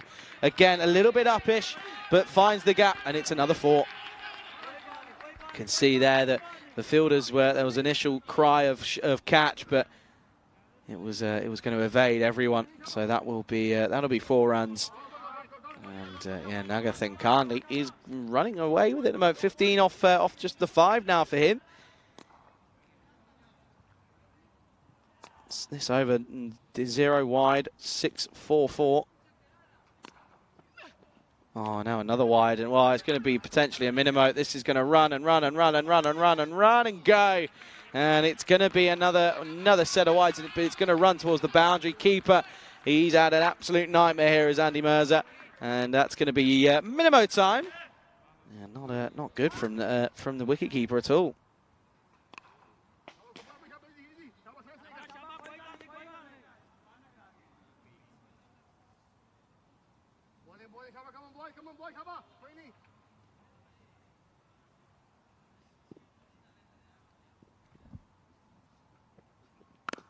And again, just waits for it patiently. He's not too keen or eager. He's a good timer of the ball, has to be said.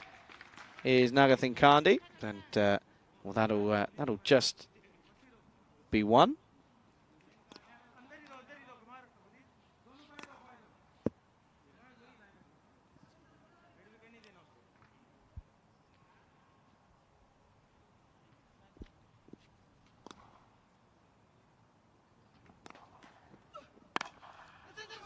Loses his shape to Smith, Smith James. It will be a run. It'll be 1 to end the over. It'll be 29 for 1 after 2. But he just lost his shape a little bit there, didn't he? Wasn't able. He just, shape not in the right position to make the most of the power that he's got behind him. We know he's a talented player. It's just something isn't clicking at the moment. And there's a confirmation that a win here for Victoria would put them level on points with the ACB Combines. However, you feel that the net run rate isn't going to improve enough to take them above them in the table. And but Victoria, they've got games in hand on the Combines. The Combines, of course, will elevate them a couple positions if they get 2 points this game. Certainly is a chance for them to do exactly that.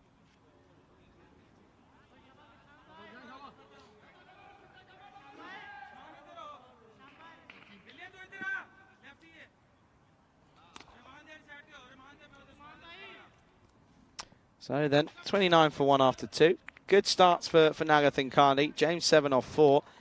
Kandasamy a 2-ball duck. He's had a bad day with the bat. Here's Sahi, the skipper. Waits on this one and gets through the gap. And this is better from James. We know he is a talented batter. And this will do his confidence a wealth of good. Just waits on it slightly and plays it nicely through backward of point and runs towards the rope.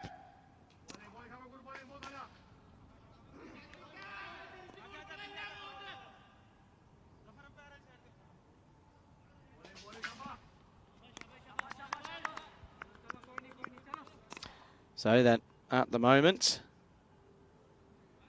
needs a response to Sahi. Oh, that's rash.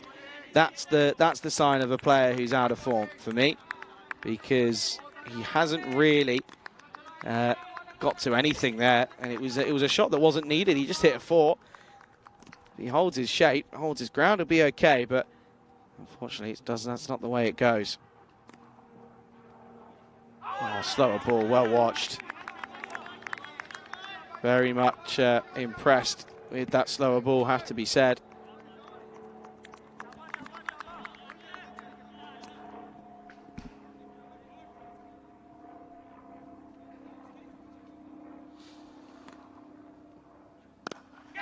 Oh, now up in the air and taken.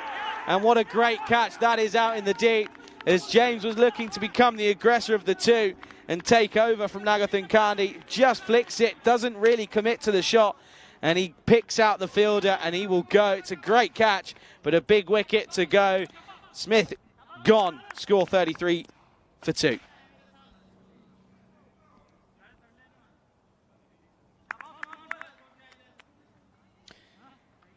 And there you can see another example of a great catch. It's not a simple one, has to be said, but they've certainly done a good bit of work to take that one nicely, and it's a good catch to remove James. Good catch by, that is, of course, we can't keep him out of the game. It's Kumar Laxmandas, and Laxmandas takes the catch, and it's now 33 for 2. In comes another big player and a big wicket and a big scalp if they can get it.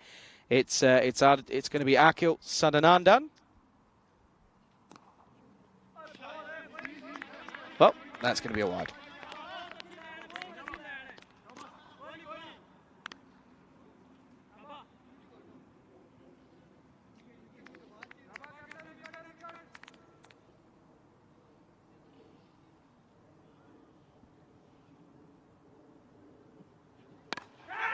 Not off the middle of the bat. If anything, it's off the top splice and doesn't middle it. But luckily for him, he doesn't pick out a fielder, so it's not the end of, not too drastic. It will be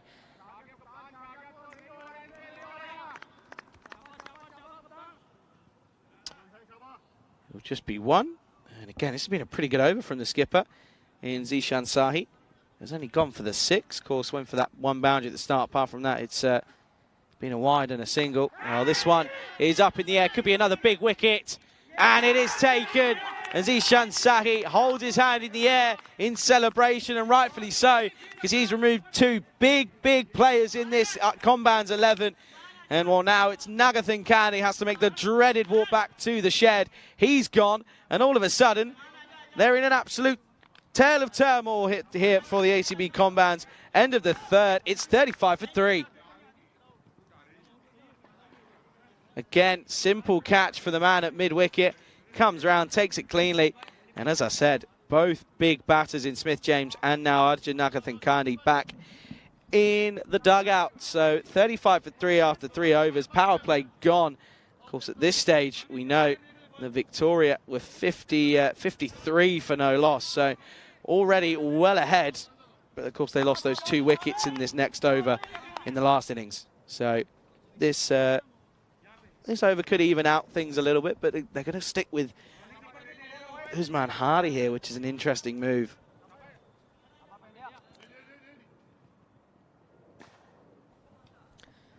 Sadanandan on strike. Oh, that's a rash shot, and we didn't need to because it was going to be a wide ball.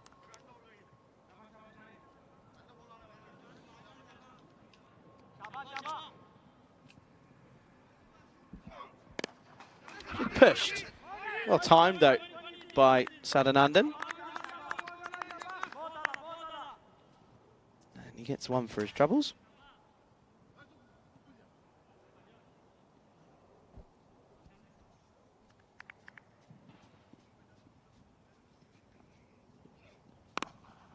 Back of a length again.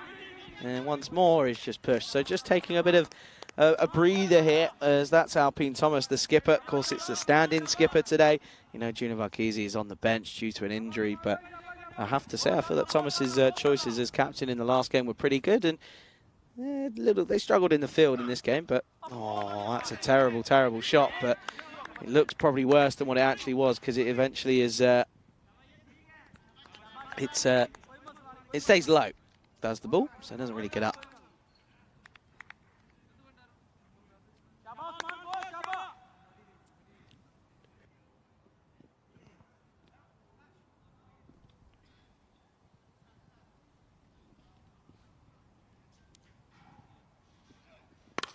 Gone for it and got it, and it's going to be 6, and this time Thomas gets involved and says, it's okay folks, I'm still here, let's not exactly get too bogged down just yet. Nice flow and swing of the bat, and well, that's 6 runs.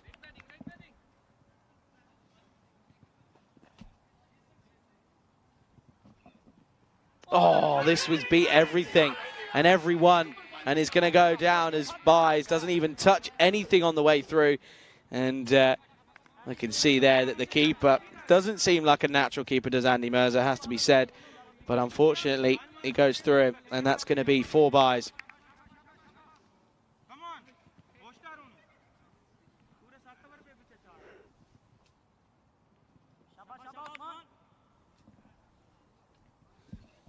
Last ball of the 4th, lets it go. Good, nice away movement. Finishes with a good set of figures in fair. 1 for 16 off 2. End of the 4th over. Score 49 for 3.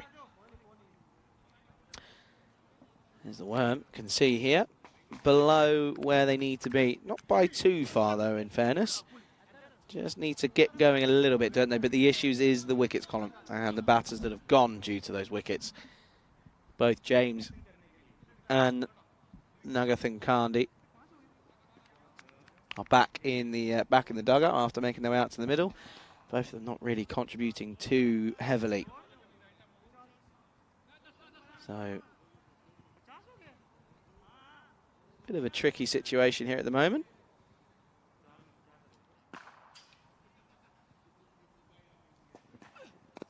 Oh, and this is clipped off the pads. Lovely shot from Sananandan, showing that he's got a bit of clutch, a bit of touch and class about him as well. And he adjusts well because he was looking for a powerful shot, but unfortunately, the batter was equal to the delivery that was offered to him and adjusted himself to Sananandan, and that will be another boundary. So they're not exactly struggling for boundaries in this innings.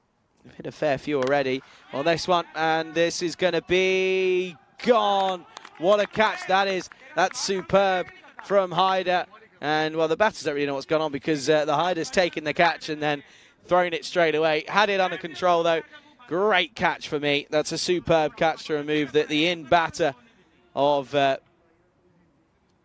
or the big batter who's got sort of buckets of runs recently in Akil Sadanandan. So he will go, and now struggling 53 for 4.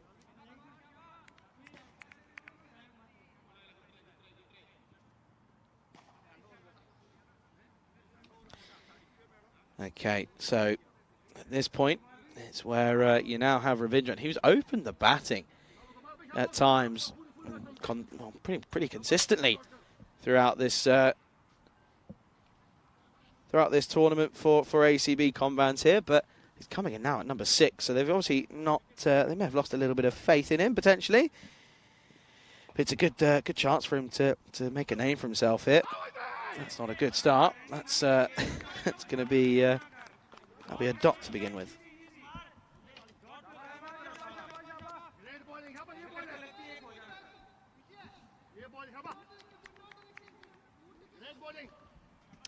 Energy levels just starting to drop a little bit out there, just starting to slow things down a bit. And well, this one's hit nicely away. Chases on for the fielder out in the deep. That's a good bit of work by Walid Aslam. Does well.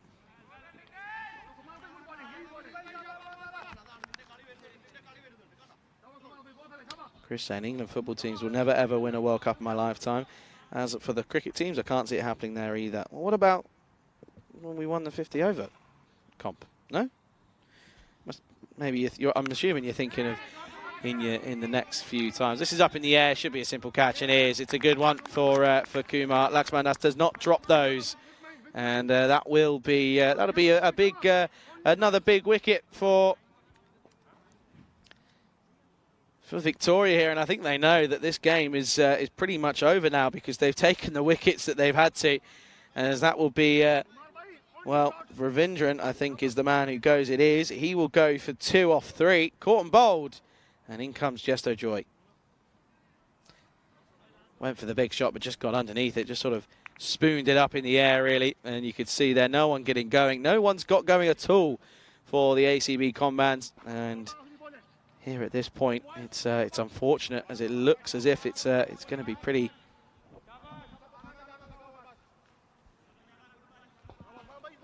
It's going to be pretty uneventful as it's now. What's that? Target of 131, and they're on 55 for 5 here with the ball left in the 5th. Joy comes out at 7. Oh, a tentative Persian doesn't need to. End of the over, 55 for 5 after 5.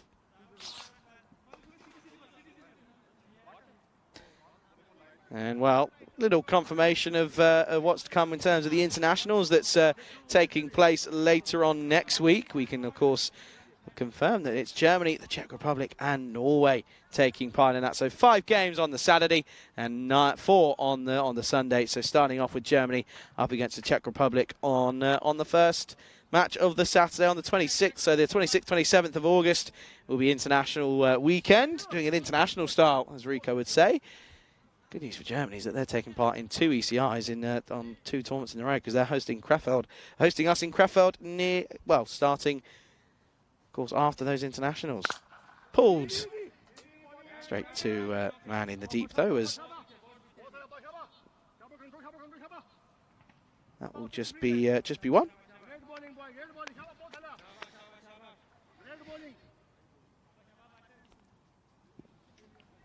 Abbas is the new bowler who's started us off in the 6th. This one is around the corner. This will go towards the rope as Usman Arif will give chase, but he won't cut it off, of course. That ball was travelling too quick for him, and that'll be another welcome boundary for ACB Combans. Yeah, folks, if you're in the chat, if you're watching on YouTube, get involved in the live chat. Let us know where you're watching from. It's always nice to find out who and where everyone's watching from. It's nice to see the global reach that we have, and we get to find out a little bit more about our viewers. It's always fun. It's a unique aspect of the ECN European Cricket Network here on YouTube is that if you're watching, you can have a direct line of communication between yourselves and whoever's on commentary, whether that be Vinny, Corey, me, Rico, Nish out in Romania, of course. We've got a number of others like Rhino and Hudacek and everyone else. Plenty of options, even Gucci sometimes. It's again well bowled from Abbas, right on the money, just on top of the stumps.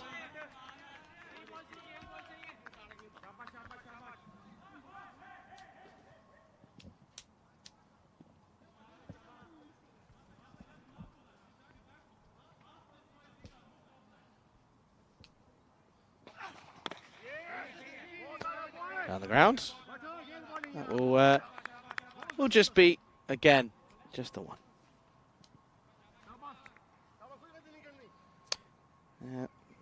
Not been the best man, a boundary in the over, but there's not been an over that there hasn't been a boundary, but there's also rarely been an over where there hasn't been a wicket, in honesty.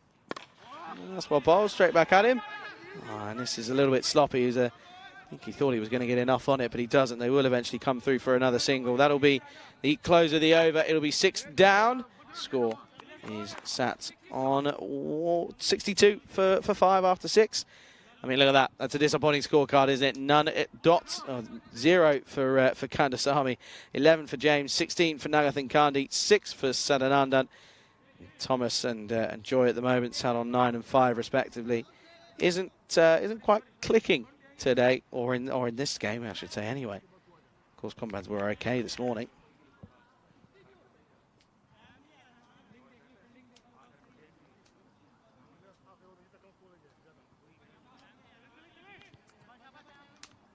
Looks as if Roman Raza is going to come on and have a bowl now. So run rate just below 18 required. Here is Raza. Short and almost taken by Hardy, but he's got a hand on it, which has taken enough sting out of the shot, which means it won't go towards the boundary. So he saved a certain 3 runs. They only get a single off it in the end, but yeah, great effort from Hardy at point.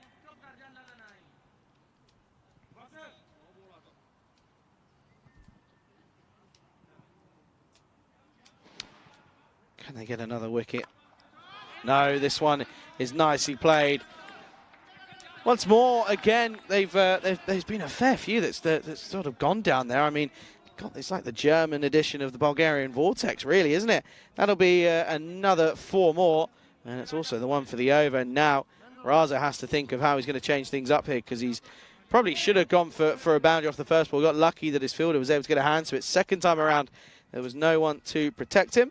And now it's a matter of just keeping things down to a minimum now.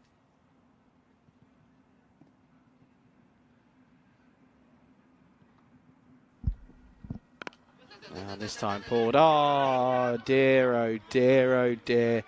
Who is that? I think that's Usman Arif, who's had an absolute rotten. Watch this, just doesn't get down in time. And, well, it'll be another boundary, and well, Joy, he's having a bit of fun out there, isn't he? Rightfully so. He's hit a couple of boundaries.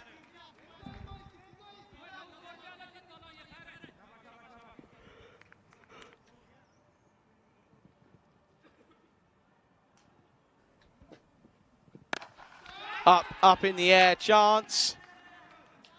Oh, he's done superbly well. He's done so well. He's having a great game. This time around is Kumal Laxmanas. He's done so well, I think. We'll have to check, but I think he's okay. Make sure of it. No one touching. I mean, look at that. So far up in the air. And yeah, no issue there. Not in contact. Saved, well, he saved a certain boundary. Would have been going for a Maximo, but it doesn't. It's great work. Great athleticism as well. Well, now this one's up in the air. Now this one I think is going to fall safely.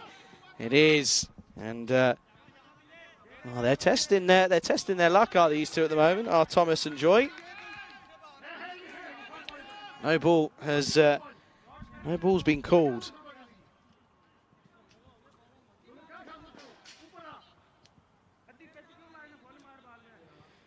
I think it was due to the fact that it was the. To that. Anyway, no ball has been called, so well, this will now be a free hit. Free hit coming up.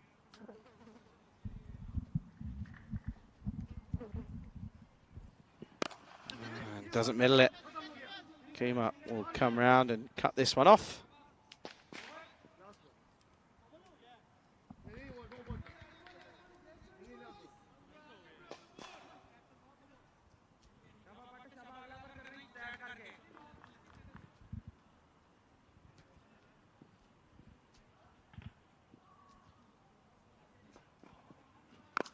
Shot. That's 4. That is raced away on this carpet of an outfield. It's still going, and I think it's still going even now. This is too short from Roman Raza. You can't bowl there. You just can't bowl there. Because on this pitch, it just sits up, and it's easy pickings. It'll be 79 for 5 after 7. So this is what's coming up in the next game, game number 4 of the day. It's match 34. Einar Harle taking on USG Chemnitz, and well, Chemnitz and Nagao, of course, got a pretty decent record, and well, they'll be up against a good side in Harle, and Einar Harle are batting first hit. So looking interesting there, and if I'm not wrong, there's a couple of names in there to look out for, of course, with Mamand and Shinwari, the skipper, of course, keeping as well. But yeah, and you can see there. with probably the hardest name I've ever seen, Nambusubramanian. Nambusubramanian, there you go, see, I got there in the end, just gives me a chance. He comes in for his first involvement in the next game. That's coming up in, what's that, 37 minutes time. Anyway, here is Hassan Abbas, starts with the dot.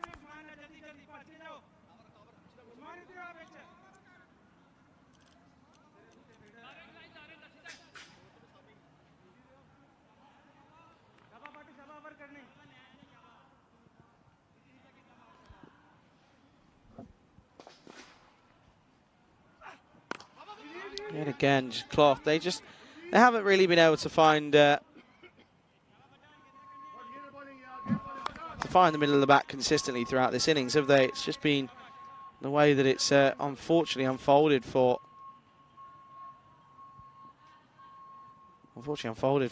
Combat here. Oh, now he's going to go. This is a great delivery from Hassan Abbas. It clatters into the top of the off stump, and it's a good delivery to remove Alpine Thomas. So the skipper, the stand-in skipper for the day, will go. Score now 80 for 6.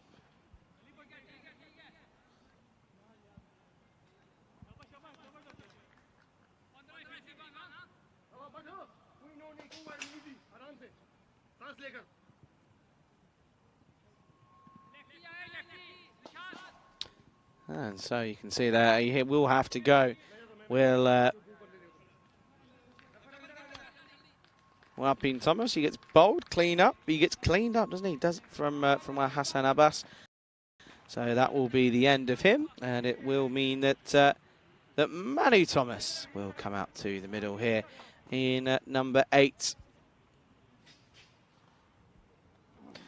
Very good afternoon to everyone tuning in around the world. To Abraham Riyad, who's joined us on YouTube on the ECN European Cricket Network channel. If you're watching on Fancador, very good afternoon, good evening to you.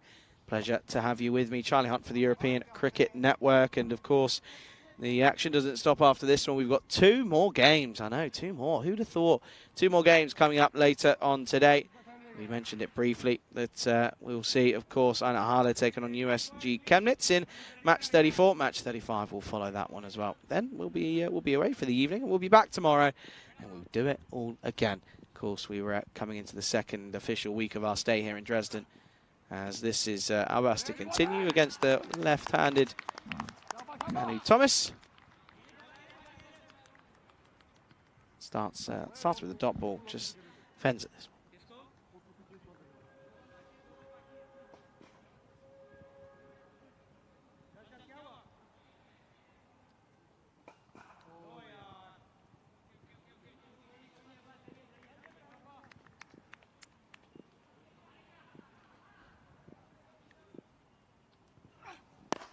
Down the ground, good shot. This will be 1 bounce 4. This will skip along the carpet, and this will be a welcome shot and a welcome boundary for Manu Thomas.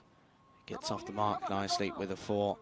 That ball was eventually given as a wide, so that was changed before previously, and that's a good shot.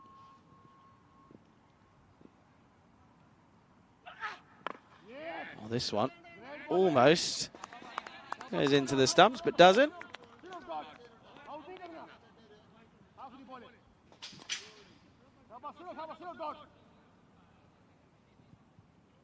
Last ball coming up of his spell. It's been a good one. Has to be said from Abbas. It's 1 for 13 with the ball left. Helix saying he'll see you tomorrow. See you later, Helix. Hope you're well. Have a good one. Thanks for joining us. We always appreciate your support and your work you do. Well, it's going to be down the ground in 6, so not a good finish to the over, but still rather economical. Only goes for 19 off it. It's 1 off 19 for his 2 overs. End of the 8th over score is it's going to be 91 for 6. You can see that they were up at the rate, but now starting to slowly fall behind, and well, that rate now is they have to go at 20. As it's 40 needed off the last two overs. It's not exactly unheard of, but when you've got your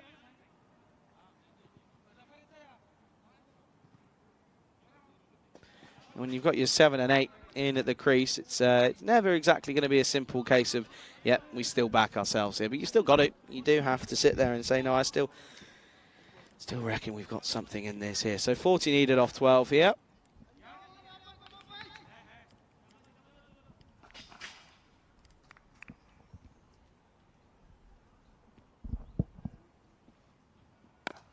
Slower ball, mistimed, and there's a filter. This man Arif he keeps running past the ball, doesn't he? He keeps forgetting that it's there sometimes. He won't let one go through him earlier, and this time he runs past it. That's not the best of looking shots from Joy, but still a run, I guess.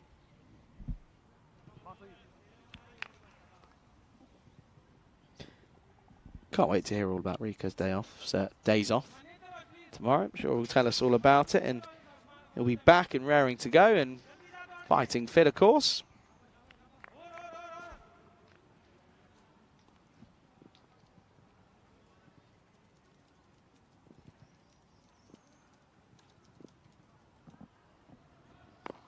And turned nicely. However, he's just popped up, and unfortunately, that's going to be another wicket. So Manny Thomas now goes. And yeah, it's going to be, it should be a pretty comfortable win from here on in for Victoria. What a comeback it is after their turnout on Friday. But a good catch, that one, to remove Thomas. So he goes, score now, 92 for 7.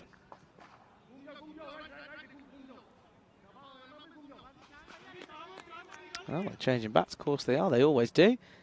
And yeah, so he will go, well, Manny Thomas, just off the splice, didn't time it, did he? And he'll go. Yeah, a bit of a smile on his face. What are they changing now? They're changing bats. Everyone's changing bats. Why couldn't they have just changed bats in the first place? Wouldn't have been an issue. Anyway, Palouse comes out. Anthony Palouse, that is. And then they've still got Viswan Bharat and Jijin Panika, who is left in the shed. But you have a feeling they might not be needed, but they also could be. Another wicket down there. 92 for 7 on the board. That next game coming up in bang on half an hour exactly from here. So do make sure you stick around for that one.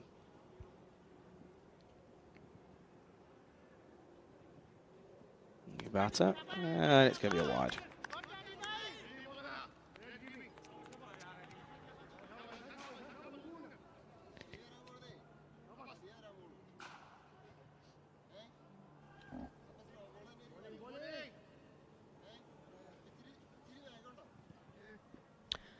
No issues with time here today. Everyone's been pretty bang on it, to be honest.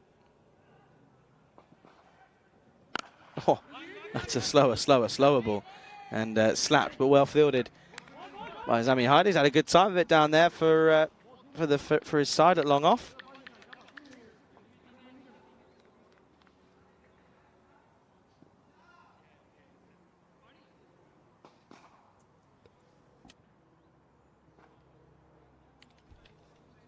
Dye, the skipper's picked up 3 wickets, and this one is, well, this one I don't think is going to be one. It's not. It's going to be 6 runs. It goes the distance yet again.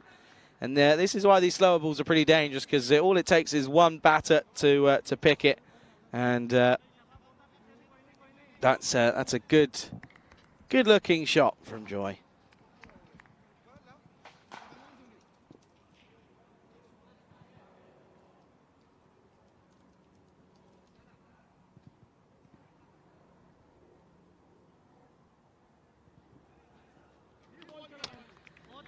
Poor.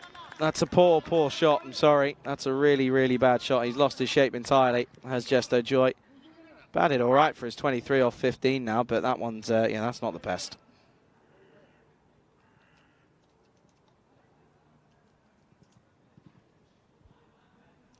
Field change, of course, as he's clearly going to try and, well, he's moved 3rd man round, so potentially going short there. He'll go back of a length, and well, if the fielder had stayed where he was, he might have had a chance to cut this off, but the fielder moved and the ball didn't follow, and it will be another boundary, and it'll be a boundary to finish. So Sahi ends up getting a bit of tap in the last over for him. He goes for 13 off the over. Score is 104 for 7.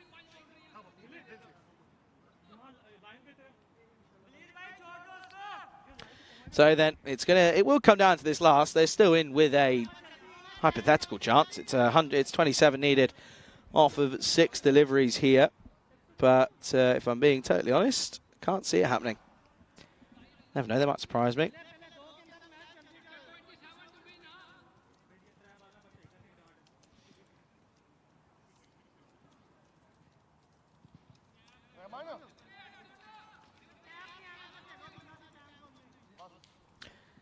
Looks as if it's going to be Shabazz Mohammed who's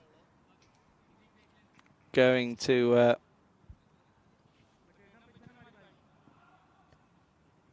take this last over. He's got 27 runs to play with. And this is not a good start. This is, well, this will be 4. So, good start. Good promising start from, that's Paluzzi. He's hit that shot. Good shot from him into the offside. So, 23 needed off 5 now. Not out of it. Certainly not out of it with that shot. Now, that helps. Everything's got to go towards the boundary, though, doesn't it? That's the key thing. But there's 4 of them. Don't bowl wide. He doesn't. Goes straight up and picks up the wicket. See? Told you.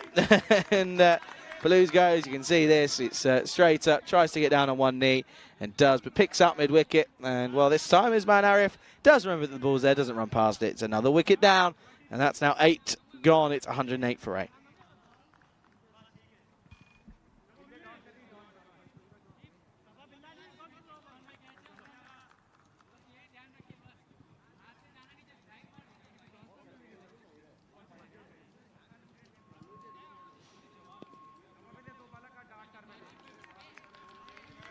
So a good catch, as out comes Jijin Panika.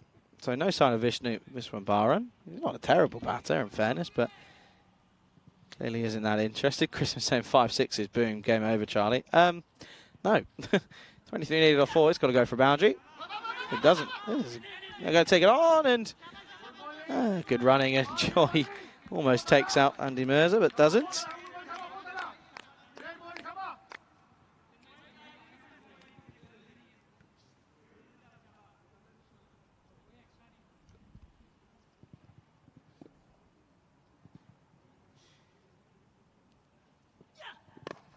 Well bowled in the block out.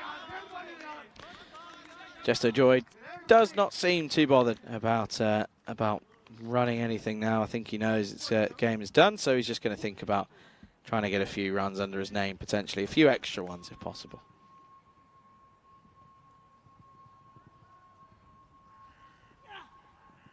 Well, that's not going to be it. That's well bowled.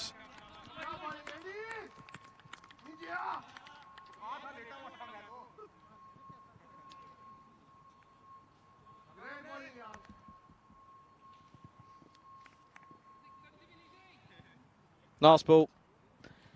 Combans, they've just not been at the race here, have they? It's going to be an unfortunate loss for them, and it will be. It'll be a good comeback though for FC Victoria, as they've played well in this game, but they've now got some time off, as they'll be back in the last game of the day. They take on an interesting side in Aina Hala, I believe. But anyway, it's a comfortable win though for Victoria, as they will win by a fair few runs, by 20 runs. This is what's coming up next. Chemnitz take on Aina Hala, and well, Aina Hala, they've won the toss and they're going to bat first, so an interesting choice for them there.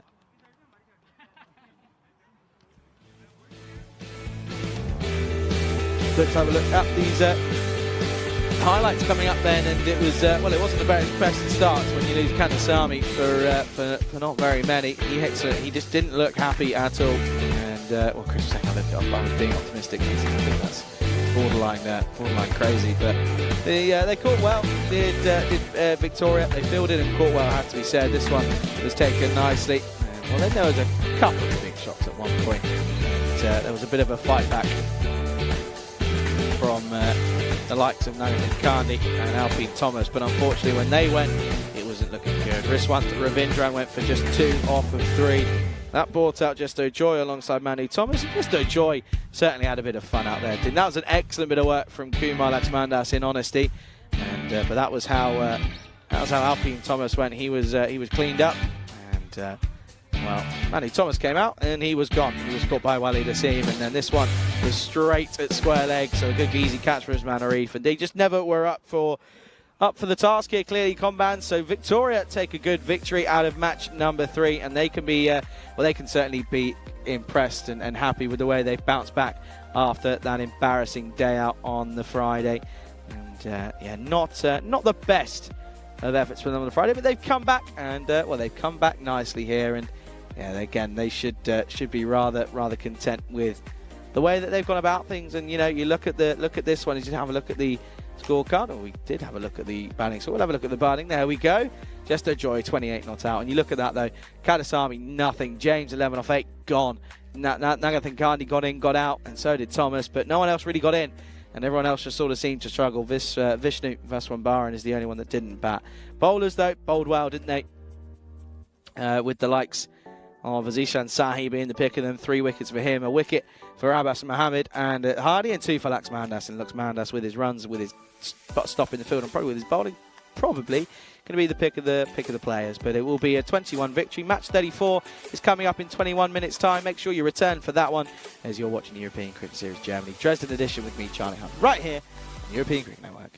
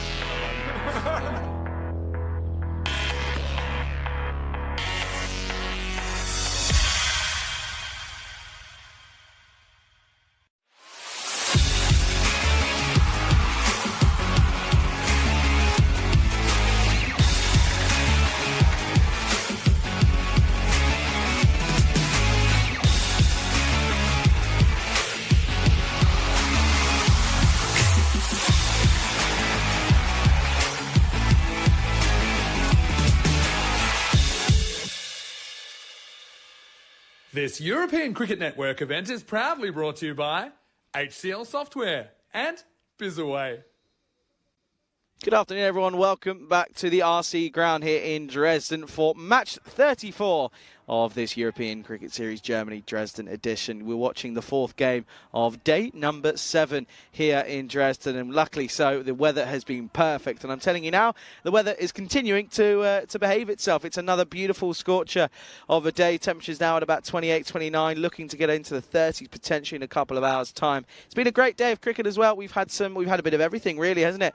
We've really enjoyed the last couple of hours of cricket, and good news is still got 2 more games to go. This next game, match 34, is of course SG Einheit Halle taking on USG Chemnitz in this one. It's going to be an exciting game. I'm looking forward to it. It certainly is a chance to have a look at 2 talented sides with some good players in both their ranks. Let's go over to tournament referee Stefan Gooch in the middle with the coin toss. Okay, Chemnitz to call. Head. Heads is the call. It's tails. Bat first? Yeah. Okay, good luck. Good luck. So Halle have won the toss and they'll be batting. Back over to you, Charlie. Thank you very much, Stefan. And yeah, there we go. News from the toss then is that Einheit Halle, they have won the toss and they're going to have a bat first here. So interesting, considering they're probably more of a bowling dominant side. They want to get runs on the board, and they want to see if the Chemnitz side are able to chase it in the latter stages of the game. Let's have a look at the lineups here then. And no shocks or surprises for SG Einheit Halle. We know what their side are about. We know that Mamad is pretty key for them. And we also know that realistically they're going to be pretty reliant on Shinwari at the top of the order. And Sharifi, he's been pretty good for them as well. But as for the USG Chemnitz side, they've got a new name in there. It's a long one. It's, of course, that is Namba Subramanian, who is, yes, I know, it's who's the next batter to come out to the middle here. And yeah, as I mentioned, it's going to be an interesting game here, of course. And yep, looking at those sides, it's going to be an interesting one. The supercomputer, though, it's got Chemnitz taking a win here by just the 6 runs, though. So in reality, when the supercomputer predicts a game that's as close as that one, it's going to be a pretty close contest. And well, I'd have to agree. I think these two pretty even in terms of their displays. Of course, Chemnitz are a strong unit. We know that they're able to do good things. They've only played the 3 games, of course, due to other teams getting their games in already. And well, this time they're getting involved. And there you can see there's one of the big players in the lineup. I think that's Sharifi at the non-striker's end, and it looks as if Shinwari is the opener not at the striker's end. A very good afternoon to everyone tuning in around the world, whether it be out on Fancode or in India on Fancode in India, of course, or on YouTube on the ECN European Cricket Network YouTube channel. Thank you so much for choosing to join us here today. It's going to be Gulamadeen who's going to open the bowling for USGC, of course, USG Chemnitz, that is. And we're all ready and raring to go. And here is Gulamadeen to get us underway. Starts with a shorter ball, back of a length. Good delivery first up. A little bit about these sides then. We know that it's not exactly an easy game for either side, these two. I mean, we know that Einheit Halle are strong with the ball. We know they probably think that they're going to have to try and defend this total pretty well with their bowling. But this is a good shot from Shinwari, and it'll be the first runs on the board and a good way to start the match. The Shinwari plays this nicely, 4 runs. But yeah, we know that that's going to be the big addition, of course, is that these two are playing and will probably be battling out for a place in that top 5. You have a feeling that Chemnitz just have that sort of aura around them that they should be in that top 5 at the end or come next Thursday. Gone. Got him. What a delivery that is from Gulamadeen. And the good thing is, though, and that is, well, stronger together, folks. That's all I'm going to say is as you watch this, and this is a nut. Comes off the pad. It's unlucky for Shinwari, but even still, though, Gulamadeen comes through. And there's a good embrace between the two of them, and I think it was simply just Shinwari saying, "Yeah, well bowled." as he will go for 4 and out for him, and early wicket taken. It's 4 for 1.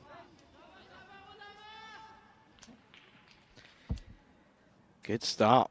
Very good comeback after being hit nicely into the offside for 4. Now it's, well, he's one that's left laughing. And it will be, it'll be a big, big wicket to get. The skipper is back in the shed. It's 4 for 1. But a very good afternoon to everyone, and to Chris, to Abdul Mazai as well in the chat. Very good afternoon to all of you. Thank you ever so much for choosing us here on this beautiful Sunday afternoon. A lot of people are tuning in around the world, so we are forever appreciative of everyone getting involved and joining in and just having a good old time, which is what we like to do here at the moment. But not a good start for Ryan at Harlem, losing their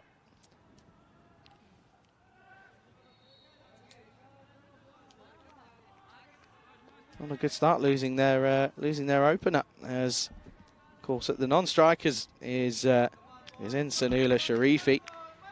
And it looks as if the new batter who's come out to the crease, that looks as if it's Matula Molokal, and I think it is. Oh, what a delivery this one. Oh, gone, given. He's gone first baller. Well, he's not happy with the decision, but this was hooping. And for me, the question is how far down is he? And the thing for me as well is he's taken a big step across. It's hit him halfway up his shin. There's not much going against that one. And well, look at that, bat under the arm. And he's, I don't know what he's looking back at, but he's got to go. And well, this is going to be that he is gone here.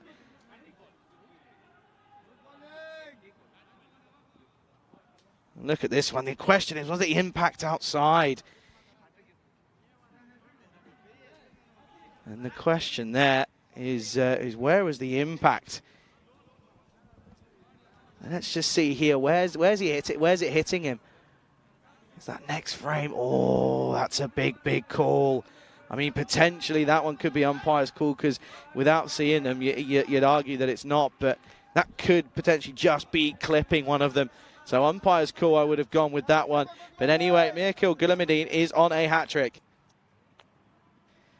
And, well, the incoming batsman is Rafi Khan, who's a talented player. But early struggles for Ryan at Harler here. And, well, Gulamadin is looking to join and become part of what would be a prestigious Hall of Fame board. You can see 24 hat-tricks this year. The recent one was Mohamed Asim, of course, back on the 17th of August. That was just 3 days ago. But now, with he's taken 2 wickets in 2, has Mirkil Gulamadin. He's got Rafi Khan in his sights. Oh, that ball is absolutely hooping. He won't get the hat-trick ball, but that delivery, I mean, he's got that Grizzly moving all sorts of things. Look at this. It's a late swing as well, late swing.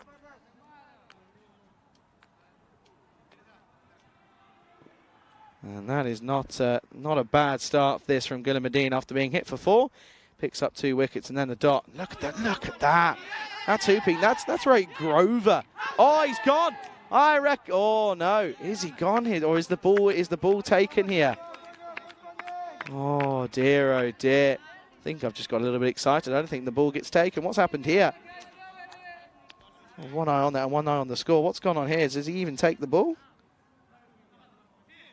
No, he doesn't. Well, that's a missed opportunity, because he would have been gone by a long way. And that'll be the end of the first. It'll be 5 for 2 after 1. What an eventful first over that was. Welcome back, folks, to Cricketainment here on the European Cricket Network.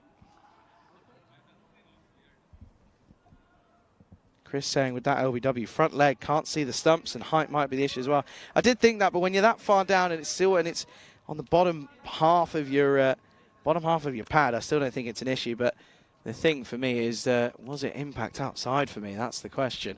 Well, the answer doesn't really matter, because he was given and he's gone.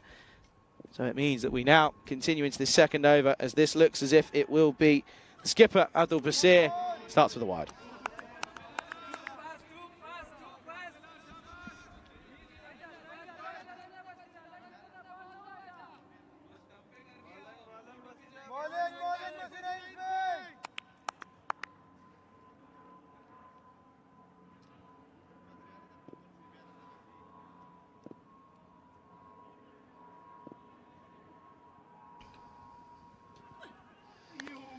this is interesting, and this is probably going to be the one for the over. It's going to be signalled there as the one. Let's have a look at side on. Borderline a wide, you know. Borderline could be a wide, but not going to be, not given. So gets a little bit lucky. Could probably get away with that one. Going for pace though, isn't he?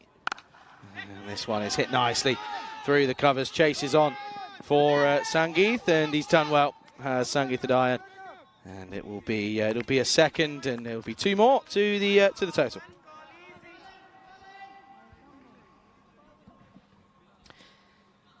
So here we are then, and Walhalla, after winning the toss and batting first, this is not what they would have been hoping for.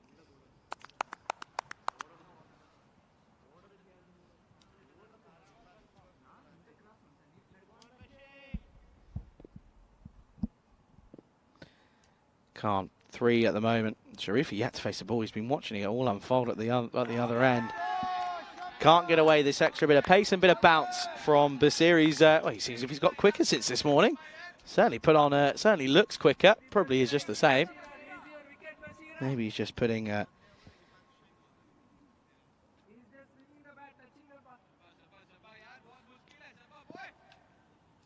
Maybe he's just putting an extra bit of oomph into his bowling. Potentially big game this one. That one again. Well, that one should be the second of the over, and it's going to be, that'll be 2 for it, and it will be called a no ball. And yeah, it's not good enough. This is that's poor from Basir as the captain as well. Got to be leading your side better than that. Lead it from example, and that's lazy. That is lazy.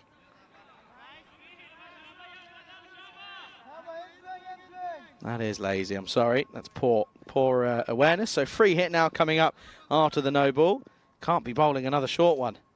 Oh, now he's in his own head about things potentially here, because he's thinking about it probably a little bit too much.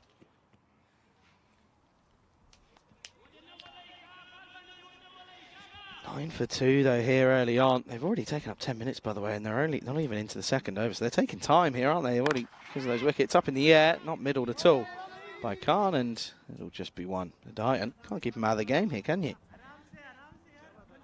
Cannot keep him out of the game. And one thing I haven't done, I've completely forgotten to, is to put in the old interior design, open up the cube. I haven't done it yet, and well, I'm regretting my decision, because it's like a sauna in here. It's like a bit of a trapped heat box in this cube. So I'm going to have to open it up in the break, I reckon. Another plane flies over. Not been too many today. Sunday, I guess. Everyone's relaxing. We're not. We're working. Bringing you some cricket. Leaves it. That's fine. No issue with that one. So Sharifi has to wait 1.4 overs to face his first ball. But he does get there. Does get to face one. And it's a legal one. It's a dot ball.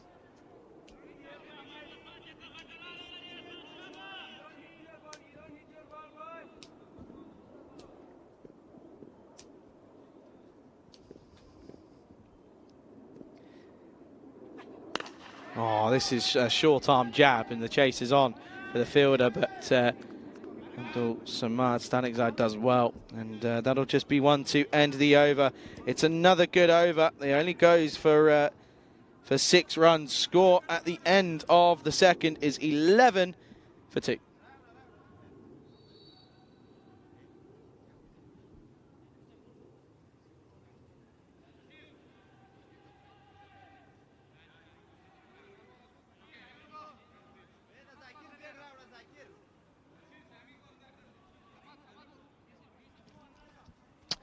So then, well, what's happened here? I think has a bat been broken? I think it has, and well, that will mean that the timer will either be stopped or it will be adjusted.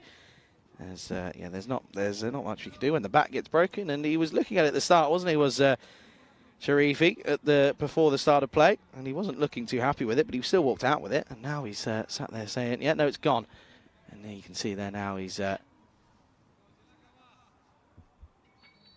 now saying, "Yep, this one I'm happy with. Let's go. Let's give it a go once more."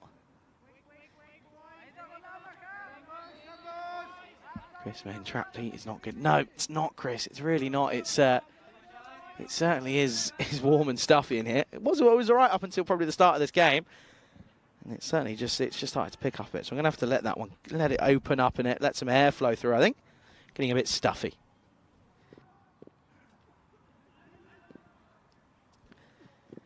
That's what Bold saw he was coming. Gulamadine, of course, 2 for 5 off his first over. Great looking start for the second of his second over. On the money.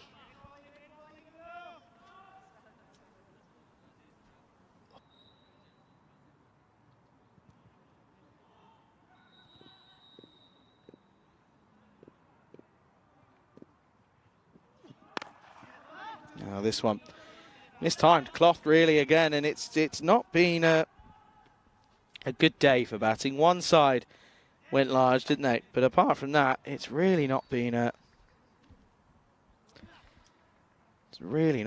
good, has it? It's not been the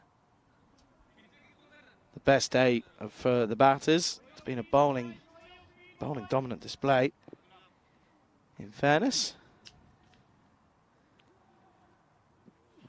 Oh, that's going to be a wide. And signalled, and rightfully so. Rafi Khan just lets this one go, and he'll get an extra ball for doing so as well. And it's just, again, the lack of application. You can't be bowling these extras. They don't help your system as you're trying to defend this, or trying to, restrict the batsman. Oh, that's a poor shot. That's just a poor shot for me. That doesn't help. When you can't get them away, then you're looking at Iggy. But Gulamadine, you have to say, is bowling well though.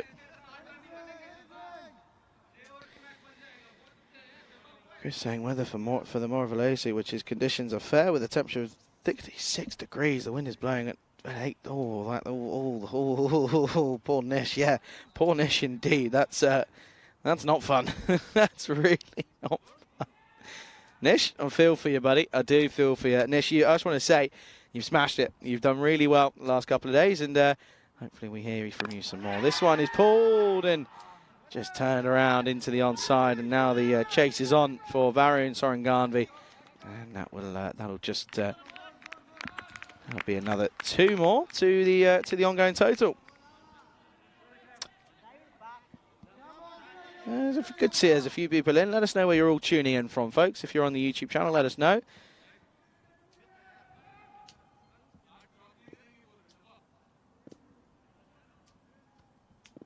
$14 on the board, striking it at 5s at the moment here. That's well bowled. Well played as well from Sharifi. If he can stay in though, he can get going. And well, Chris is taking my job as weatherman. Says now the weather for Dresden, conditions are partly cloudy with a temperature of 30 degrees. The wind is blowing from the northwest at, again, 5 miles an hour, and current humidity is 59%. Yeah, that sounds about right. And that probably makes sense as to why this has become and felt so stuffy. Yeah, straight to the field, a direct hit. Oh, they get left in no man's land. Well, now they're going to take a run here. Oh, well, now there could be potential for more buzzers. There isn't. Oh, dear, oh, dear, oh, dear. Look at this here. Watch how they used to just get left in complete no man's land. They take it on, and look, just sort of stop. Both of them looking at the same end. Then they eventually come through for one. Umpires are trying to work out who should be on strike and who shouldn't. They come through for a single, and that will be the end of the over. It's 16 for 2 at the end of 3, and there you go. Actually harder in 5th at the moment, but a victory here would take them to all the way up to 2nd in this competition. But a victory here for Chemnitz wouldn't do anything. It wouldn't move them, but it will certainly help them as they look towards those top of the table placements.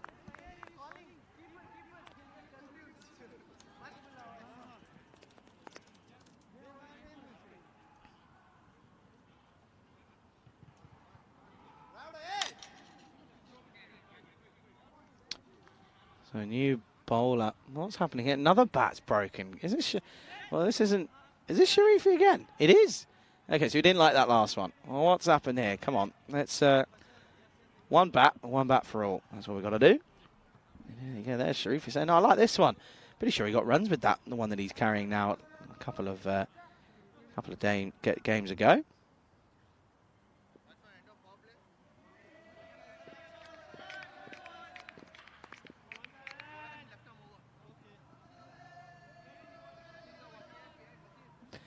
What's going on here? There's some communication going on and not too sure. Anyway. Oh, turns this round. Good shot. Sharifi then turns around and says, yeah, no, this is the one. This is a good one. I like this one. And, yes, Skip just sort of turns this away into the onside. And not a good delivery, in all fairness, from, well, the man with the longest name in the game of cricket. Ready? Saranraj Nambasubramanian. Hang on.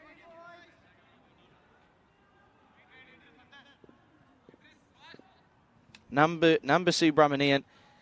I've probably got one of the accents wrong on something. Nambasubramanian. And well, I tell you, all I know is that Saranraj is not bowling well, because this is going to be 4. And he's getting pumped, the left armour, isn't he? And it's his first involvement in the tournament. And this is 1 bounce 4 and a good shot.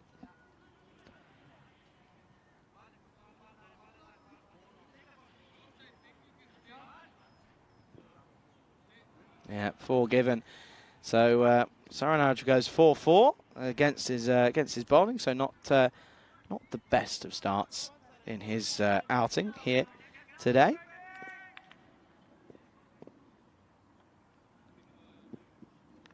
Outside edge, gone. And that's an awful, awful shot from Sharifi. That is terrible, I have to say. I'm sorry. But what's he doing? He just pushes at this one. No foot movement, gets properly stuck. And that one, oh dear, well that bat, he found the edge of it. It's definitely got one. And it's going to be 24 for 3 now. And not good from Harlett.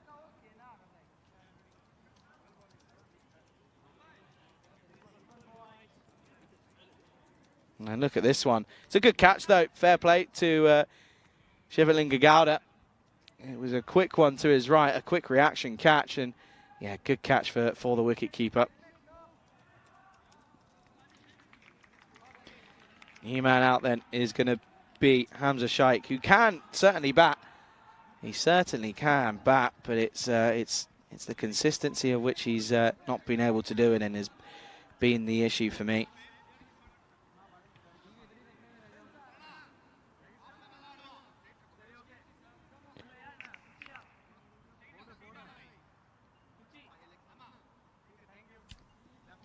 So then, Sheikh is the next batter to walk out to the middle.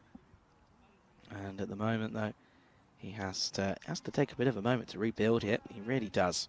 Anyway, with 3 deliveries left of this 4th over, Sheikh on strike. And he doesn't take time, as this is going to be, I think this is going to be a 6er. I think we're going to have to check this one, but I reckon this has gone all the way. Sheikh comes out, goes large straight away, so a good start for him, and yeah, good start for Sheikh.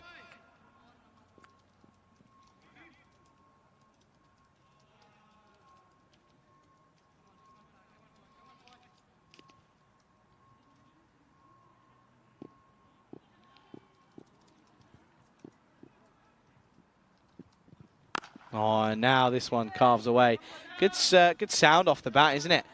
He's I think whatever whatever Sharifi was using, he probably should have been using the one that Sheikh was using, because that sounds good when it comes off the meat of the bat.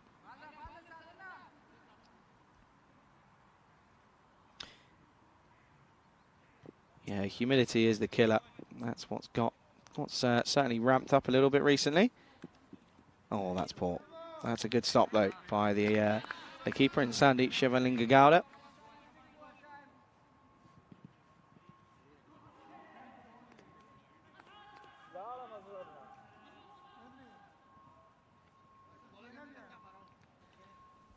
Nambusu Brahmanaya at the moment didn't start well, did he? He went 4-4, then picked up a wicket for a nothing shot, and he got hit and he got pumped for 6. And while this one is going to go over, so this will be another 4. So the over of Nambusu Brahmanayan goes magical, and it will end up being, it's going to be 36 for 3 at the end of 4. And not a good end to the over. Goes magical, and that certainly helps Aina Harlett.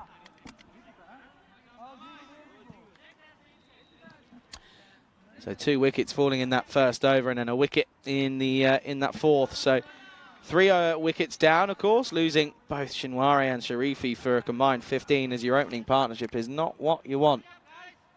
And Monaco going first ball as well, not quite good. But Rafi Khan is there at the moment. He's 10 off 11. Sheikh is 7 off 2, and we're going to see a bit of spin or a bit of slower deliveries and a bit of spin. Sayedullah Amarkil is going to come on for this 5th over.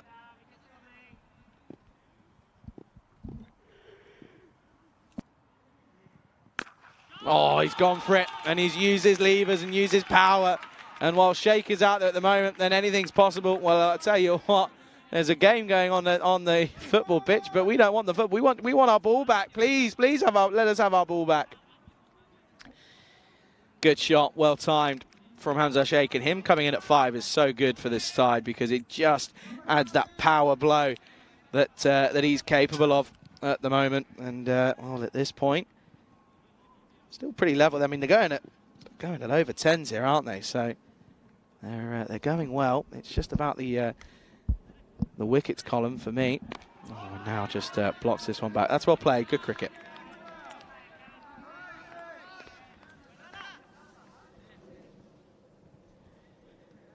Good comeback from Amakil as well. In the right areas. Got him. Oh, that's well bowled. That's really, really well bowled. And, well, unfortunately, Sheikh goes 6 dot and out as he hoiks one onto the leg side, tries to repeat the similar action, and it will be a wicket to go. And, well, unfortunately, he's frustrated with himself, and you can understand why. He goes, and, well, another wicket falls. It's 42 for 4. See, he doesn't know what he was. He's still trying to work out what he was trying to do. He's still not too positive about it. He's still not sure. But unfortunately, it's all I know is that what he's got to do is walk all the way back. So he'll go. New batter comes out, and now Aina Hala in a stick of bother here.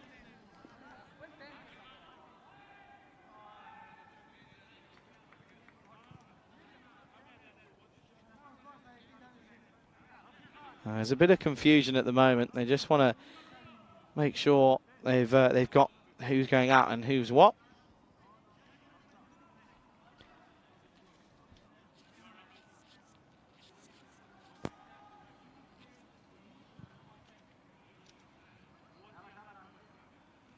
And well, they were just checking to make sure everything's fine. And well, he'll be making his way out to the middle. And, well, it gives us a quick chance to have a look at the squads that have been announced for the ECIs coming up here in Dresden. And you can see there a strong squad for Germany. And I think, do you know what? I was thinking about this when I saw this. This is probably the first time that I'm looking at a German, at an ECI squad where it's very, very rare, or that I'm not noticing any of these players that are playing here, unless I've got it completely wrong. But Shad Afridi Jr.'s in there, and it just doesn't seem as if there's too many... There's too many.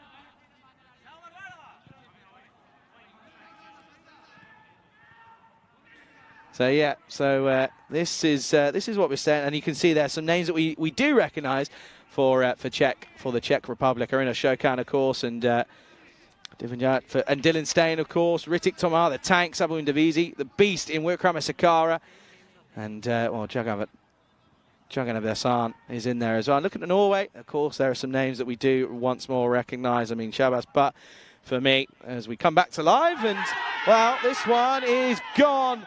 And, well, look at that. That's a brilliant bit of work behind the stumps. As well, that'll be another wicket to fall.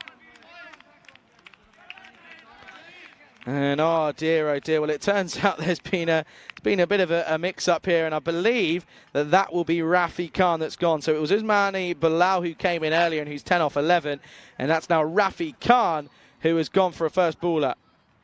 And, well, he's even though he's gone, he's happy to help his the incoming man. There you go. There's Golden. There's the Golden Derek. He's up and about, and Rafi Khan goes for a first bowler. Good catch, and the keeper in Shavalinga Gowda was bang on it, and straight away he was he was there, and he knew straight away, didn't he? He knew more before anyone else did that that there was a certain nick, and he was on his way. So all of a sudden, we've got a potential hat trick on our hands here. So Rafi Khan goes for none. The next batter who comes in, and well, the slower bowling.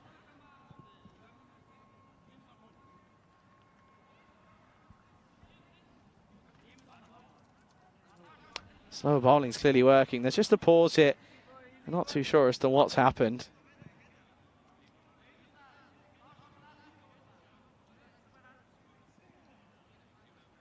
Not too sure as to what is the pause that's going on here at the moment. Well, now it's because the helmet's not on, and well, the issue is there's just a bit of a statistical error. So we're just trying to fix that on our end. We apologise for that one in advance, but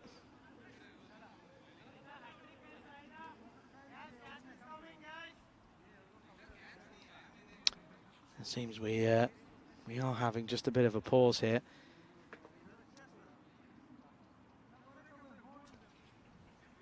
We'll take a look more at the squads though, and you can see there, yeah, Raza Iqbal and Wally Gary as well. Some names that we recognise for Norway, but yeah, I mean, what I'm gonna try and do, if we can keep this up long enough, if we get a chance here, is I'm going to do a little bit of a quick bit of something.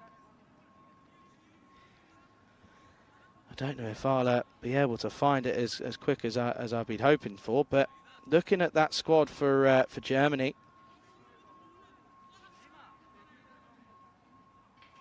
looking at the team that was used in the qualifier against Scotland a couple of weeks ago. Just trying to see if there's any name that's Rohit Singh is in there, so he was involved in the qualifiers a couple of weeks ago. Apart from that, it does seem as if it's listen, and it won't surprise me if they are using this as a bit of a trial period for a lot of players, because of course building up towards the big ECC that's coming up. Yeah, there's clearly there's been an issue here, so we are just apologising for this one, and yeah, it seems as if that's it's slowly getting fixed, but we're just trying to work on it on our end, so we do apologise. But Hamid Wadak again in there as well for Germany, and of course there are names that we do recognise, but yeah, looking forward to seeing that one. I think we're ready to get things back underway here slowly. But yeah, look at that Czech side. Spent a lot of time in the Czech Republic, haven't we, as an ECN network, and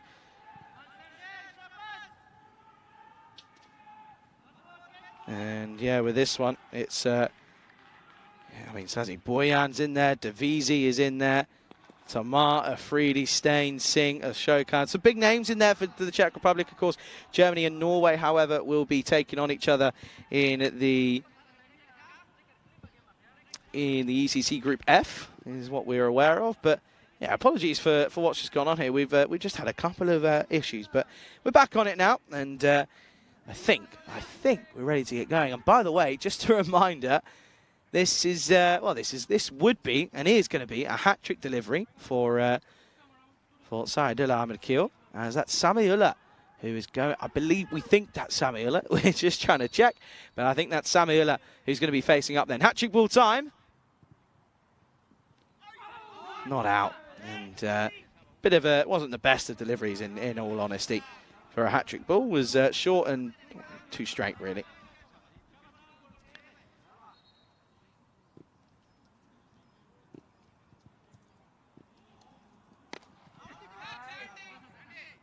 Doesn't find the middle, and that will be the end of the fifth. Eventually, we have got there. Score is 43 for 5 at the end of 5. Charlie Hunt here for the European Cricket Network here in Germany, Dresden, and of course we saw those squads there for those ECIs, and looking forward to it. And the thing for me is that we're really looking forward to seeing Germany and Norway, because of course that is a matchup that we're going to be seeing in the ECC. So that is something that's really, really exciting. And we've seen a bit of a matchup in Romania and Malta in the same in the same group at the ECC as well. So looking forward to a few of the matchups that we're seeing. Of course, Czech Republic is a nation in T10 that we know a lot about. We know a lot of those names: Tamar, Stain, Wikram Isikara, and Ashokan, the skipper. So we know what they're made of. We know what they're about, and we're looking forward to welcoming all of those nations as we go back to live action. Up in the air, doesn't really catch it, and.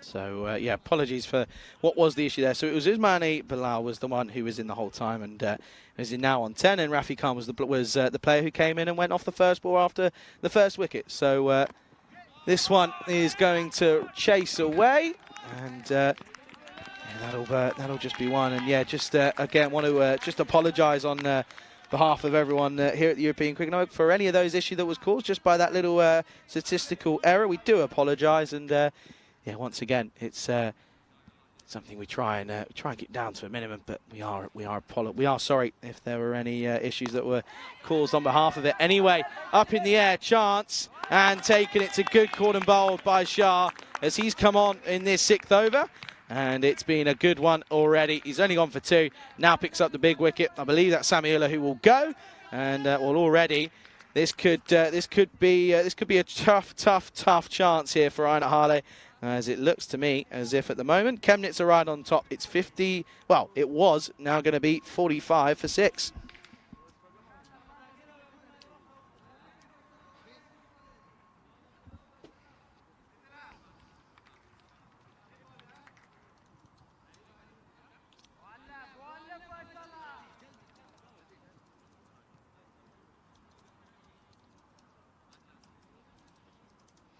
So then, as at the moment, though, it's 45 for 6 as Ramiz Hafiz has come out at number 8 now in this 6th over, and it's not good from Einar Harley being put it through their paces by Chemnitz here at the moment. Chris has just been saying about the Welsh fire, about some of the stuff going on in the 100. Lots of cricket going on, which is always good to see. Is we're in what is nearly the back end of August. And, well, yeah, it's... well, we've got a couple of days left until September, and then that's realistic. I've always said that as soon as September, it's that summer over for me. I reckon that's it. Back of a length, drops and runs, and a chance here. Not going to happen as Shah forgets the ball. But again, it's good bowling from Shah. He's not exactly slow, is he? He's a pretty good bowler to have at this stage of the innings.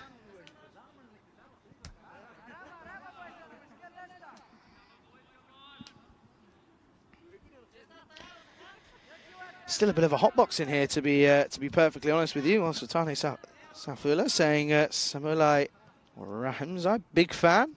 Sorry, but he's gone. He's out.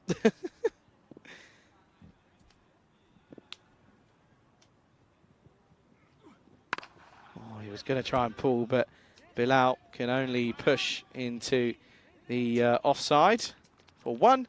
And that man does the fielding, who holds on to it, does Sangeeth Udayan.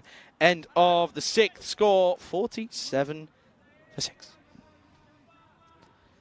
And no surprise that it looks as if Saidullah Amarkil is going to carry on to bowl. As there you go, there's confirmation. So Ismani Bilal did come in at number 4. And, well, in that over, Saidullah Amarkil got Hamza Sheikh. And then Rafi Khan came in at number 6 or 7. And, yeah, it was and, well, he was gone first ball, wasn't he? So he's going to continue here, is Amarkil. Up high in the air, chance. And gets taken. It's another one for Saidullah. That's his 3rd now in this game, and it's a good catch for Abdul Samad Stanikzai right in front of me here. I think he likes to go by Samad Stanikzai, just going off the back of his shirt, and that'll be another wicket to fall here. And Einar Harley falling away at the moment, right in front of our very eyes. Score now 47 for 7. This week's just been a bit of a tale of 2 halves, isn't it? First week was all about the batting and the runs being scored and centuries, and Centuries being hit and left, right and centre. We had 2 at the start of the week. Now, it's all about the bowling, isn't it? We've had hat-trick and some excellent bowling figures. 4 for 4 at some point and 3 for 6. So it's rather incredible. Anyway then, as Amadi, that's Zakir Amadi, is coming out at number 9. Still 3.5 overs left in this game, in this innings for Heinat Harley. So someone could just turn around and click here. And Amadi could very well be that player. But he's got to negotiate another 5 deliveries or so from Amakil, who's bowling, and he's got his tail up. Oh, that's not the most promising looking first shots for Amadi. It's clothed down the ground for 1.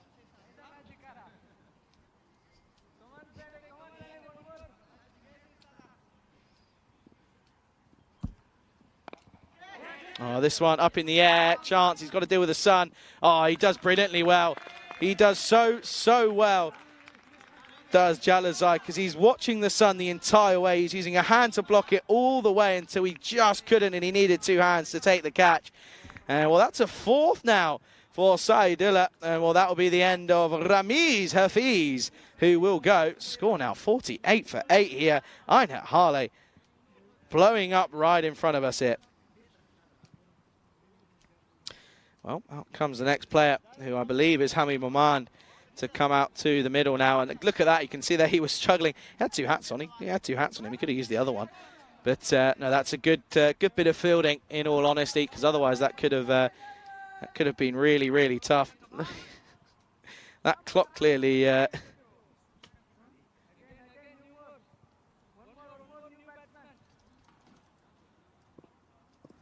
Yeah, clock's been back to where it should be. I was just going to say, it looks a bit interesting there.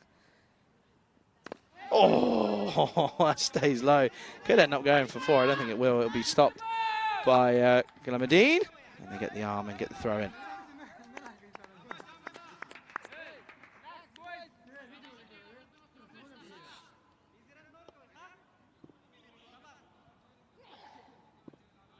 That too brings the 50 up. After here in the 7th, 50 for 8 now. Oh, playing with fire is Maman, going back to Amakil, who's looking for a 5 for her, isn't he? He's begging for it. You can see he wants it. Last ball of his spell. Up high in the air, chance, should be a 5 for, and is, and there you go. And it will be an incredible bit of bowling. 5 for 10 for our man in what is an incredible bit of bowling. He's done superbly well here, and well, his name will now go down in the Hall of Fame, as that's an incredible bit of bowling.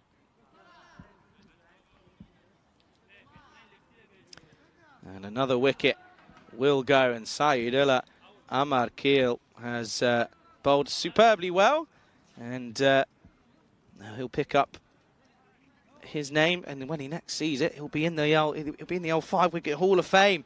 Rightfully so, he's bowled superbly well, and that will of course now be the end of the 7th. Score 50 for 9.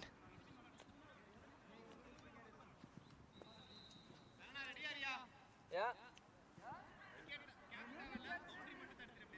5 for 10, rather sensational. Has to be said.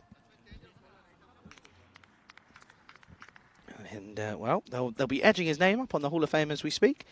In comes Sharp, who's going to be looking to try and get wickets here. Is he trying to get this last one? As this could be one of, if not the lowest.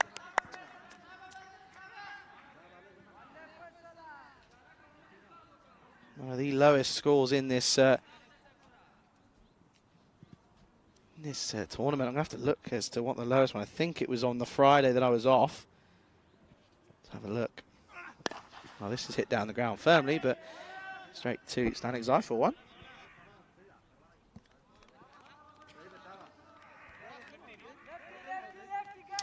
So on the Friday, there was a 52 all out, so that's now 51 for 9. So all they need is to get a 1, and it won't be the lowest. It will be record tied lowest if they get out on 52. But if they get out now, then it is the lowest in the tournament so far, I believe.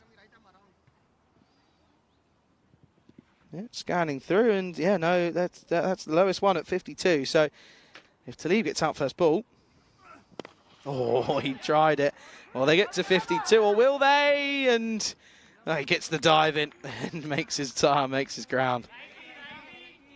Watch this here. It was a pretty suicidal run, to be honest. I mean, it's sort of, they hesitate, direct it here, and he's gone. But no, it's a good bit of running in the end. He made sure of it.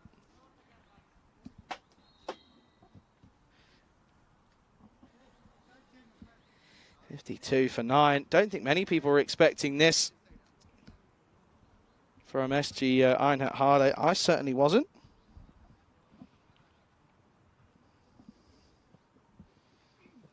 Oh, this one off the glove, and it's going to run away, and oh dear. Well, somehow it's ended up going towards the boundary. I'm not too sure how, because I thought it was going to be a pretty simple stop, but turns out it wasn't, and he almost loses his footing, does Jalazai. But that will be that'll be a boundary, so it won't be the record lowest total in the tournament, but it's well, if they get out now, it certainly will be one of the lowest ones. 50. I mean, these two could certainly still get up to 70 odd if they put their minds to it. They've got the tools there. They know they can.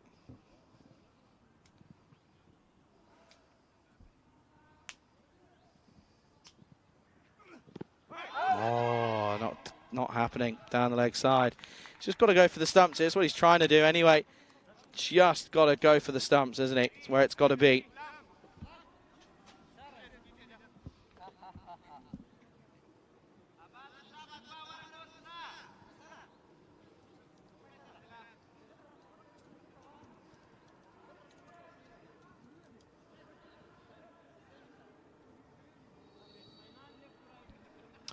So then, last ball.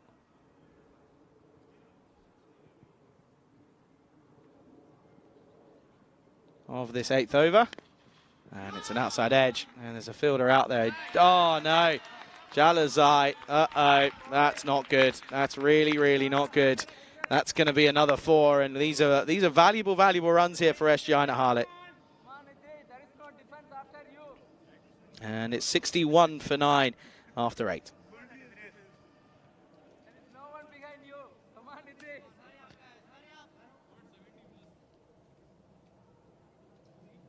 So then look at those wickets tumbling all over.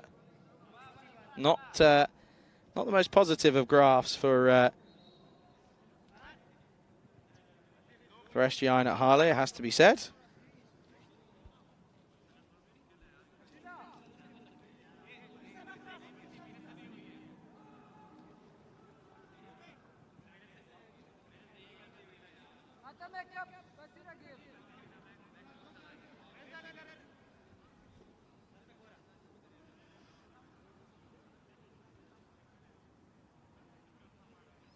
In comes Basir then, trying to get this last wicket, isn't he?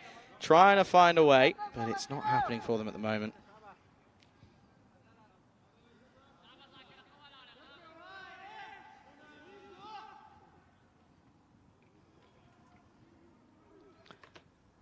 Mahdi alongside Talib. Sticking at it though, aren't they? Oh, how's that missed? How has that not hit the stumps? Oh, yeah. Look at this. Whiskers away. Or bowled, though.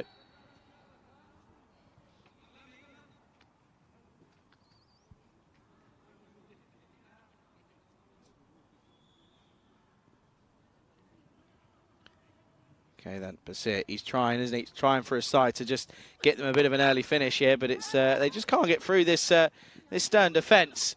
Good shy at the stumps from Sangeetha Dayan.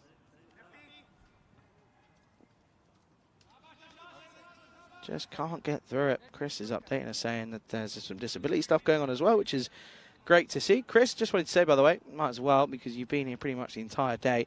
Huge thank you to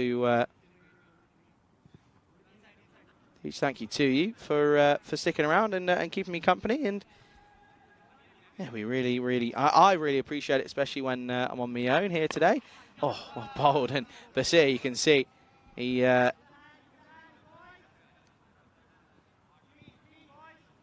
He's a little bit, well, at that one, he's a little bit, can't believe that he hasn't got a wicket there. touching the ball, yeah. This is not 2020, yeah.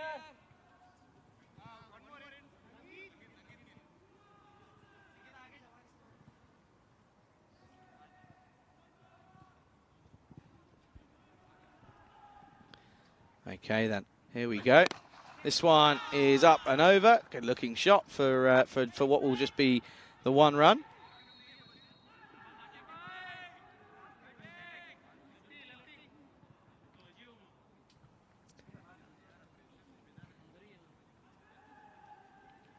Okay, with the ball left here, it's they're getting up slowly, aren't they? 64 for 9 now with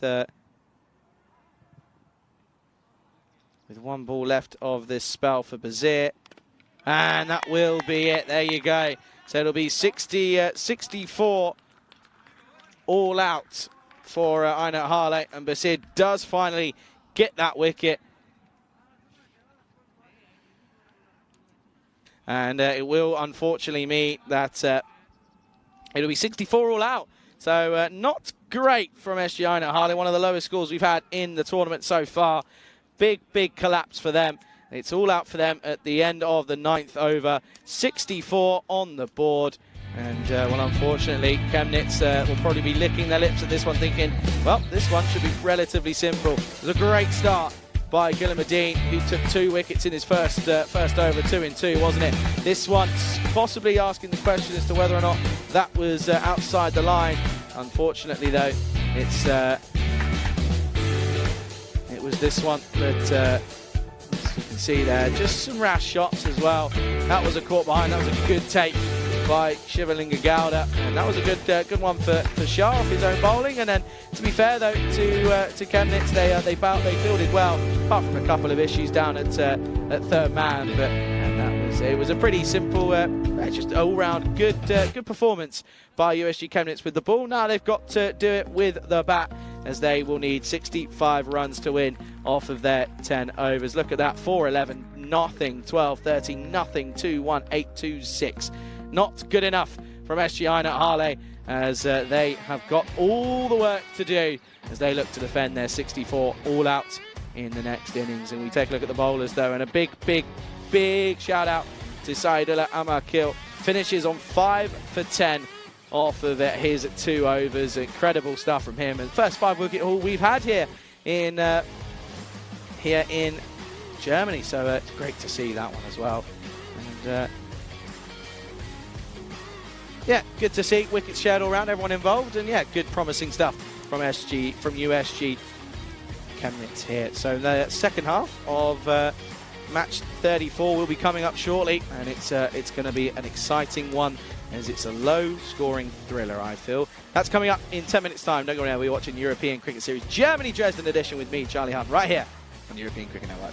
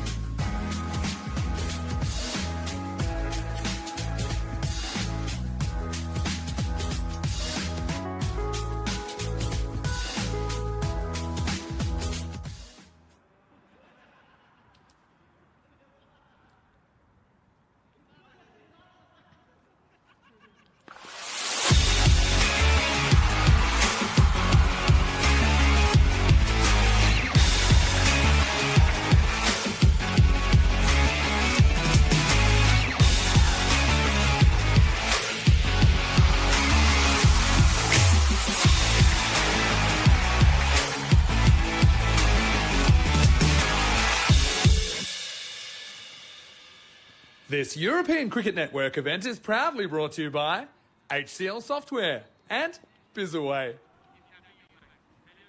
Good afternoon, everyone. Welcome back for this second half of game number 34, I should say. Apologies, and yeah, we haven't just skipped a few games there. We are still on SGI Net Harlow taking on USG Chemnitz here, and while Chemnitz need a simple 65 for victory in this game, should be a simple 65. Of course, we know that they're a strong bowling side, SGI Net Harlow, and this is where they'll be hoping and wishing that maybe their bowlers can get them out of a rut here, because it was a poor display with the bat in hand, wasn't it? Finishing on 64 all out after the 9th over. Not even batting out their full 10 is not what you want to see. So this time they've got to try and get early wickets here, but they've got to take on the likes of Gopinath Manoharan, who is a serious batter, and a good one at that as well.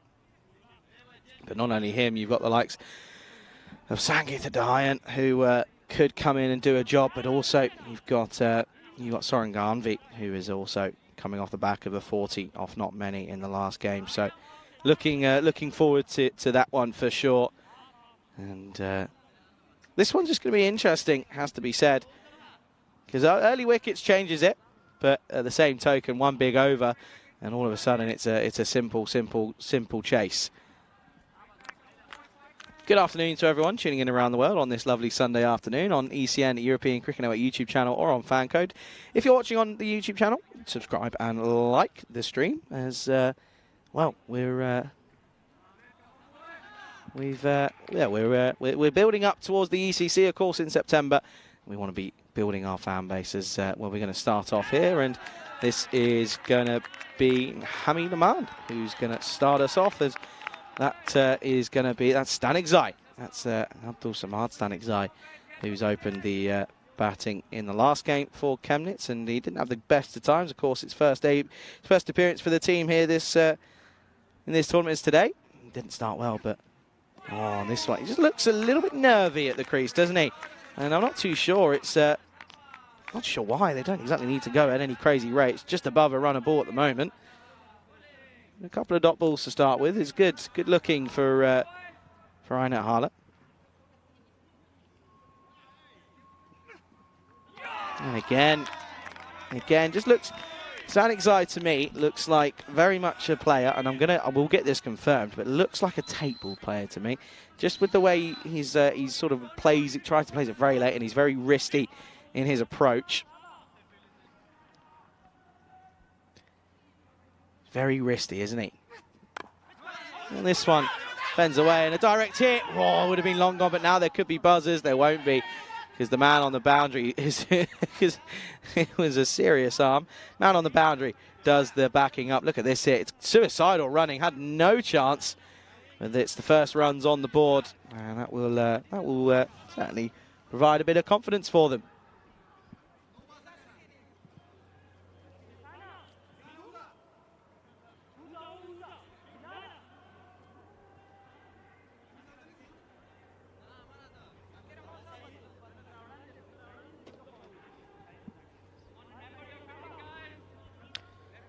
So then, Manoharan just taking a bit of time, clearly. He's just not too sure as to why, but he's just having a bit of a moment to himself. 2 balls left in this first over. Need a boundary, don't they? Oh, no, can't be out. Can't be out. And I'll tell you for why in this replay. Look at this here. Pitching well outside leg stump. And too high as well. Abundant of things that mean that can't be out. Yeah, in the final, by the way, Romania ended up on 190 for 8 off their 20, sorry. And this is all around the corner, but well fielded by Zakir Ahmadi, and it will be a dot to finish. Great over, just one from it. It's one for none after the first. Here we can have a look, though, at the updated 5-wicket hauls here. You can see that we've had a few, but not as many hat-tricks and what have you, but we haven't had one since that night series in Portugal nearly exactly a month ago. Saeed Ahmad Kil gets a fifer, And he bowled very well, didn't he? Slowed the pace down and got into their heads and took half the wickets. And he, rightfully so, bowled very, very well. So his name is up there. But yeah, loads of people chipping in for that, and one score of 190. Extras were only got 14, so not terrible. But so T10 was at 66 off of just 45, and Kumar was 27 off 17. Nani Gotler also, and Kohli and Prasanna at the end. So they finished on 190. Maltra 60 for 5 in response. As this is Hafiz, who is starting this second over. It's just again a nervy start for Stanexite.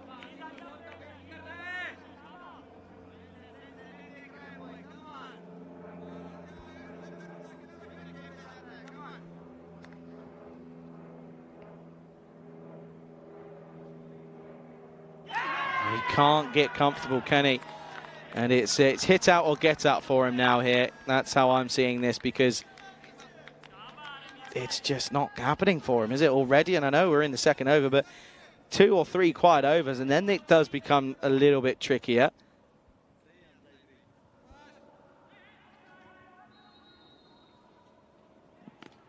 He still can't get it away. That's now 1 off 7. If he gets to 1 off 10, I'm having him done. I'm having him done. I'm pulling him off and I'm saying you're done. I'm sorry. Next batter, because you've got Soren Garvey, who's waiting and itching to get out there, isn't he?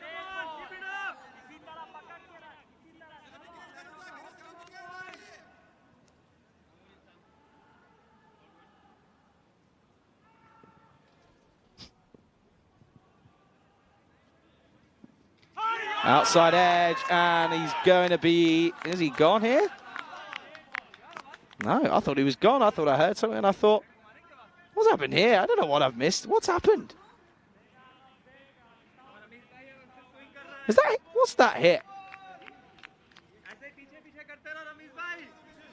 Am I losing something? Have I missed something here? Because at the moment, Hafiz was very pumped after bowling a top ball. Anyway, I thought he's hit that. Well, he's hit this one.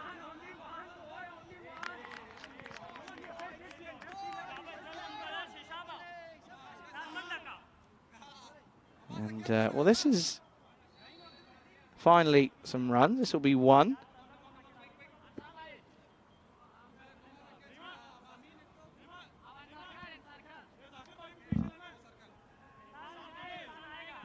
I'm not too sure as to what's happened there, but it seems as if we're having a few connectivity issues now, so trying to work it out.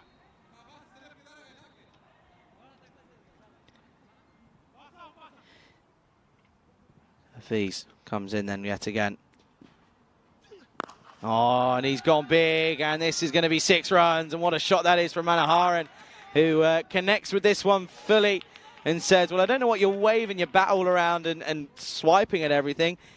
This is how you play it. Nice and compact. It's 6 to finish the over. 7 comes off. Its score at the end of the second over is 8 for no loss. And with this score that's required, as it's going to need to be around, well, it's now 7.3 needed. Probably a little bit less than that.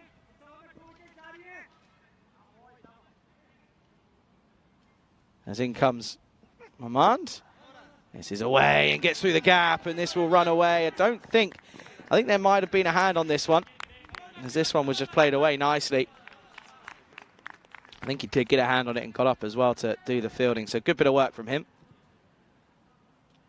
Apologies for the lack of on-screens. It's just not working, but they got 2 there, so that's now 10 for no loss. Oh, this one up in the air, and well, he could have got a wide for his troubles. Oh, no. Sharif, he's not having a good time of it. He puts the hands up and says, sorry, boys. How's he done? He goes down in stages. Look at this, 1, 2, 3, and then misses the ball. That's now 12 for none. Comes back for another 2. It's a dot. It's well bowled. Well bowled by Hamid Mamand.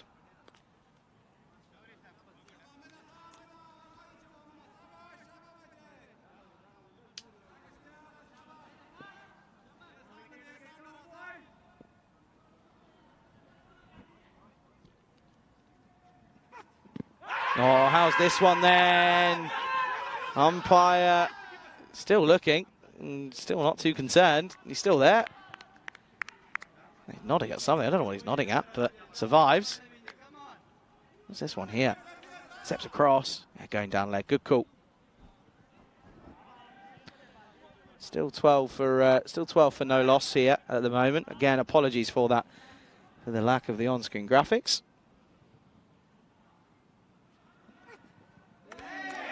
He's got to go. I'm sorry. You've got to pull him here. If I'm Abdul Basir, I'm pulling him at the end of this over because he's wasted so many deliveries. Wasted so many deliveries. That's the one for the over. And now Manoharan's gone down to have a chat with him.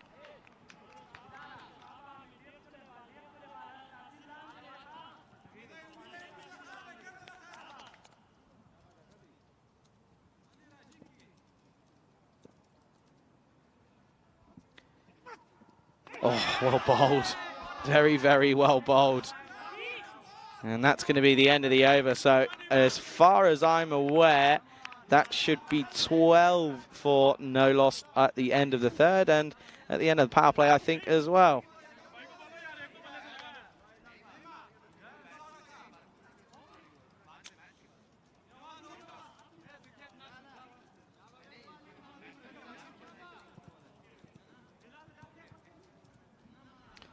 And yeah, again, apologies for what's going on, and I think this could be a connectivity potential issue.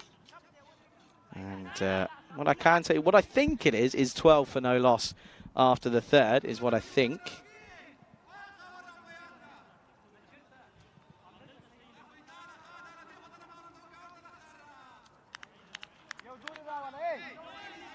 And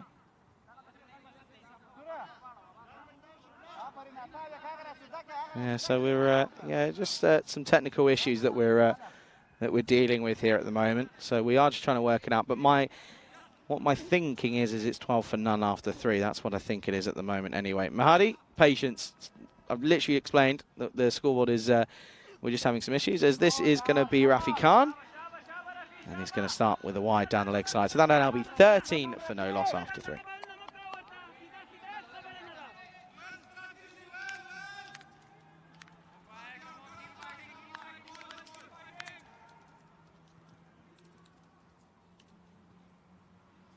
Comes around, and well, this is up high in the air, hasn't got anything behind, it's just gone high, not long, and it will be the first wicket, and it's a big celebration for who I think is Ravi Khan, and it will now be 13 for, I think, 13 for 1, as that's a good catch by Hamid Maman down here at long off, and that will be the big wicket of Manoharan who goes. So it will, what I believe, will be 13 for 1. Oh, I'm gonna have to deep in, you know, sort of venture into my bag here and get the old pen and paper out here, because at the moment we're just struggling a little bit here. So I think that's that'll now be 13.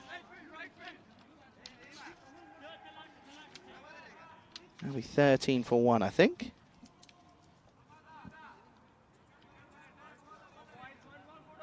And I think that first wicket, of course, was Manoharan.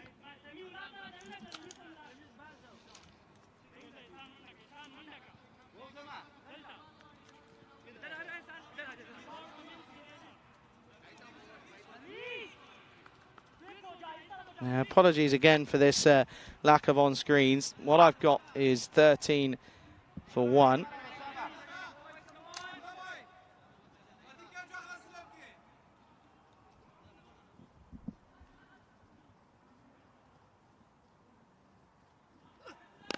And this is going to be a single out to the off, so that will now be, what I believe is 14 for 1.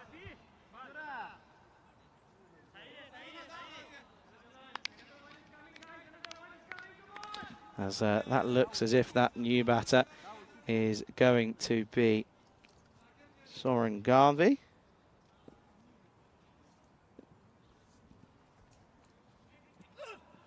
Oh, that's going to be a wide. 15 for 1 now.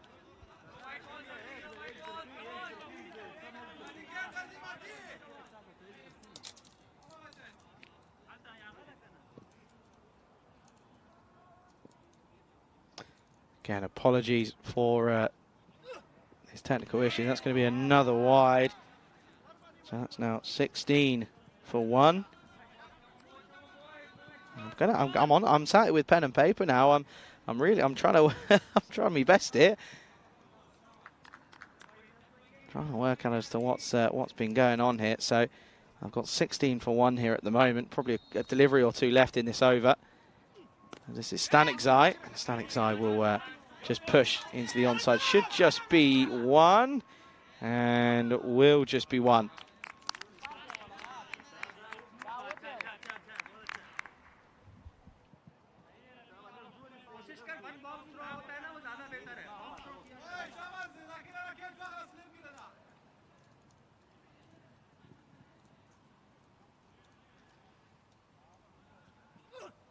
Oh, down the leg side. That's going to be another wide.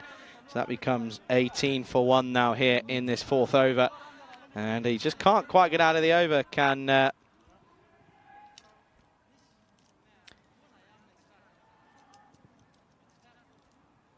get out of the over, this one. Can Rafi Khan. So that's 18.1 after 18 for 1 after 3.4. There we are. Getting there slowly. Apologies, folks. Gonna have to get paid double here. I'm getting paid to score as well. Honestly, what's going on? Oh, this one up in the air. Chance. Oh, such a great effort. Very, very close. And that's gonna be that'll be a single. So it will be 20. It'll be 19 for 1 after 4 overs. And sorry, with a ball left after the 4th. Well, in the 4th. Again, apologies. I think we might be caught up here. I think we got something on screen. There we go. We're back. There we are. And well, look at that. I'm super impressed by myself. I won't lie to you. I've been staying up to date. I haven't had to do much, but I'm still there. 19 for 1. There we go. See. Put me pen and paper away. My brain's frazzled.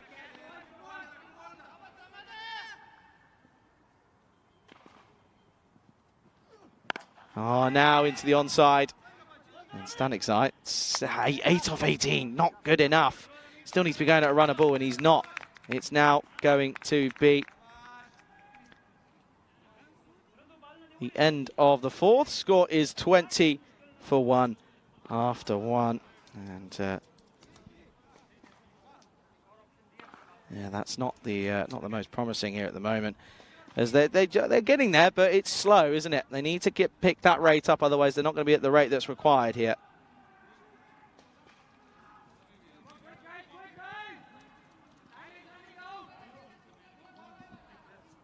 Yeah, so I can tell you that Varun Soranganvi, there you go, is on 2 off 2. Stanikzai is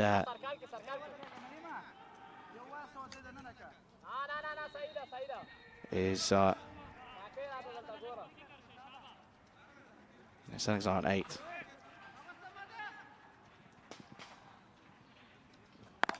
Oh, now into the onside, and it's going to be 6. And well, now Stanikzai finally gets some going.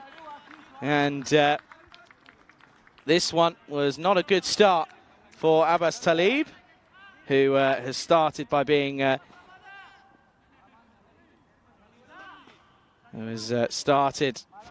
started with a 6 against his name. So a good start here, but they're below the rate, aren't they? Look at that at the moment. As what's that? They now need to. Well, that 6 has helped, but yeah, again, folks, we apologise for that, and everyone's happy to see the scoreboard back. Trust me, so am I. My brain couldn't handle it. Well, now into the onside chance. Oh, it's been taken. Square leg, umpire now getting in the way. Bit of drama, but he should have taken it in the first place. Should the fielder? That's Ramizai Samuula. Should have taken it cleanly, but Stanikzai gets dropped. Yeah, I'll end up coming through for the 1. Stanikzai 15 off 20 now. He's got to go big off the next 10, isn't he? Otherwise, it's not. He's got to go for me. I'm sorry. 38 needed off 34. Oh, and this one is going to be a fair few more. This will be another. This will be 6, and it's the first one for Soren Garnby in this game. Offers the width to Zabas Talib, and he gets punished on the offside.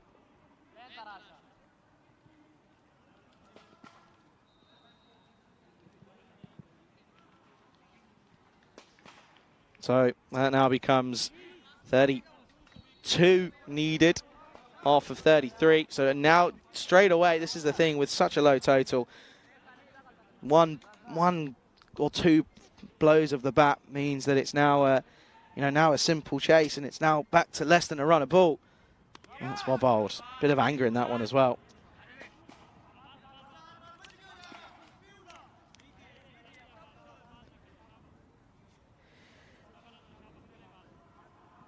Two balls left here in this 5th over. Still 2, because he's missed that one.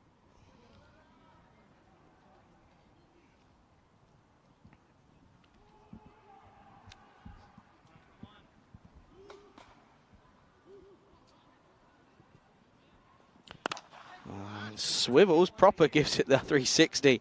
Does Soren Garnby. Only gets 1 though for his efforts. Oh, hang on. I'm hearing the music starting up again. I think it's that time of the day. And this will just be 1. So Stanek Zai. Well, Stanek Zai will keep the strike. It'll be a single to end the 5th. Score is 36 for 1 at the end of the 5th over. And it should be the end of the 5th. Umpires haven't clocked it. Umpires should clock it. There we go. And it will be 36 for 1 after 5.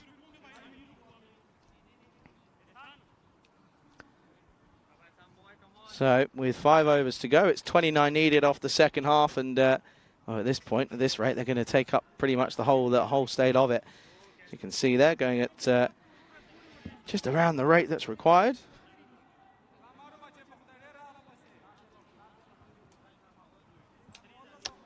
And well, this is what's coming up in the next game. This is a look into the final game of the day as Einhard Halle, they're back, take on Victoria, and Einhard Halle are bowling first, so Victoria will have to set a total that Einhard Halle will have to chase. So they're asking different questions, and I don't mind that from Einhard Halle bowling first. I think they know that their batting isn't their strongest area, especially here today, as Sharifi has started with a dot. And at this point, though, Stanek Zai, I'm not impressed. He's just not been able to get it away.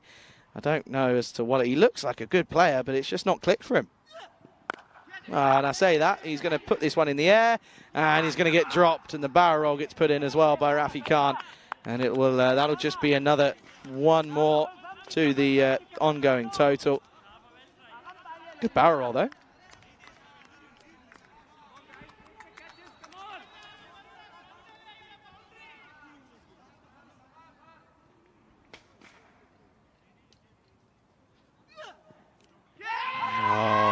So it's hit the pad. It's probably one of the worst LBW appeals I think I'll see in my next 21 years. But how can you ask the question? How can you even think that there's a way that that's going to be out? That's awful. Awful, awful, awful. A little run a ball though, isn't it? They're still going. Get him off. Honestly. Who is it? Who's the Abdul Basir? Abdul, take him off. You're not helping. He's not helping. Yes, he's going okay, but he's not going at a runner ball. So far behind a runner ball at the moment.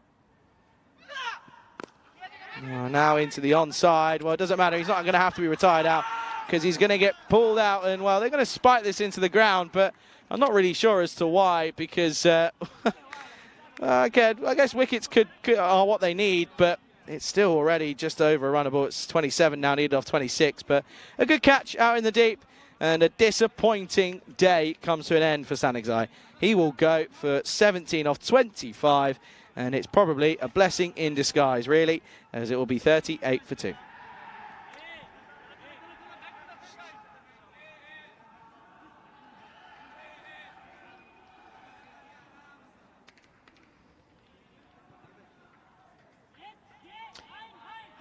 So you can see there, 38 for 2 now with a ball left in this 6th over.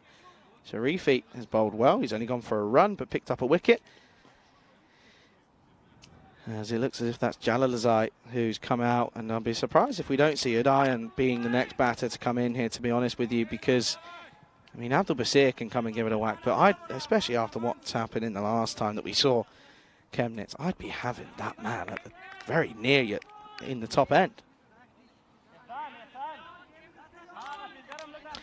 Of course, that next game, as I mentioned, is coming up in just over half an hour's time, and well, that's the thing. They're now running pretty slow on the timings as well. Last ball then of this over.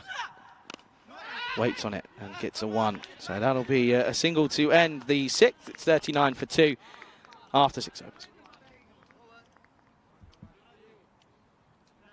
So it will mean that it will be 26 needed off of 24 then. And we'll look at that. I mean, as an opener, you've got to be going better than that. Abdul Samad Sanikzai has not worked at the top of the order for Chemnitz today. Manoharan, he's not had a good day of it really either. Soranganvi hasn't faced too much yet, but there's still plenty of options left to come for USG Chemnitz. Plenty of options, as it looks as if it's going to be Rafi Khan who's going to continue on here.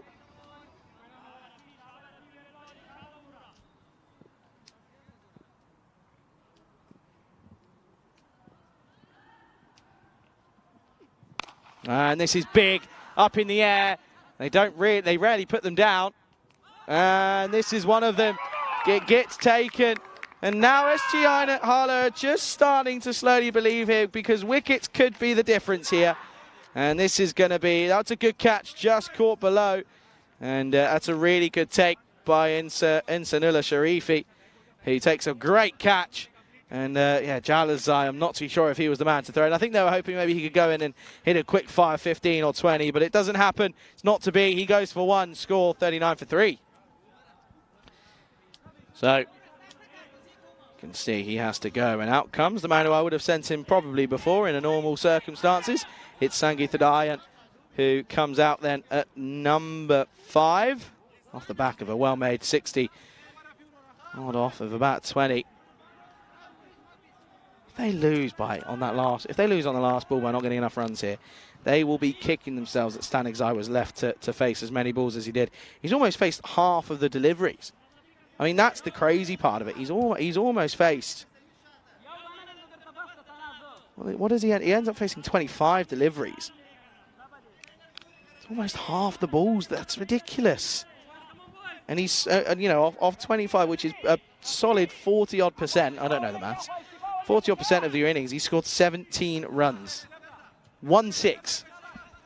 That's not... If he opens again, I'll lose my head. You watch, he'll open again and get runs. You watch. Anyway, Udayan has to put that the innings he played earlier in the back of his mind, because he's got a new challenge on task here. And he starts nicely. And they take the run, and that's good running.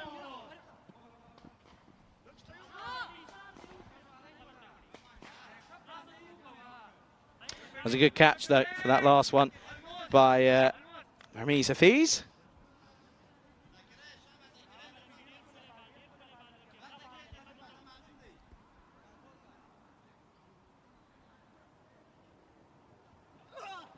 Oh, this one, they come through and they take it on, and oh dear, it's a good, again, good running.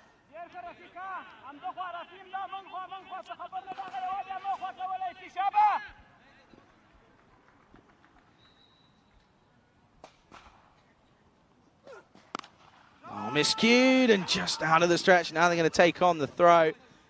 Oh dear, the throw's almost taken out the batter.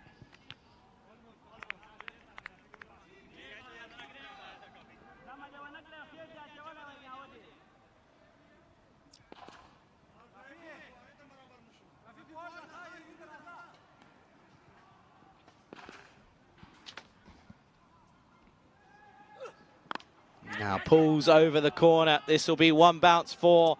And this is the thing with a couple of dot balls, they just get taken out with such a low total. As soon as a boundary's hit, they can catch up pretty much immediately. And it's now comes down to exactly a runner ball. It's 19 needed off 9. That's a good shot for Thorpe. Thing though, for Chemnitz to remember, they don't want this to go to the last. They really don't, because anything can happen in that last over. So they've really got to be thinking that this has got to be done within the next over or so. That's what I'd be thinking anyway. Well, shots like that will certainly help. That's a good looking shot. It's a classic textbook cover point cut shot. I've lost the plot. I can't do English. That's a good shot though. I can tell you that it's for 4. It's gone for 4. Oh my dear. Oh my word. Honestly, give me Rico back. I need him. What's the plot? Oh dear, oh dear. So that's a good end to the over with 8 coming off the last 2. It's at the end of the 7th. Score is 50 for 3. Just the 15 needed then after the last 3 overs. Should again be pretty comfortable. And but they haven't exactly set the world alight. Have these batters for Chemnitz? They haven't needed to, in all fairness, but I'm just impatient and want to see them do it. As ASAP Rocky.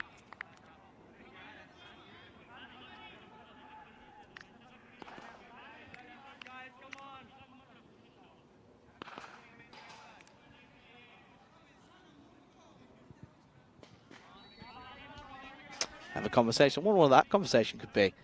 Could be anything.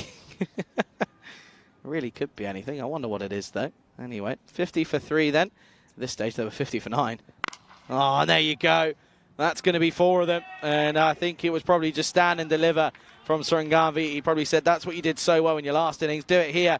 And that's exactly what he does. Picks it up nicely. Good pickup, good connection. 4 more. There you go. 54 then for 3 with, what's that now? Just 11 runs needed. So they could technically do it in 2 hits if they wish to. What's that? Next game is half an hour's time away, the last game of the day. Oh, it's well bowled, but also well played. And he goes for the boot. Well, now they could think about going for a second because the keeper's missed it, but they won't. It'll just be 1. So just 10 needed for a win here. Of course, Einar Harley, they bowled well, so they'll be pleased to see that their bowlers are clicking here because they're obviously bowling first up against Victoria in the last game of the day. This is hits firmly. This is a brilliant shot, and this will go all the way for 4. Shiriam, our scorer, does a good bit of one-handed fielding, and it will be another boundary and a brilliant shot. Soren Garvey, why have you got him in at 3 when you've got Stanik Zai who's going up nothing, striking at 60s, when you've got Sarangavi who's striking at 200s? I don't get it. Good shot, though. And just 6 needed then for victory. Well, he's gone for it. Hasn't got all of it at all. If anything, he's barely found the middle. He doesn't find the middle. That'll be... Oh, buzzers? No, imagine. That's going to be just 1.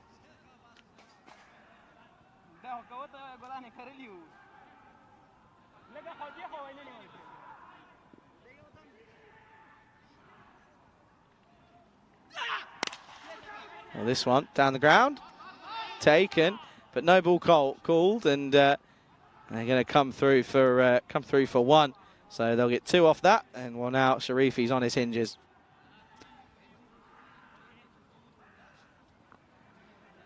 Yeah, being called. He steps forward as well, doesn't he? So understandably so, that's being called. So free hit coming up, and it's just 3 needed for a victory here then.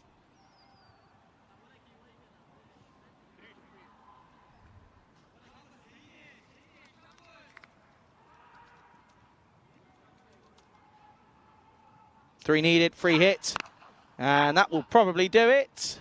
No, it won't. There's one man out there that they keep finding. And, oh, maybe? No, they'll get 1. And, well, that will bring us to the close of the 8th. Score 63 for 3. So, just 2 runs needed then for victory here for Chemnitz. And, well, Einar Harle, as I mentioned. Yeah, you have to say that, of course, they've got to look. Einar Harle have got to already look towards this last game of the day, as Harle will bring up their 2nd loss as they kick on Victoria. Victoria will be batting first as Harle won the toss and bowl first. So their bowlers have to spend exactly 20 overs, probably pretty much out there, unless they bowl them out cheaply. but that's coming up in 27 minutes' time. So do make sure you stick around for that one. It's the last game of the day. It'll be a pleasure to have you here. 2 to win. Well, this will certainly be at least one of them. Don't think there'll be any more. They'll think about it. They won't. That'll be the scores tied. And it will probably be Udian who will probably hit the winning runs here now.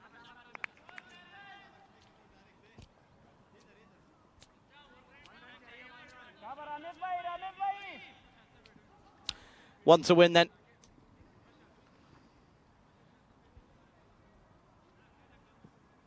Oh, not going to happen that time around. He's teasing us here, is it Iron? Just pushing at this one. Not too sure why. Just throw something at it, boy.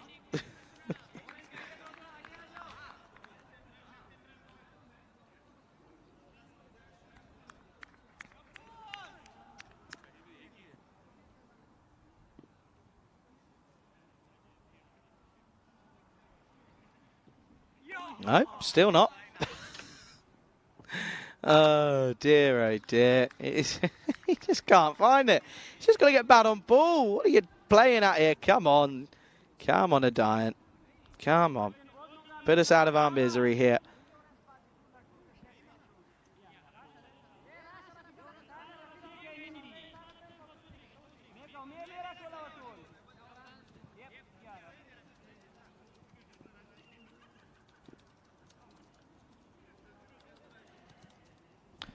One needed. There we go. And that will be the game. So it'll be a victory by the 8 or the with 7 balls to spare.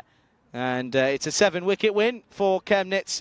They probably took it deeper than they were hoping to, but it's still a win's a win. Points are points as they continue their travels up the leaderboard and up the standings as Einar Harley will take a look there. They take on Victoria. That's coming up in 25 minutes time. So do make sure you tune in for that one right here on European Cricket Network. Let's have a look at the highlights. It was a pretty comfortable chase, but there was a few issues with standing size. 17 on 25. I'm sorry, not good enough.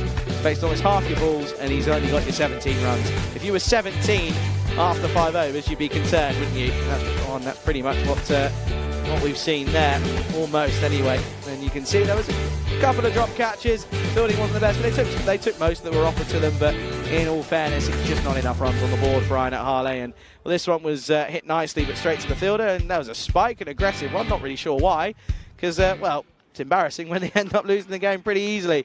And it will be a 7-wicket win for USG Chemnitz. Have a look at the scorecards here, and you can see that's Sorganavi. Sorganavi was the only one that got going, really. 25 off 13 for him, 17 off 25 for Stanik Zai. Manoharan 6, 1 for Jalazai and Udayan there at the end, hitting the winning runs. And as for the bowlers, no one really to speak about in terms of Einar Harla. I mean, 2 wickets for Rafi Khan off 19, pretty good for him. He's in the wickets once more. He's up there for the highest wickets in this tournament. But the bowlers, they've got it to do all again, as they will be taking on, of course, the likes of Victoria in the last game. That is coming back. We'll be back in in just under 25 minutes time. So do make sure you return, as we'll see the last game of the day, match number 5, match 35, coming right your way as you're watching the European Cricket Series here in Dresden with me, Charlie Hunt, right here on the European Cricket Network.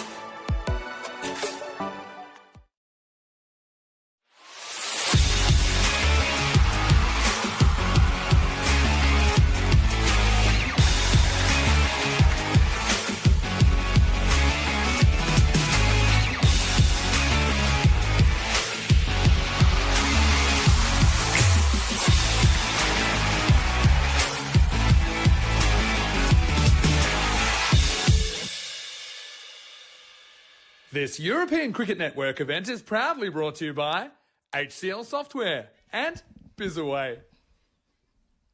Good afternoon, everyone. Welcome back here to this beautiful RC ground here in Dresden as we're getting things ready and underway for this last game of this Sunday special. And, of course, 5 games we've had today. This is game number 5, and it's a thriller. It's going to be a team who are coming off the back of a really, really poor defeat in SGI at Halle. They're taking on a team on a bit of a redemption phase here this afternoon. It's Victoria. They take on Einat Halle. It's going to be an absolute thriller. It's the last game of the day. Things get a little bit funky. Maybe the cricket will get a little bit funky as well.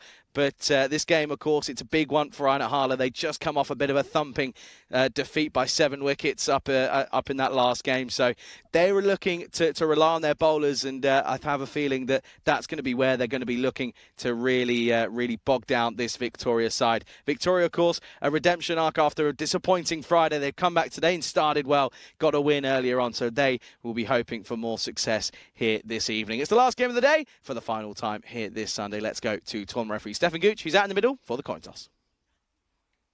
Joy of the call. Tails. Tails is called. It's heads. We will ball first. Okay. Thank you. All the best. Good luck, guys.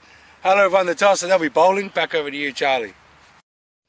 Thank you very much, Stefan. And once again, Stefan always doing a splendid job. And, yeah, of course, doing a great job of being the tournament ref here this time around. And, well, I'm sure we'll see him at some point later on in the year after this tournament as well. As we take a look at the lineups for these two, I'd like to...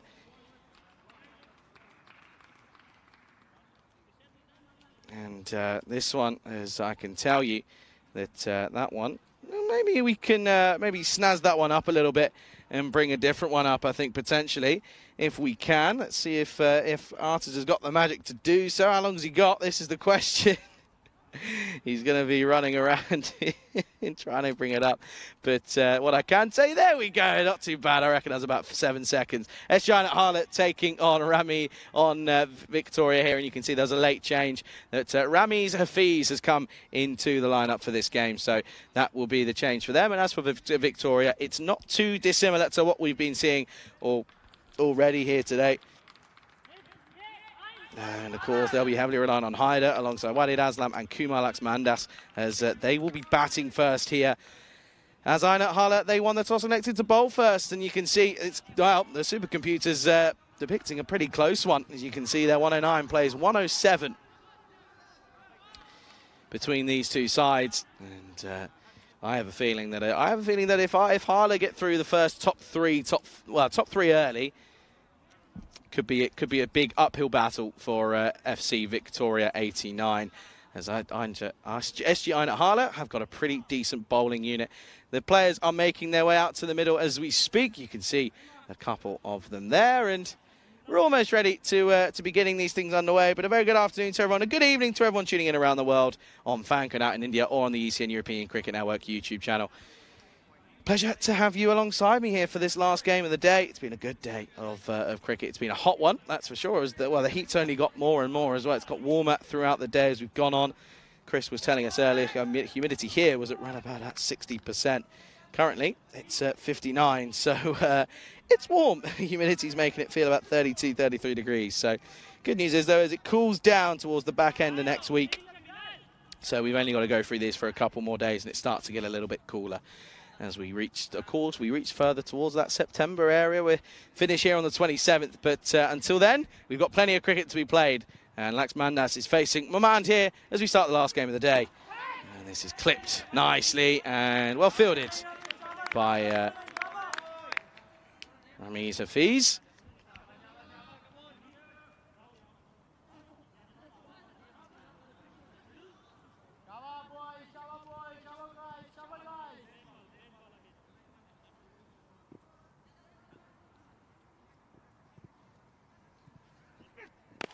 Up and over, and this one will go the distance. What a shot that is, Aslam. And I'm telling you, folks, if they don't get through these openers quickly, if they don't get one of them, these two will just settle themselves in nicely and will take the attack to the bowlers here.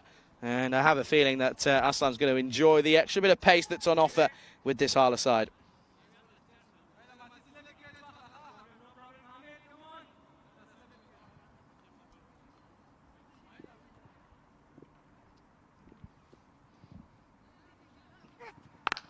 Oh, and now goes even bigger over this side, and oh, that's even better. And what a shot that is. That's outstanding, and it's going to go yet again the distance. It's 2-2. Good start this for Victoria. Good afternoon, though, to everyone who is tuning in. Of course, we've had a lot of cricket on display here. Good evening to James, who's joined us in the chat. How are you, James? Thanks for having, well, thanks for spending your time here. And listen, we appreciate it endlessly.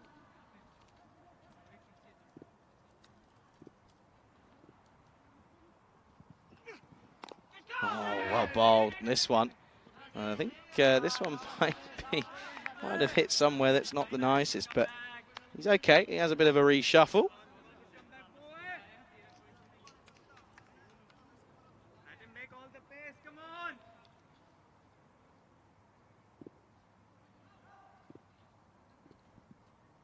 Good comeback from Aman. This time, though, he's going to get pulled into the leg side. This time, doesn't go all the way, but it's still a boundary nonetheless. It's still a valuable 4 runs, as Aslam is loving life at the top of the order here for his side. He sees anything at back of a length, and he will take it on leg side or offside. He doesn't care. All he knows is that he wants to take it to the boundary, and he's doing so with relative ease here in this first over.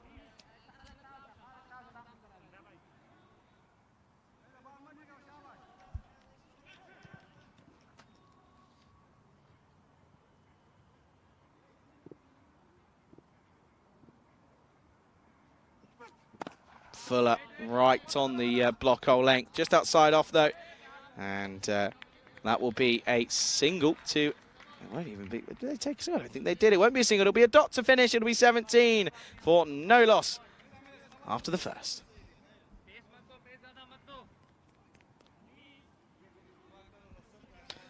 So then it's 17 for no loss here, and.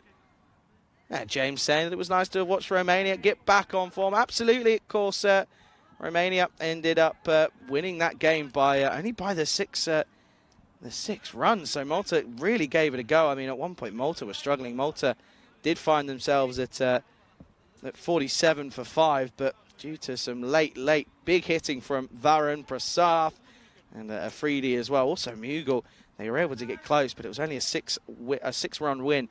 And Romania, they were your winners out in the ECN Continental Cup. So a huge credit to them. And yeah, James is right. It's nice to see them return to good international form. And of course, no better time than just before the ECC coming up in just over a month's time. But huge credit to the crew that's been out there, and to Nish, who's been calling those games. T20's on your own, and never easy. Trust me, I know. And Nish, you've smashed it. And this one is turned again into the corner, and a bit of a fumble from Hameen Maman, but it's just one.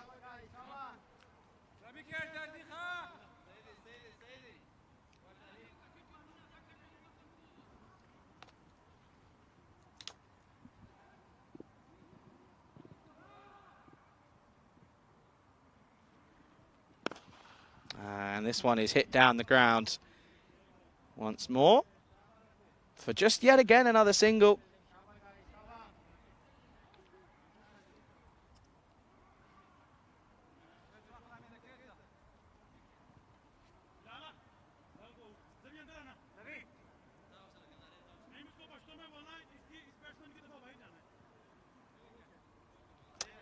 Okay then, at the moment, Laxmandas just playing second fiddle. Aslam's gone big, isn't he? 17 off 6 for him.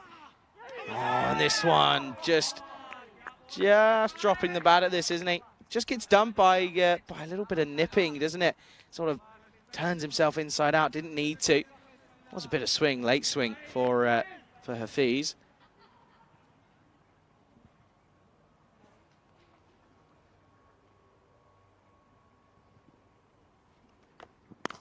And again, confidently driven down the ground. And this time for just the one. Hafiz has a little bit of an issue trying to cut that one through. And, well, listen, folks, it's the last game of the day. So if you've got any we haven't done random questions for a while. I know the chat's not been too active today. But if you're still around, if you've got any random questions you want to know, give it an ask. Well, this one's gone up high and long. And this is going to be 6 runs. And, well, where's this ball ended up? Because this has been crunched by Walid Aslam. And I tell you what, I don't think I've seen anyone in this tournament hit the ball as well as he does. When he finds the middle, it goes. It's always a worrying one when my head was down at one point looking at the chat, and then I look up and everyone's sort of looking in your direction. You're like, uh-oh, where's this gone? And just off the sound of the bat that it made, I know that it was going the distance.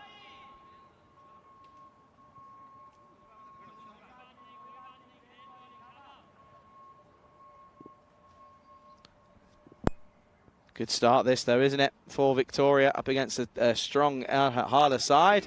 That's not the best of shots though from Aslam. Just loses that one at a certain point.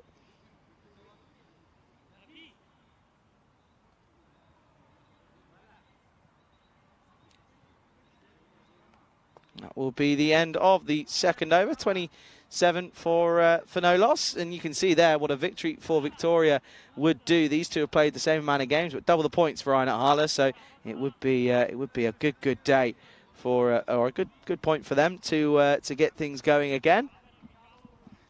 And yeah, it would be a really good chance for them to get things going and work out a way to get some more points on the board here. And again, just turns this one into the onside. Once more though, this competition just has a little bit of something about it, doesn't it? Just has that feeling that potentially something you could see a special something here. Aslam's 23 off 8 at the moment. Well, bowl nice and full in the block hole. And this one is again just pushed out for a dot.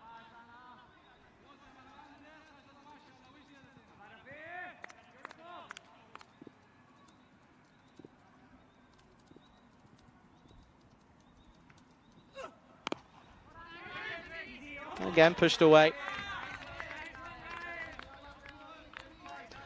And just for a dot, as Chris says after the series, when are you next on ECN? To be honest with you, Chris, don't know. This is the nice, easy, simple answer. Not too sure. Nothing in the books for the remainder of the year due to uni. This is a good shot. This will be 4. And Aslam once more, anything back of a length. I told you we'll have a go at it.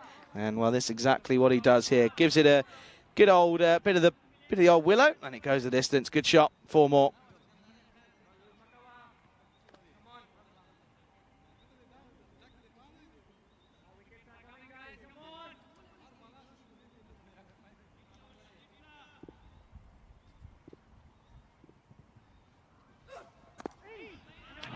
Once more, it's going to run away, and this will be back-to-back boundaries then here, I think, and it is.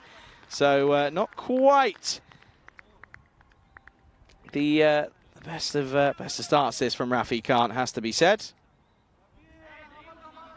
And then at the moment, it's a tough push from here on in.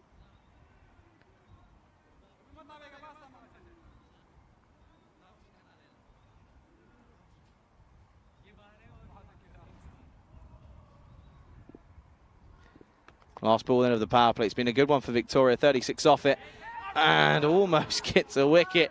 It'll be 36 for none after 3, and it's the end of the power play. So yeah, no to answer. Not too sure, to be honest. Uni is gets in the way, unfortunately. Not too much I can do with that, and yeah, it will mean that it's unknown as to when I'll next be on these airwaves.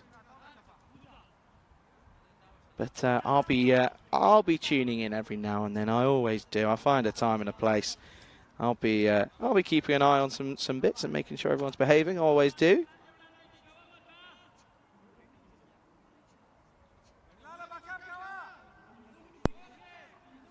But no, appreciate your question, Chris. If you've got any others, just get them in. And it's the last game of the day. Listen, I've done 2 days now on the trot, and it's on my own. I've not done it for a while. Been a little bit strange after being with Rico for a good fair amount of time. So it's a bit of the older Back in the old days. This one is pulled nicely as Maman continues. James saying he's eating his veggies. James, you eat your veggies. You take your time. No stress whatsoever.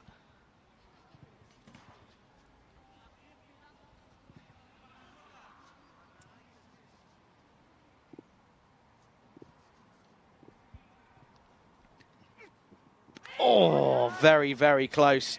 This one here, as they were realistically, that was not far away.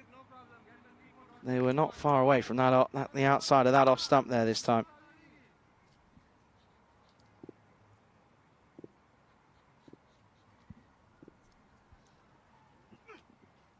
Oh, and again this time, I think it was a little bit of the cutter potentially from Maman. Didn't quite carry all the way through, but again, it's really good bowling. Has only conceded the single. That was right at the start of the over. Since then, he's had Aslam's number, in fairness. Went for 17 off his first over, but he's only gone for one here. Oh, and again, full block hole. Finally gets a bit of bat on it. Will just be one. Yeah. Oh, dear. He's lucky. Someone's backing him up. They're going to come back for the second here. He's got to get his skates on. And they're going to just check upstairs here. But I think he's okay. But for me, Aslam, he just turned around and started watching watching what was happening. He was ball watching. It could be costly depending on what happens here. So they turn and go for the second. Hesitation. He was watching all the way. I think his bat's just down. And only just though. And the bat will just get down in time. I think. Yeah, bat's down. Yeah, bat's definitely down. So, yeah, I think that's going to be his not out, and they'll get two.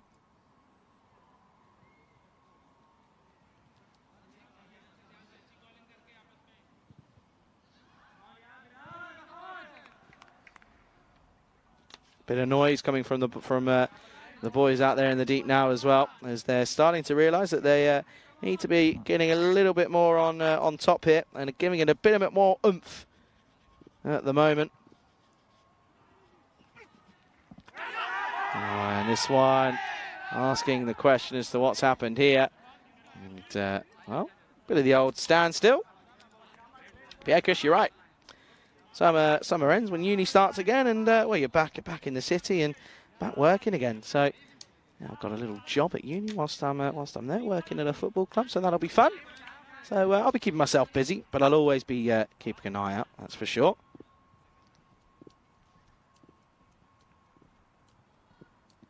Well, that one's he's missed out there this time, hasn't he? Well, he's not missed out. He's just going to have to start again. Yeah, Chris saying you're on your own. It's back to the T20s last year with Germany. Yeah, so did those 2 games a day. I mean, the worst one, or the hardest ones, were the Valletta Cup ones last year, right at the start, because I don't think you were. Oh, hello.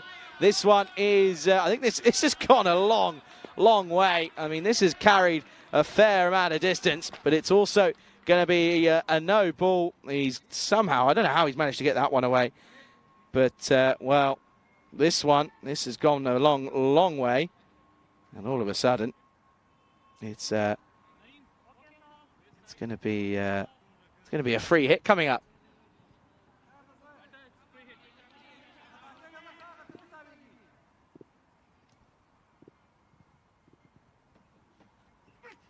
Oh, that's a quick delivery. And they're now going to take on the leg bye, and they do it successfully.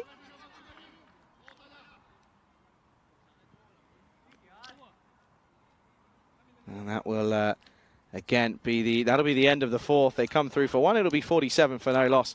Yeah, no, Chris, you're right. I mean, the Valletta Cup, those 3 T20s a day on my own. It was my first ever gig, and I'd never done it before, which was it was fun to say the least. And no, I enjoyed it though. It was a great first experience, has to be said, out in Malta on the Valletta Cup. It was a skeleton crew. It was me, Maxi and Samir, who we've gone on to do all a lot of gigs. So yeah, no, it was really been a nice little adventure the last two summers or so. Got a week left of it, well, for me anyway, here on the network, and yeah, can't wait. Really looking forward to getting back to London. I have to say, getting 3rd year of uni done, get it dusted, and then into the good old, big old wide world. Slower ball, chance, no, just away. And Aslam will get a single.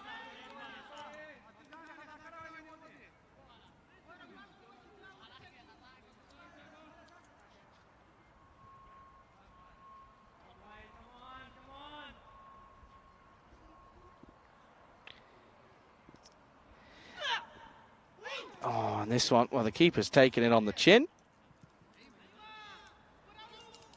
And yeah, I can see that he's taking one because he's a little bit, it's the sign of aggression and frustration when it hits you, and he's felt that one a bit, has the skipper in Shinwari. It's a wide though, down the onside.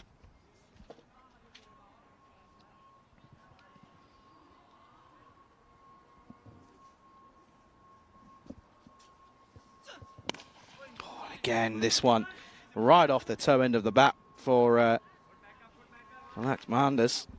Not quite been able to find the form that he's been looking for in this game. He's sort of just seen it all unfold, really, for him.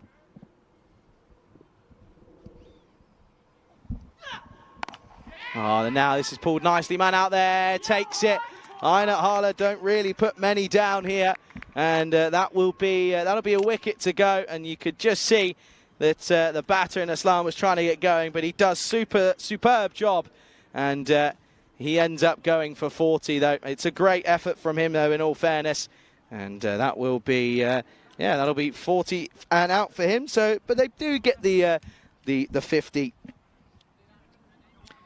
They do get the 50 partnership, and it'll be 50 and out. So 50 for one here in this 5th over. A good catch though out in the deep. It was coming pretty flat here. Had to move pretty quickly. Did the fielder, but he does well. Does the hard work, and yeah, gets one in. Yeah, Chris saying, yeah, Chris finished missed all the Let's Cup last year as he was in work, and when it started, didn't finish until it was all finished. So there you go. But hey, good news is, Chris, is there was more. Well, that wasn't the only one. So yeah, well, good news depending on who you are, on what you think. But anyway, at this moment in time, it's interesting little matchup. This is they're coming towards the halfway stage, going and looking at a rate of around about 110 pace, maybe 120 if they get a move on a little bit. Haider comes out, and this is what I was saying. If they get if they get the top 3 early, which they haven't, then it's a different game. But it's allowed Aslam to really go big off of not many deliveries. So, I mean, that's the difference. I mean, you look at him off 21, got 40, whereas you look at Chuksai was 17 off 25. That's the difference in levels. And now Haider, this could be 2 in 2. Oh no! Oh no! But this could be bad. This could be bad, as I think this one's this one might not end too well. And this one's gone. It's gone right through his hands, and he's gone straight away. Yeah, he's going to have to go. I think. Well, there might be a sacrificial tooth or couple out on the field now. He's not in too much rush, but he comes off to his handshakes all around as they want to make sure that he's okay. But I think. Yeah, he needs to go. He needs to go, doesn't he? I don't know what they're all sort of trying to get around him. And he said, boys, just let me do me. Let me get off and I'll sort myself out. So the 12th man will come on.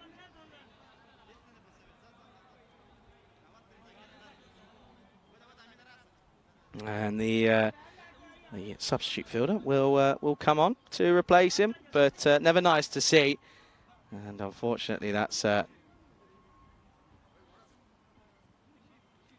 Never nice to witness that as well, is it?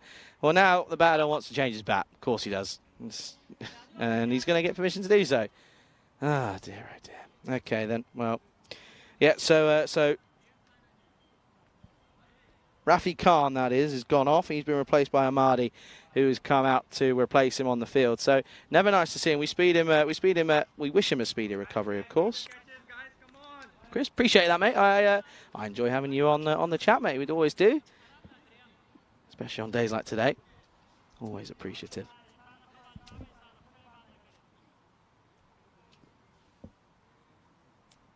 Gone right through the hands though, that one, didn't it? Okay, then luck with that's Mandas on strike as this will be pushed into the offside for 1.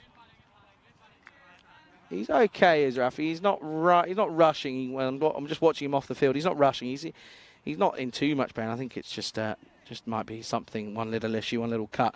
Last ball of this 5th over. And it's going to go for 6. Gets picked up nicely. And this will go across the road and onto the football pitch. And, well, that'll be 6 runs to end the over. What a shot that is. 58 for 1. And a good pickup for Hyder. Yeah, as I mentioned, 58 for 1 at the end of the 5th. Charlie Hutton here for the European Cricket Network, welcoming you here into the Ice Cube here in Dresden. And just wanted to say, yeah, Chris, you've been quality as always. So everyone that's tuned in today, it's been a great pleasure to have you alongside myself. Of course, just me here. But guess what? Good news. Rico's back tomorrow. He'll be here bright and early to take you through the first few balls. So I will be as well. I don't know what I'm saying as if it's just him, but I'll be there as well. So looking forward to that one. It's going to be a great day. Plenty of fun matches coming your way tomorrow. And, of course, we'll be here to take you through it. So make sure you do stick around. If you haven't already, subscribe to our YouTube channel. That's where you'll see all of the action as in comes Hafiz. And this is a lofted cover drive. This is a beautiful shot from Kumalax Mandas. And this is what we know he can do. And he just plays it so elegantly and holds the pose. Oh, Deanna's not here with her camera today, but he'll be wishing she was.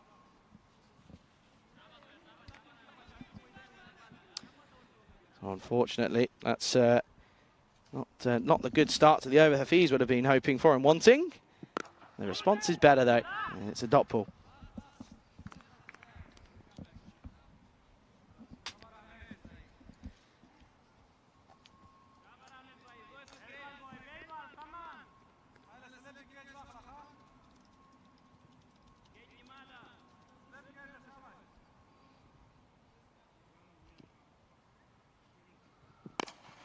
Oh, now up in the air and taken. What a catch that is, Ismani Bilal. Takes an excellent catch, and that's a big one to go. As that will be the big man himself in Kumalax Mandas who will go. He was looking like he was motoring and starting to get going, but unfortunately it comes to an end. He will go. Both openers now back in the shed. He goes for 13, score 64 for 2.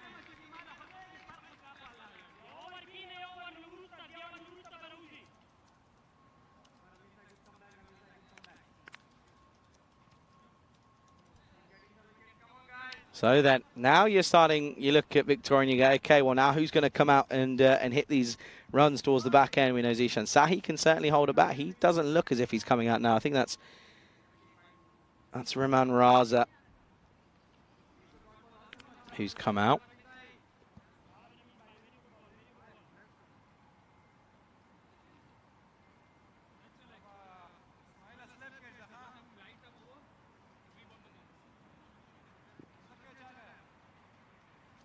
Okay, then Raza facing up for his first ball. He's got Hafiz. And this one is, he stays on the leg side of it somehow, and it doesn't quite come off for him, does it? It's a bit of a looser start for him.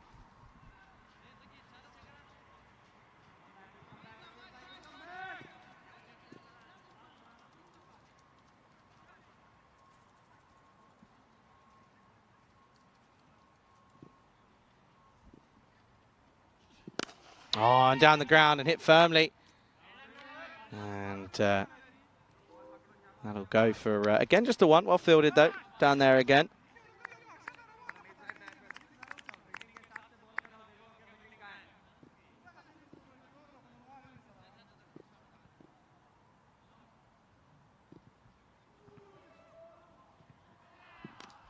Oh, a little tickle. And this is going to run and race away here. And, oh, well fielded. That's a brilliant bit of work. And he gets applause from almost every fielder on the ground, and rightfully so, because that's an excellent bit of work to prevent what I thought was almost a certain boundary. Superb bit of fielding from Ramazai Samula.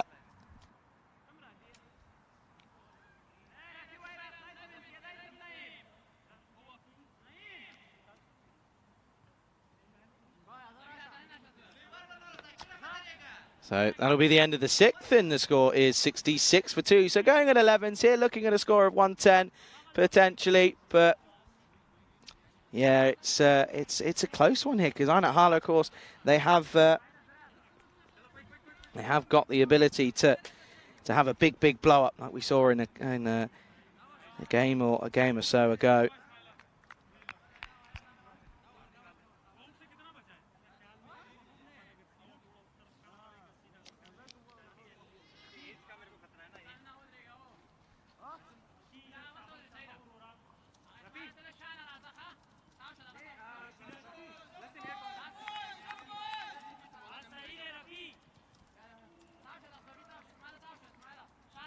Okay then, so they're going to go to Molokau for a bit of a change up here. He had an interesting, had a topsy-turvy start with the ball in this tournament, but not terrible. He can certainly give it a tweak and give it a rip. That's what they'll be hoping for as they look to try and get these two. Haida comes well across. However, starts with just one.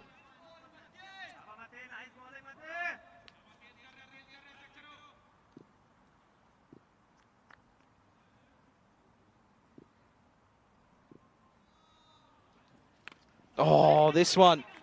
Was this a little outside edge? No, it wasn't outside edge. It was, I thought I heard something, but clearly not. Umpire gives it as buys. Watch this one. Ready? Hey! Oh, dear, oh, dear. Good news. Rafi Khan has returned back to the field, which is good. Pulled and fought. And that will just evade the man at mid-wicket. It was just to the right of him, and unfortunately that's going to go. And that will go for 4. So a good shot from Haida. And yeah, he can certainly hit the ball if he stays in for a fair amount of time.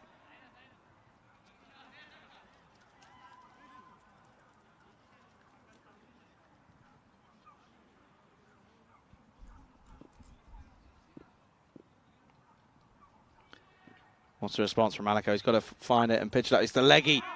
Oh, dear. Well, Haida almost has a bit of a giggle, I think, as well. Because he was, I think he was bamboozled by it, in all honesty. Comes across and finds the gap. 4 more. And this is, again, another good shot here once more. And it's good hitting this from Haida. Has to be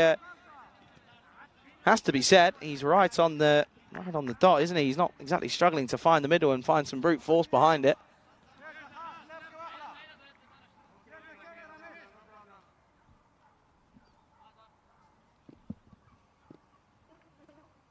What's the response? Last ball. Oh no, Gundy, you can't bowl this.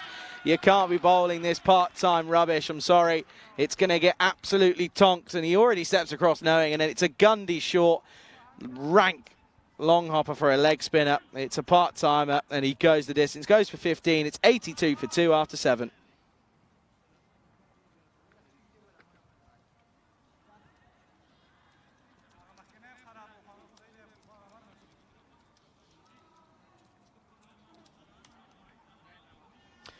And yeah, so 82 for 2 then, as Haida's gone 23 for off of just 8 now. Sahi and Hardy and Mohammed still in the shack as well. So still plenty of options. Here is Sharif. Slower ball and given as wide. And well, he tried to disguise the old grunt, the old slower ball. Called just touching the line, I think.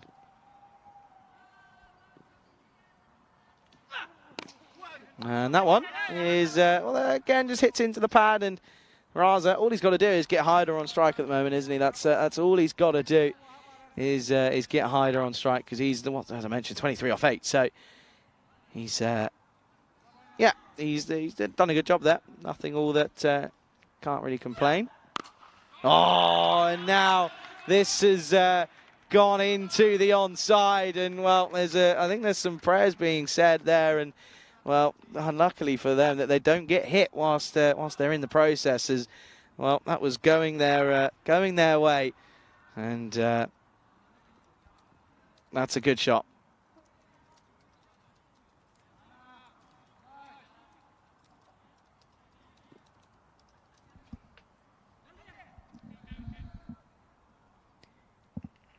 Okay, then. 29 now off on the board for Hyder, off just 9. 90 comes up. Oh, it's Gundy. And this is going to be called a no ball, so it doesn't matter. And, well, luckily for Hyder Harlow, it means that, that Raza is going to be on strike.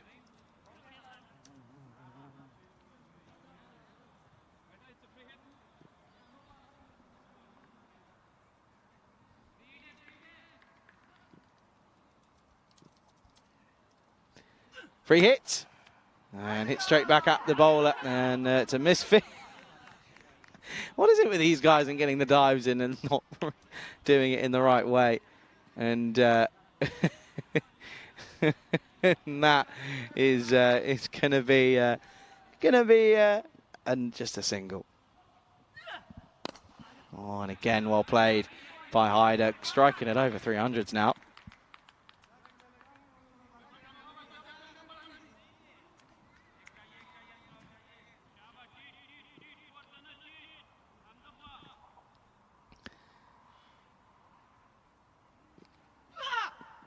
Slower ball, almost taken, almost find the hand of Ismail Malakal. And well, that's good fielding. Oh, now they're going to be buzzers because the bowler wasn't expecting it. No one's backing up. Well, now it's off the stumps and there could be another. It's all happening. And oh, hang on a second, I've got to take my my microphone off because there's a spider on it. 1 second.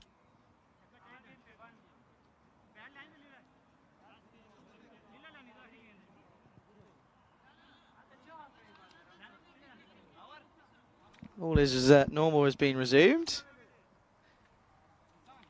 I'm not being attacked by spiders.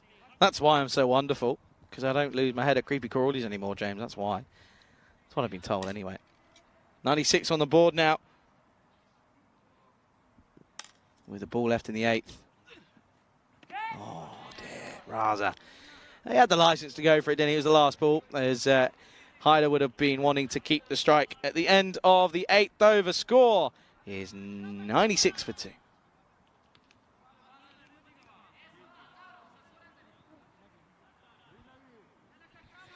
So then a big peak after that first over, but since then it's been relatively, it's still been decent from Victoria. 17 off that first, and then they've had a couple of 10s and 11s, but then they're 16 and 14, so 30 off the last 2 is pretty decent due to Hyder coming in and having some fun.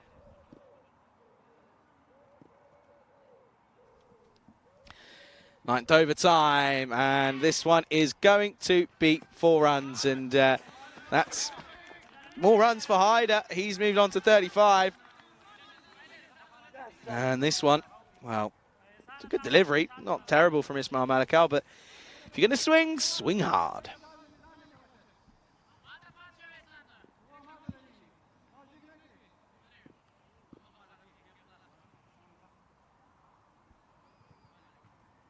Humidity levels are increasing as the time goes on. I'm being deadly serious. And now up to 65%. Oh, well played. Doesn't get past the man. Well fielded. That'll just be one.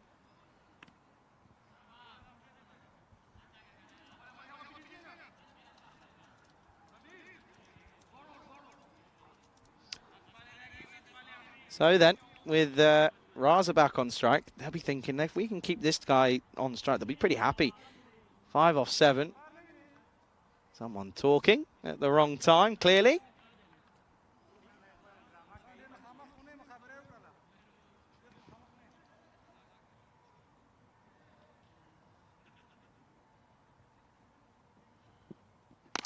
Oh, hit, struck firmly, and that one will be, that'll just be one. So again, well bowled from Malakal, in all honesty. He hasn't exactly bowled terribly. He's bowled in the right areas.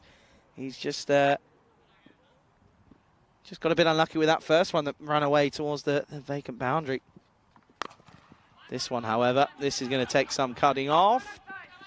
Gets round there, does well, does Mamand, and again, they're just keeping it to the single, and have to say that they're bowling. Well, they're bowling pretty, bowling and fielding pretty well. They've managed to restrict them after a good start for Victoria.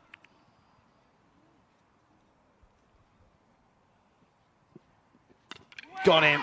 And he's deserved that. He's bowled pretty well. And that is going to bring an end to Raza. So he will go. And that's a good delivery. Nips in onto the off stump. 4th down, and it will be 103 for 3.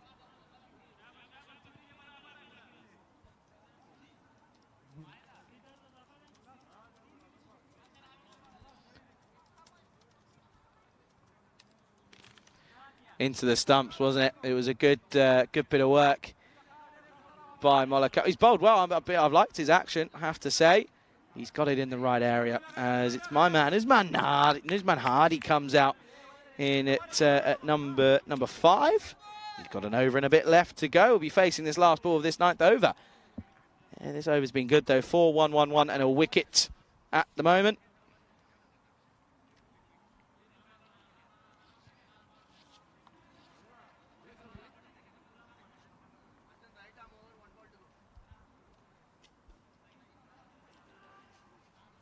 Takes his mark and he's ready.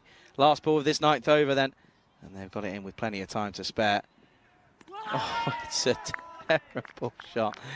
I think he, all again, similar to the last over, had the licence to go because, well, Hyder wants to strike. Last over is coming up. Score at the end of 9 is 103 for 3.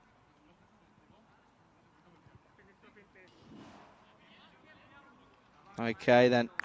With an over to go, who are they going to go to? They've got the likes of Matila Molokar, but I don't know if they're going to go for spin. We've also got Rafi Khan, who of course took that hit on the chin earlier on. I think it is going to be Rafi Khan here, I think. And it is going to be Rafi Khan. There you go, confirmation. Okay, 103 on the board. Hyder, 37 not out of 14. He's got to cash in here. He's got 6 balls left. And well, there's one of them. Has he got enough on it though? Chance. No, he dropped. Gets put down. And that's a big drop because they end up coming back for the second hit. And that's so much hang time. That just comes through, drops off the shoulder. And, well, you're probably sitting here thinking, saying, maybe Molokar should have gone for that one.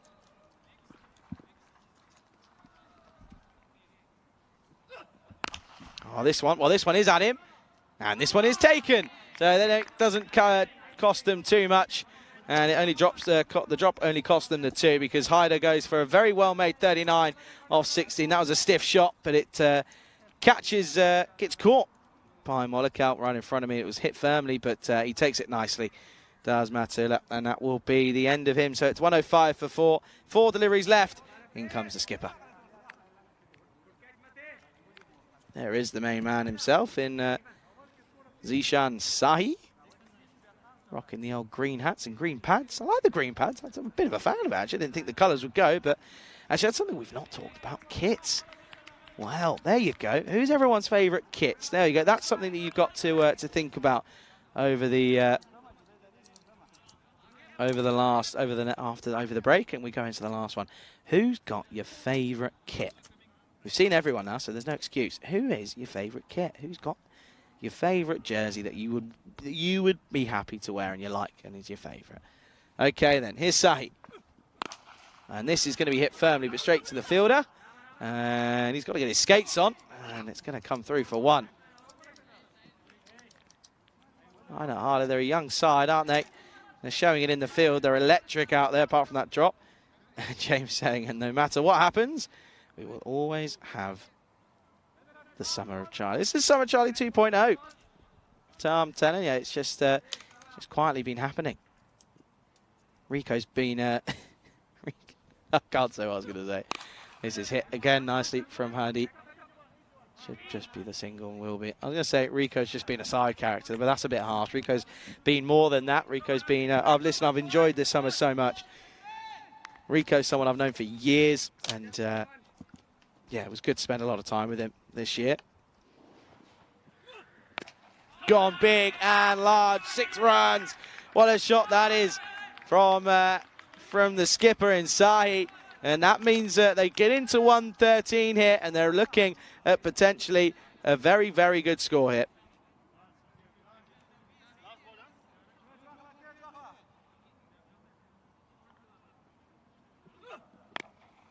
And again, this time fielder does come round and they'll cut it off. So he saves 3 runs. It'll just be 1 off the last. Score will then be 1-1-4 for 4 off their 10 overs, and it'll be 1-1-5 for victory. Bang on average score, really bang on a par total this from Victoria. And Ina Harley, they have got it all to do. Well, if you go off their last batting performance, you don't give them much hope. But I reckon they're going to come back a little bit stronger this time around. Let's have a look at the highlights of this inning. It started well. Well, it didn't really start too terribly, did it? We had a couple of good shots from the opening Walid Aslam. And, well, normally, Kumar, Max Mandas, gets going as well. He wasn't quite able to do so, but it was eventually a great catch by Rafi Khan to remove Hyder, that was, of course, and that was a good catch by Bilal as well. Some good bit of fielding as well. That was, of course, Samir, and then there was some big hits towards the back end, wasn't there? Samir Hyder, I mean, what some shots he played were rather sensational, has to be said, and that was how Raza was gone. He was bowled by Malika. We bowled well, and that was a good catch by Matila Monaco to remove Hyder as well, and it was, of course, excellent stuff from them. So it will be 1-1-4 for 4 off their 10 overs, 1-1-5 for victory. And as I say, I can run you through that scorecard. 13 for Lax Mahandas, 40 off 21 for Aslam, and 39 off 16 for Hyder. Those two the main contributors. 6 for Raza, 1 for Hadi, and 8 for Sahi. So the captain getting a 6 towards the back end, which helps them get towards 1-1-4. Bowling-wise, though, it wasn't the best, really. Bowled okay. No one really looked incredible. I thought Hafiz was okay, 1 for 18, but nothing sensational. But it's an average, it's a par total, so the bowling's never going to be rather anything incredible, is it? So 1-1-5 for victory. It's the last innings of the day. 40 more minutes left to go here in day number 7 of this European Cricket Series Germany Dresden edition. And certainly looking forward to what's going to unfold. Make sure you return, get your coffee, get your teas. Well, listen, it's gone 5 o'clock. Get your wines, get your beers. I reckon it's Sunday. Let's go for it. Anyway, we'll catch you back in 10 minutes' time. You're watching the European Cricket Series Germany with me, Charlie Hunt, right here on the European Cricket Series.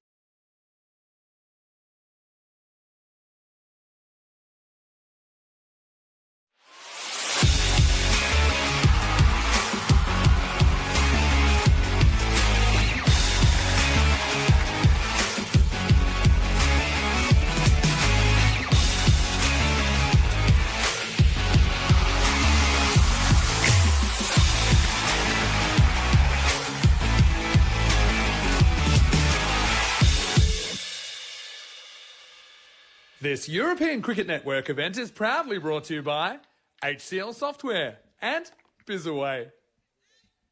Good afternoon, good evening, everyone. Welcome back to this RC ground here in Dresden for the response of Einat Halle as they've been set 1-1-5 for victory off their 10 overs. Victoria 89 finishing on 114 for 4, meaning it's 115 for a win here for Einat Halle. It would be a good comeback after a disappointing time of it in the last game, being pumped and thrashed really by a strong side against them. Anyway, ready to get things right underway into the thick of it. Here's Hardy to start us off.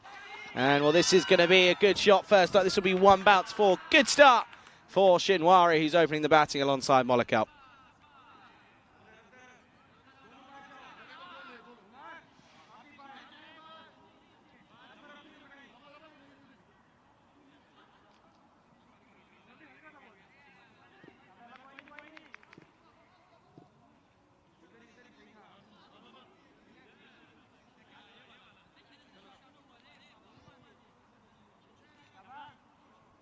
So then, good start for 4, gets it away nicely.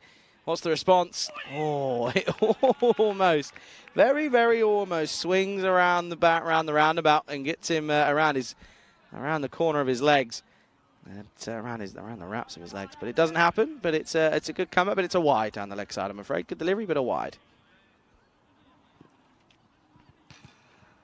This one's better though, nice and full, but still pushed out into the onside. Chase on for Shin for the fielder, gets the underarm in, and will just be one. I lied, in fact. That'll be 2, not just 1.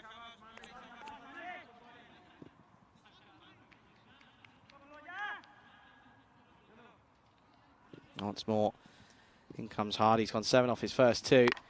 That's a better ball. Doesn't take it on. There's protection out there, but not behind square. But doesn't decide to give it a go.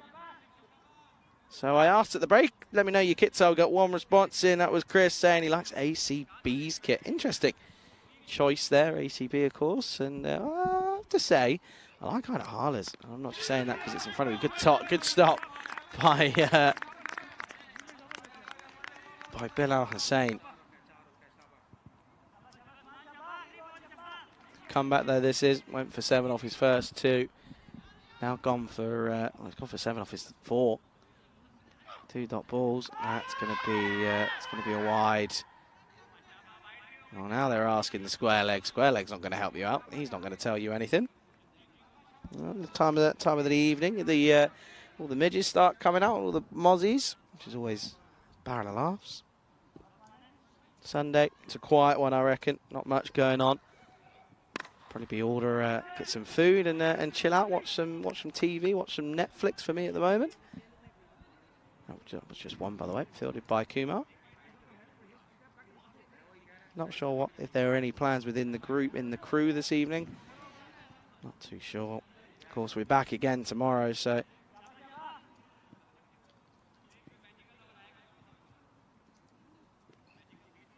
Oh, and this one is just back of a length. And it will be a dot, doesn't offer them any width. Molokal can't get it away. It is 9 for no loss after the first. And they need to go a little bit quicker than that if they're going to get up to this total.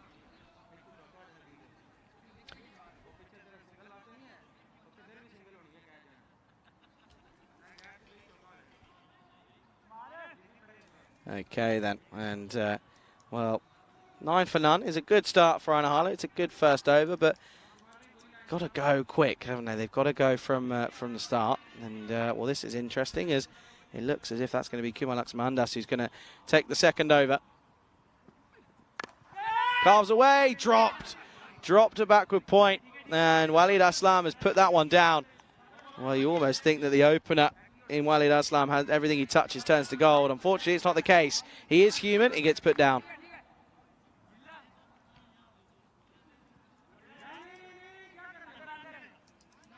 Early life for Matu Ula. It wasn't Fatih, it was a Shinwari, of course, wasn't it?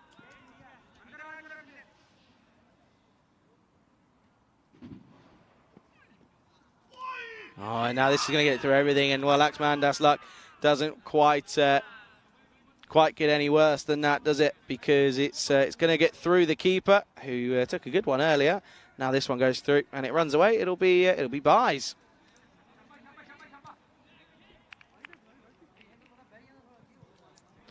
So Shinwari dropped on 7 by Aslam.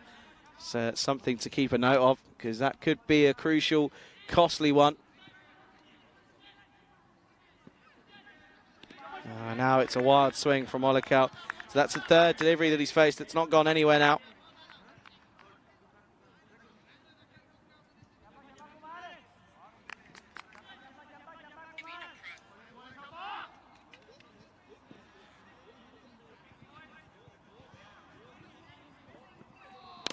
Oh, gone for it and got all of it. That is huge. Shiriam underneath it. Oh, he shelled it.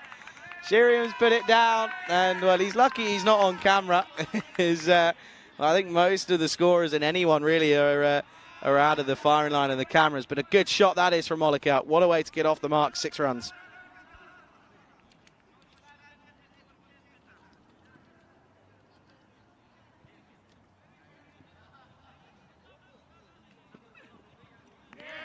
Good comeback from Laxmandas.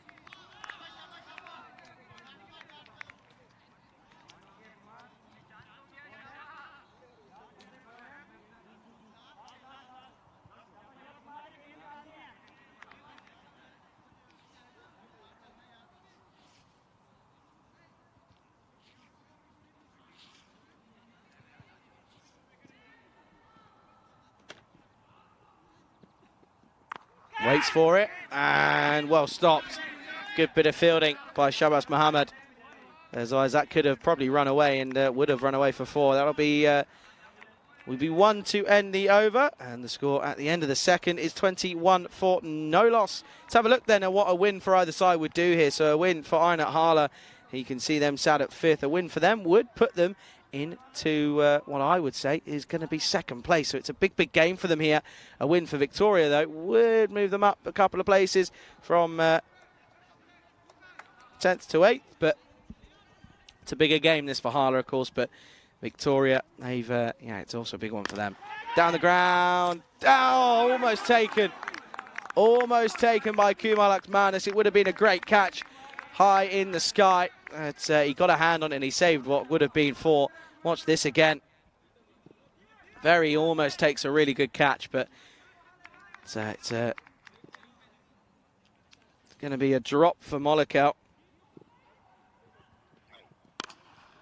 on 7 as well. Oh, now they're going to come through. Oh, no, now this could be close. They always say never run on a run out, and I tell you what, if body language is anything to go by, Molokau doesn't seem too happy, and neither, well, I'll tell you who does, the keeper does, because he reckons he's got his man here. Let's have a look. Oh, you can see here, Bilal gets the arm in. Oh, I think he's gone it. Oh, he's gone, and he will have to go. So Molokau is going to go after being dropped on 7.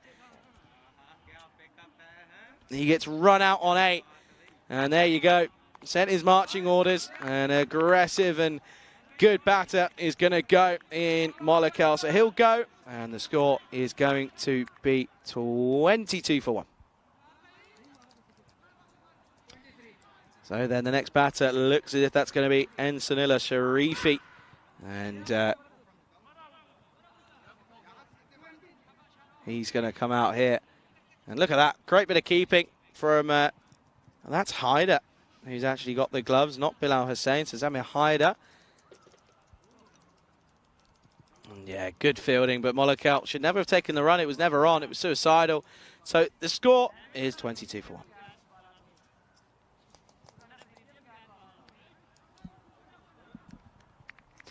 Yeah, not too sure what the plans are this evening. It's going to be a chilled one, I'd imagine. Don't think there's any anything crazy being thought of.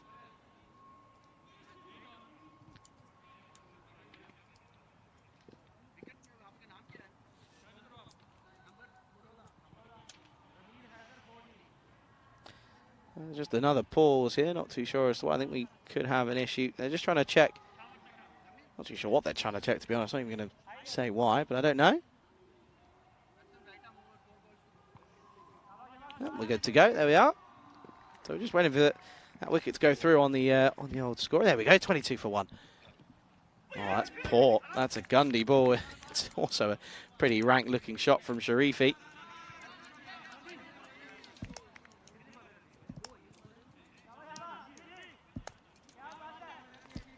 Shinwari's on strike, of course. It's not Shinwari, it's Sharifi. Honestly, can't work it out. And chance, it's going to run away. This will be 4. This is a good shot from Sharifi and a good way to get off the mark. It's the first legal ball he faces, and it's in the slot that he likes to hit, and this will go for 4. Strong base, and he watches it keenly with clear intent, and it goes the distance. A good shot 4.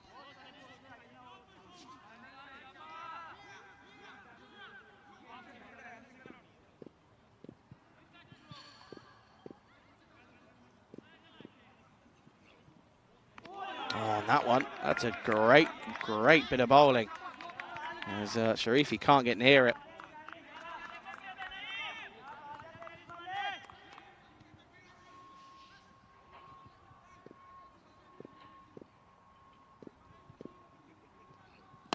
Gone big, and that will be 6 runs. And well, once again, this one, if Rico is here, I'd be having that all day long. But once more, when Rico's not here, I can't go for them, and that is going to be a big 6 and a good shot from Ensanula Sharifi.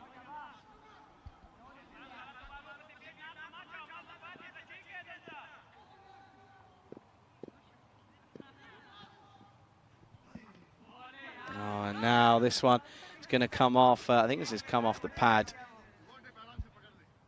And is going to be given as a leg bite. And it will be a leg bite to end the over. Then it will be 34 for the loss of 1 at the end of the 3rd. Good power play. And it is a good power play at that as well. As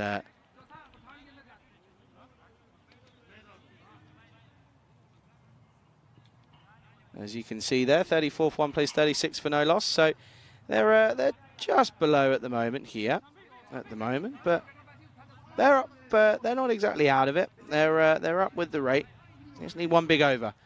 That's all it is. As it looks as if Zishan Sahi is going to come on and have a bowl.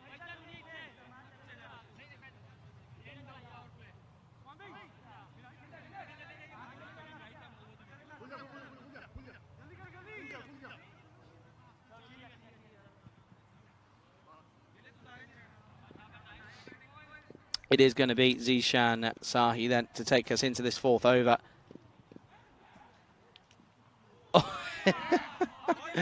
Oh, good start. Good start. Because Sharifi had no clue. He had no idea what to do with that one. Comes down the track. And and it's loopy and slow. Sort of stands there, sort of gives it the old, are you going? Am I going? No, we're not going? Okay, I'll stay here. Thank you very much. Yeah, that's well played, well defended.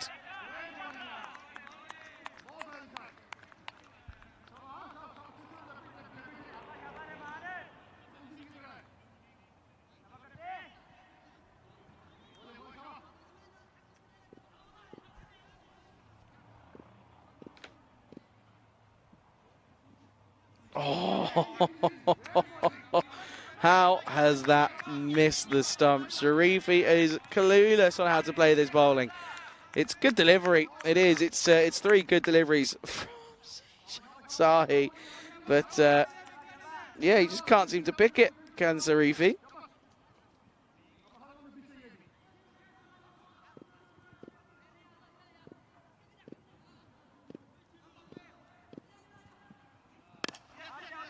Well, this time we'll get a run, so maybe relax his nerves a little bit. Gets a single for just 1 though.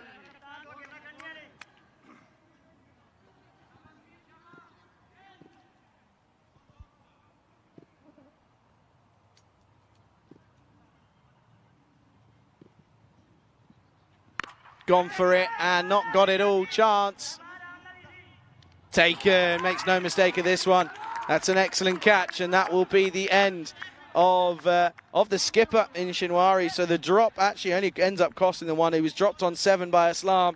But luckily for Aslam's sake, Shinwari only goes on to make one more run. Good catch out in the deep. And well, now it's going to be a struggle and an uphill battle for Einar Harley, as it's now going to be 35 for 2 and it's 80 needed off 37. Good catch out in the deep in the end. And yeah, it's a good catch as well. To take it was for Raman Raza, who made it look pretty easy. As out comes 23, Hamza Sheikh, who, well, he's got to go big, he's got to go large, but it's got to be consistently as well. Because if he gets a quick 15 off 6, then that's not really too helpful as they look to chase 115 from here on in. As I mentioned, 80 needed off 37 now, so he needs a quick fight. If he's going to go quick fight, he needs 30 or 40 in all honesty. Last half an hour now probably of today's play, folks, and a huge thanks to everyone for tuning in. I know people slowly start clocking out, so a huge thanks to everyone for keeping in touch today. I know it's been one of those days on a Sunday with the football on and cricket and everything else. Huge thanks to everyone for tuning in. Here we go then, up in the air, just in front of the fielder. And he gets sent back as well, so it's a dot to start. This has been a great over from Jisan Sahi, and it's just one off it. It's 1 for 1 off of that over. And at the end of the fourth, score is going to be 35 for 2.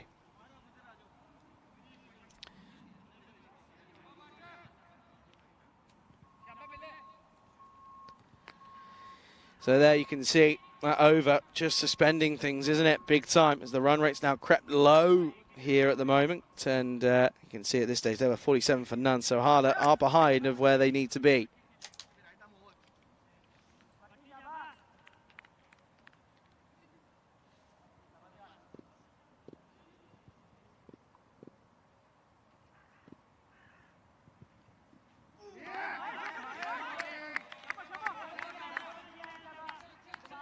Good start for Abbas.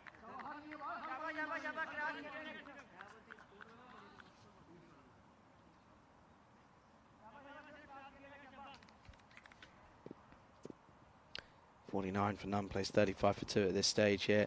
As Abbas is going to just have to stop on that one and restart, get the old thing going again.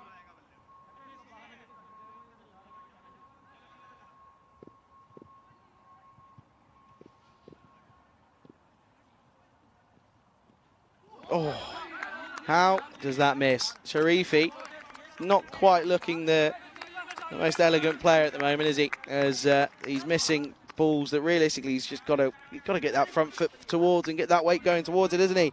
He's trying to just hoik everything into the onside and sort of hope and pray that something comes off. And it's not that's not how you're going to get this chase done successfully if that's going to be your plan.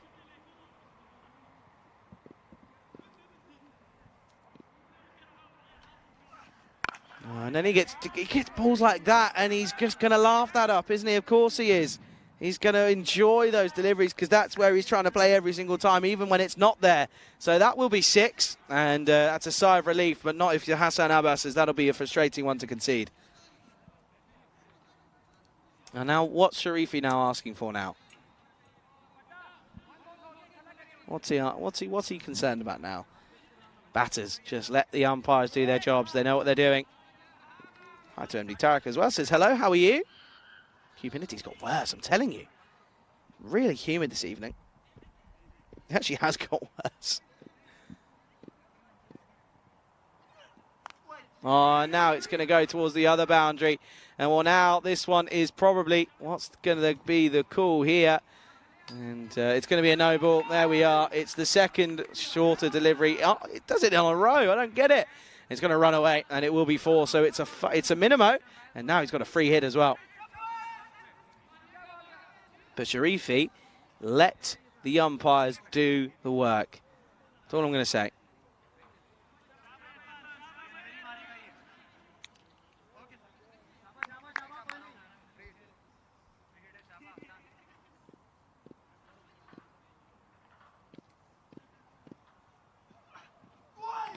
Misses out on a free hit. Doesn't surprise me, to be perfectly honest with you. Trying to overhit it, isn't he? And unfortunately, it's not paid off this time.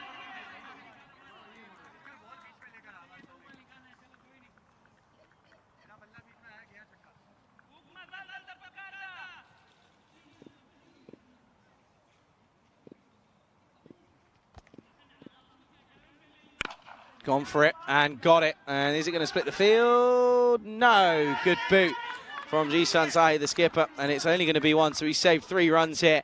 It's a superb bit of work by the skipper. And that'll just be the one.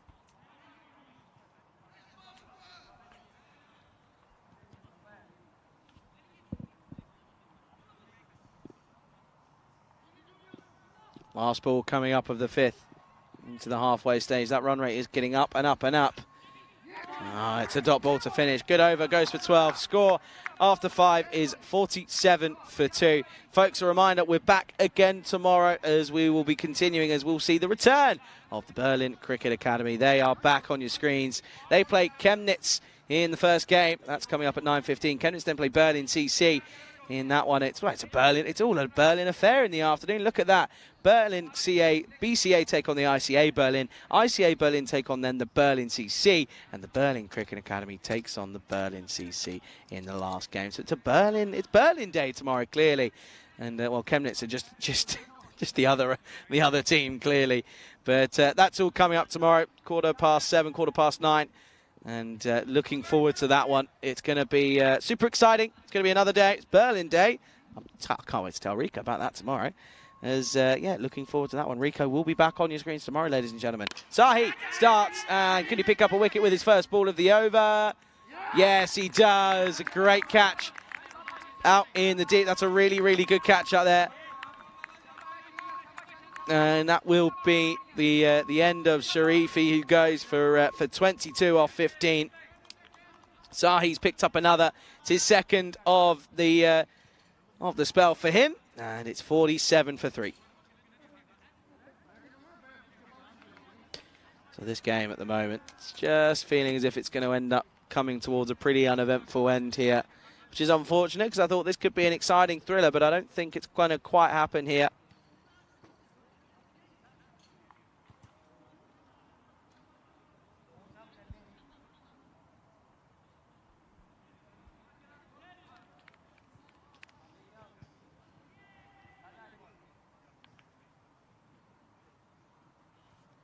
Okay, then the new batter is Usmani Bilal, who hit a decent total in that last one, but it wasn't the best, was he, of course, as it was a pretty uneventful and a pretty poor display from Hala.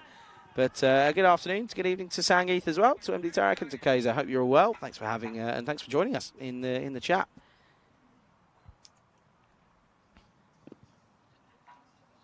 Okay, then. Good first start for Sahi. Oh, a chance for another maybe. No, just short. Just short of Aslam out there. And, well, now, batter's saying, my bat's broke maybe. No, he's okay, he's happy. Off the mark straight away is Bilal. Very, very muggy this evening. It really is. This walk back, I'm going to be dripping as soon as I get back. Oh, dear, what's the batter now having a go at? Well, batter, just let it go. What's wrong with you? Oh, I'll tell you what, Hala are very, very quickly just becoming a little bit annoying for me. Get on with it. Let the umpires do the work. They know what they're doing. Outside edge, 4. If you're going to swing hard, and that gets shake off the mark. Oh, and there's no shape about that shot. But it's 4 runs. Yeah, just let the umpires do their job. They've been superb throughout this entire... He's going to him again now.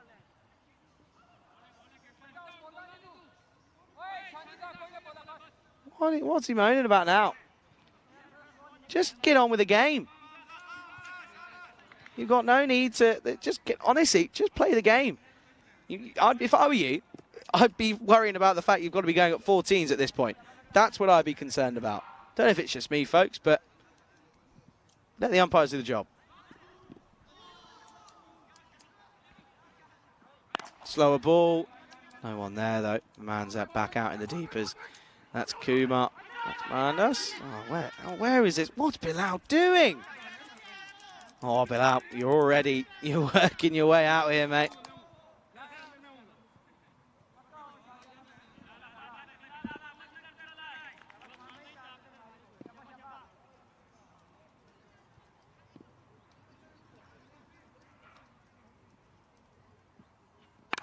Now he's gone for it, and I think he's going to fall safely here. It will. That's just kicked round, and well, that'll be a 1. So that'll be a single. But Sahi, look at these figures. 2 for 8 off just 1.5 with the delivery left.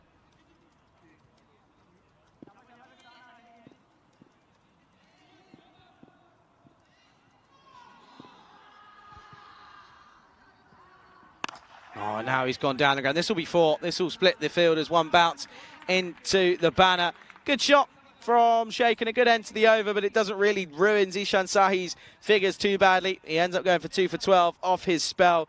It is 58 for 3 after 6, meaning it's 57 needed after the last 24 deliveries of the day.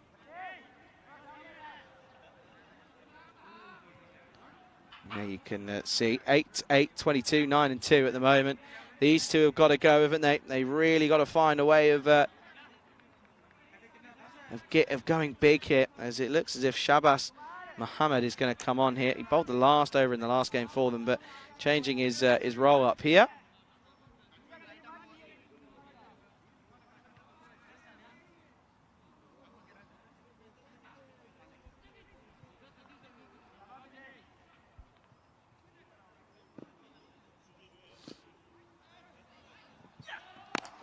Hit down the ground, straight to Hassan Abbas for just 1. Good start, though, from Mohammed. He's not the quickest of bowlers, but getting it in the right areas.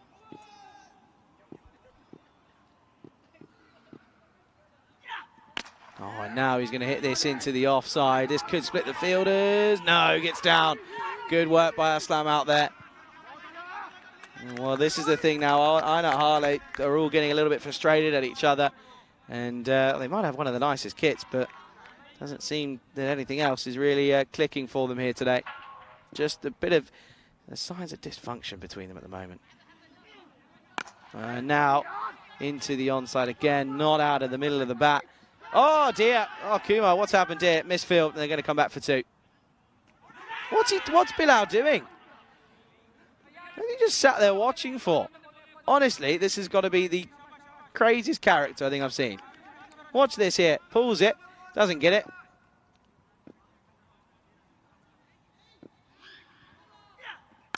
Oh, and now this one goes the distance. And I'll tell you what, folks, this isn't even Bilal. This is Rafi Khan.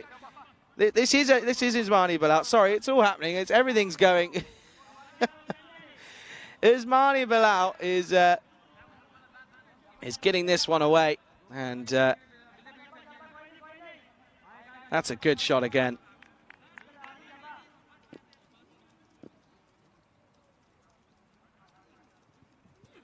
Look at the stance. Well, it doesn't work, and now you look silly.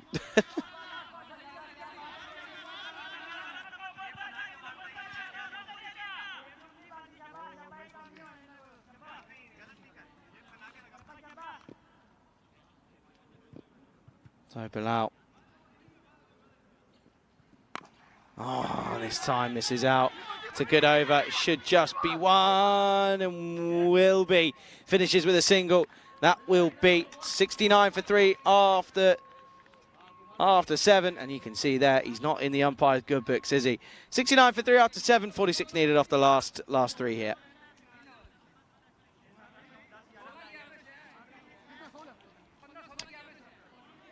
So they're, yeah, what's that? 14 runs behind where Victoria. Well, I keep seeing VIK and I want to say the Vikings, but it's obviously not. Victoria Vikings. Ah, that's got to be a team somewhere. I'm googling that. I'm googling that straight away. Victoria Vikings. There's a Victoria Club Vikings competitive summer swim and dive team somewhere. Should be Victoria. Victoria Vikings are a field hockey team which in the Australian National Field Hockey League. Struck firmly. Chase is on. Well fielded by Hassan Abbas again. He's been like a rock down here at long off.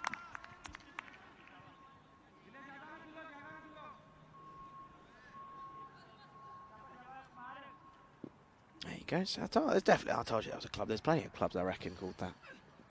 Oh, outswing out 4. Gets through the infield, no one behind square, back on the rope. So this will be 4, and maybe this is an area they should be looking to exploit a little bit more. Steps away onto the leg side and does get it away nicely. But they need a couple more of those, don't they, from Sheikh? And we know can do it. It just hasn't happened for him here.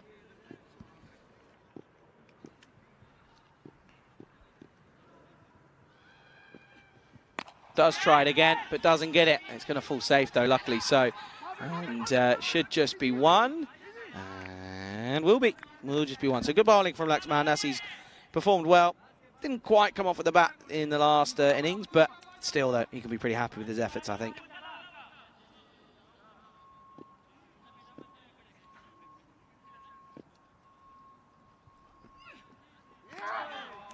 Wild from Bilal, wild. He's saying, I wanted to go there, I wanted to.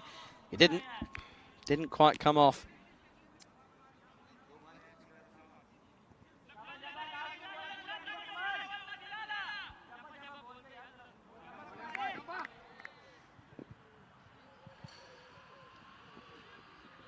Oh, and again, this is poor, but they'll get a run. They're going to take it on. Oh, very, very close. And Bilal did not pick that slower ball whatsoever. He was, it was a terrible shot. I mean, and just look at where his head is when this plays. Look at the head, gone, completely up in the air. That is exhibit A of how not to play a cricket shot. That one is, however, a pretty good-looking one. As he split the fielders, oh, I'll tell you what, that's that's gone through everything. Come off an ankle, come off a foot. Watch this, gets through 1, almost gets through 2. He steps on it, then kicks it back. Oh, he's fine, keeps it in. That will just be a single then, and it will be 1 to end the over. It'll be 77 for 3 at the end of 8. 2 overs left. They need 38 runs.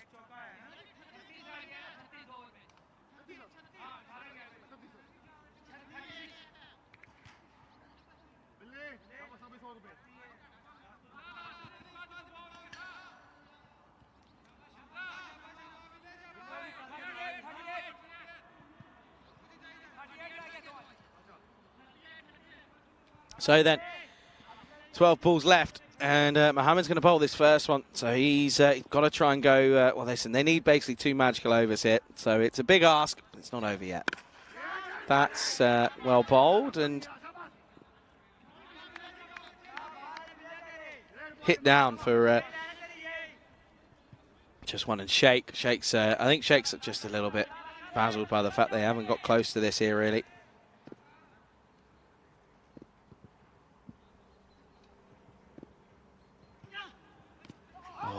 And again.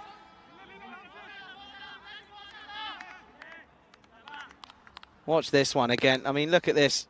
I'm picking it up. Look at the head. It's just at the point of impact. It's gone everywhere. It is genuinely. It's just everywhere, but where it should be.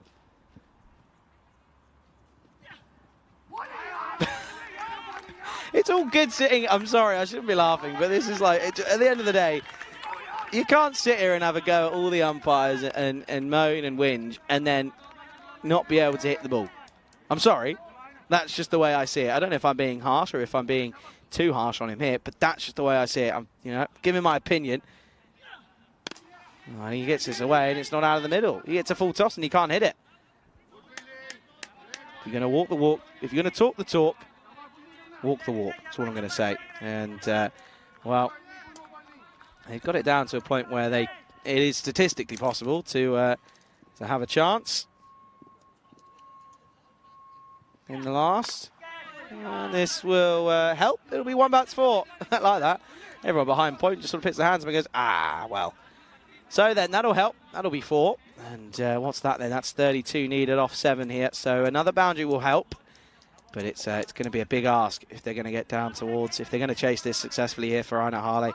Could be staring down the barrel of 2 defeats here today.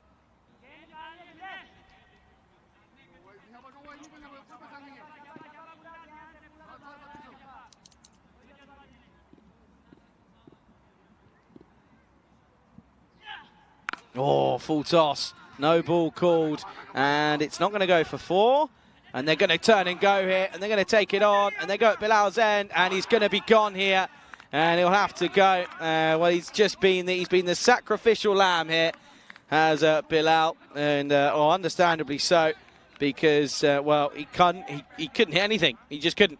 And Sheikh knows that if he's got a chance to face the free hit, it's better off with him rather than Bilal. Look at this here, no ball.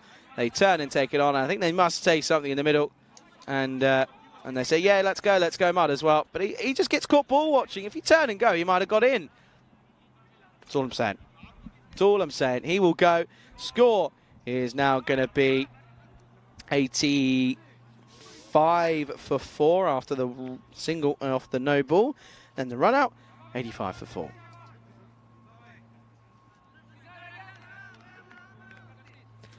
So out comes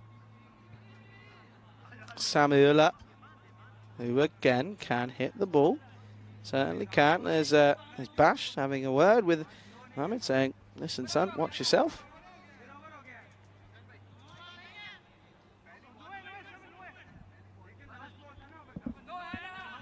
Okay then, so off the free hit, he's got to cash in here, isn't he?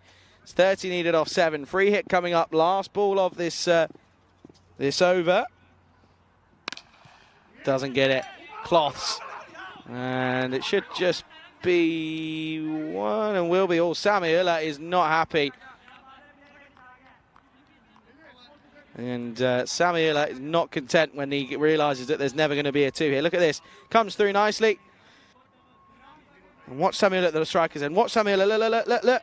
Oh, there is serious. It's like a dysfunctional family in this club, it seems. SGI at Harlow at the moment, 86 for 4. 29 needed off 6 balls. Well, he's got to find some out of the screws here, isn't he? And who is left to bowl this over? Well, my reckoning is it is going to be Hassan Abbas. Only went for 12 off the last over he bowled.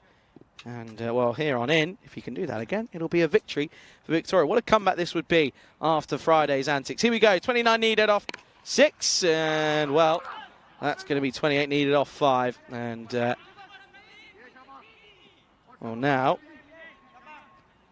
this is, needs to be 6s. Needs to be a few 6s. Samuel hasn't faced the ball yet. Come on then, 6 first ball. Keep your team in with a shout here. Make them scream and shout a little bit on the sidelines potentially. Make a name for yourself. Become a hero. Oh, he's done it. There's one of them. And that's a big one as well. That's one of the biggest ones of the day. Samuela does go 6 off the first. He finds a little goal. That's rather impressive, actually. He's found the tiniest, probably the smallest goal in the entire facility. There's 6. There's one of them. 22 needed off 4 still. So they need at least 3 out of these 4 to go for 6, and then you need a 4, don't they, to chase this down. If my maths is correct, it is. Yes, 3 6s are 3 6s are 18 and a 4. There you go, bosh. Vinny says I'm dumb. Oh, and he's got it. Oh, he's got it here, folks. He's got it, another 6, and all of a sudden, out of nowhere, Einhat Harlow are in with a slight chance, a sniff, a whiff of a win here. And look at that, these two aren't even talking to each other. Honestly, biggest dysfunctional family I've ever seen here. Batters arguing with each other. They don't want to talk to each other. Oh dear, 16 needed off of 3 then here. And well, what's this then? So Kumar Laxmanas is up and he's talking to Abbas saying, Abbas, what's wrong with you, sir? You're bowling pies, come on. Nice and easy, 16 needed off 3, you can defend this. Well, he's gone for 13 off the first 3. 16 isn't too much more. And he got 1 off the first. Here we go then, needs to be another boundary. Oh, and he doesn't, and that's the best response from the Abbas. And I think he points at him, and I don't know if he's laughing or if he says, oh, I think we should go check on him. Because this one, oh, the crunch was horrible. The crunch, I reckon that box is gone. I reckon that's out. I reckon that box is in, that box is in pieces. And, oh, I don't mean, that's, right, I don't get this. That doesn't help. I've seen it time and time again on this on the circuit. When a bowler, a batter gets hit like that, they go and do their knees. That doesn't help at all. He says he's giving the thumbs up. He's okay. I think he's just a bit wounded. Bit winded. Not only that, but I think his pride's also been winded a bit as well.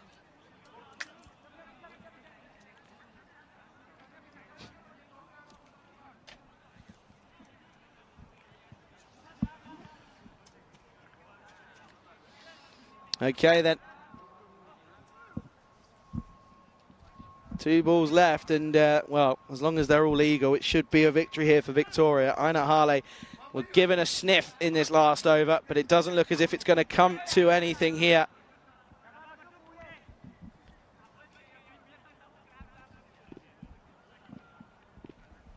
Okay, then. Last ball coming up, or last penultimate ball, I should say, and it's a dot ball, and, well, that will probably be it, really.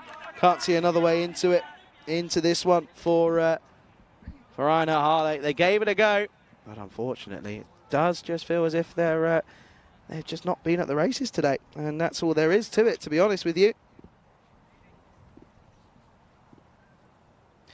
Last ball, and it's up in the air, and it's not going to be a wicket. It's going to fall safe. Chase is on for Hyder. Hyder. And they're going to come back. They'll take on the arm. They probably might get another hit. No, they won't, because the batter's down. And it's a convincing win at the end of the day for Victoria. What a comeback story. I said it at the start of the day. Today feels like a day of the redemption. And that's exactly what it has been this time around for Victoria. It's been a very impressive over the day. They have been very good. And rightfully so. They should be pretty content with themselves, in all honesty, because they've done very, very well. This is what's coming up tomorrow here on the European Cricket Network. As Berlin Cricket Academy, well, it's the Berlin day, of course, isn't it? Chemnitz are back. They take on BCA and then Berlin CC tomorrow. But then, of course, BCA are taking on ICA Berlin. ICA Berlin take on Berlin CC, and Berlin CC take on BCA. Let's have a look at the highlights of this unsuccessful chase. It started off okay, didn't it? But unfortunately, they just weren't able to quite get things motoring along at the right pace, were they? Bowled well, though, did Victoria, in all honesty. I thought they were pretty good out in the field. They took most of the opportunities that were given to them, and they can't be too upset. They really can't be, as there was a bit of foot fielding in there. Of course there was. It's the European Cricket Network. What else do you expect? But no, it was a good thing to see that they were able to get across the line, and well, that was not a nice moment to rewatch. I think every man in the universe will be watching that and wincing at that one every time they see it.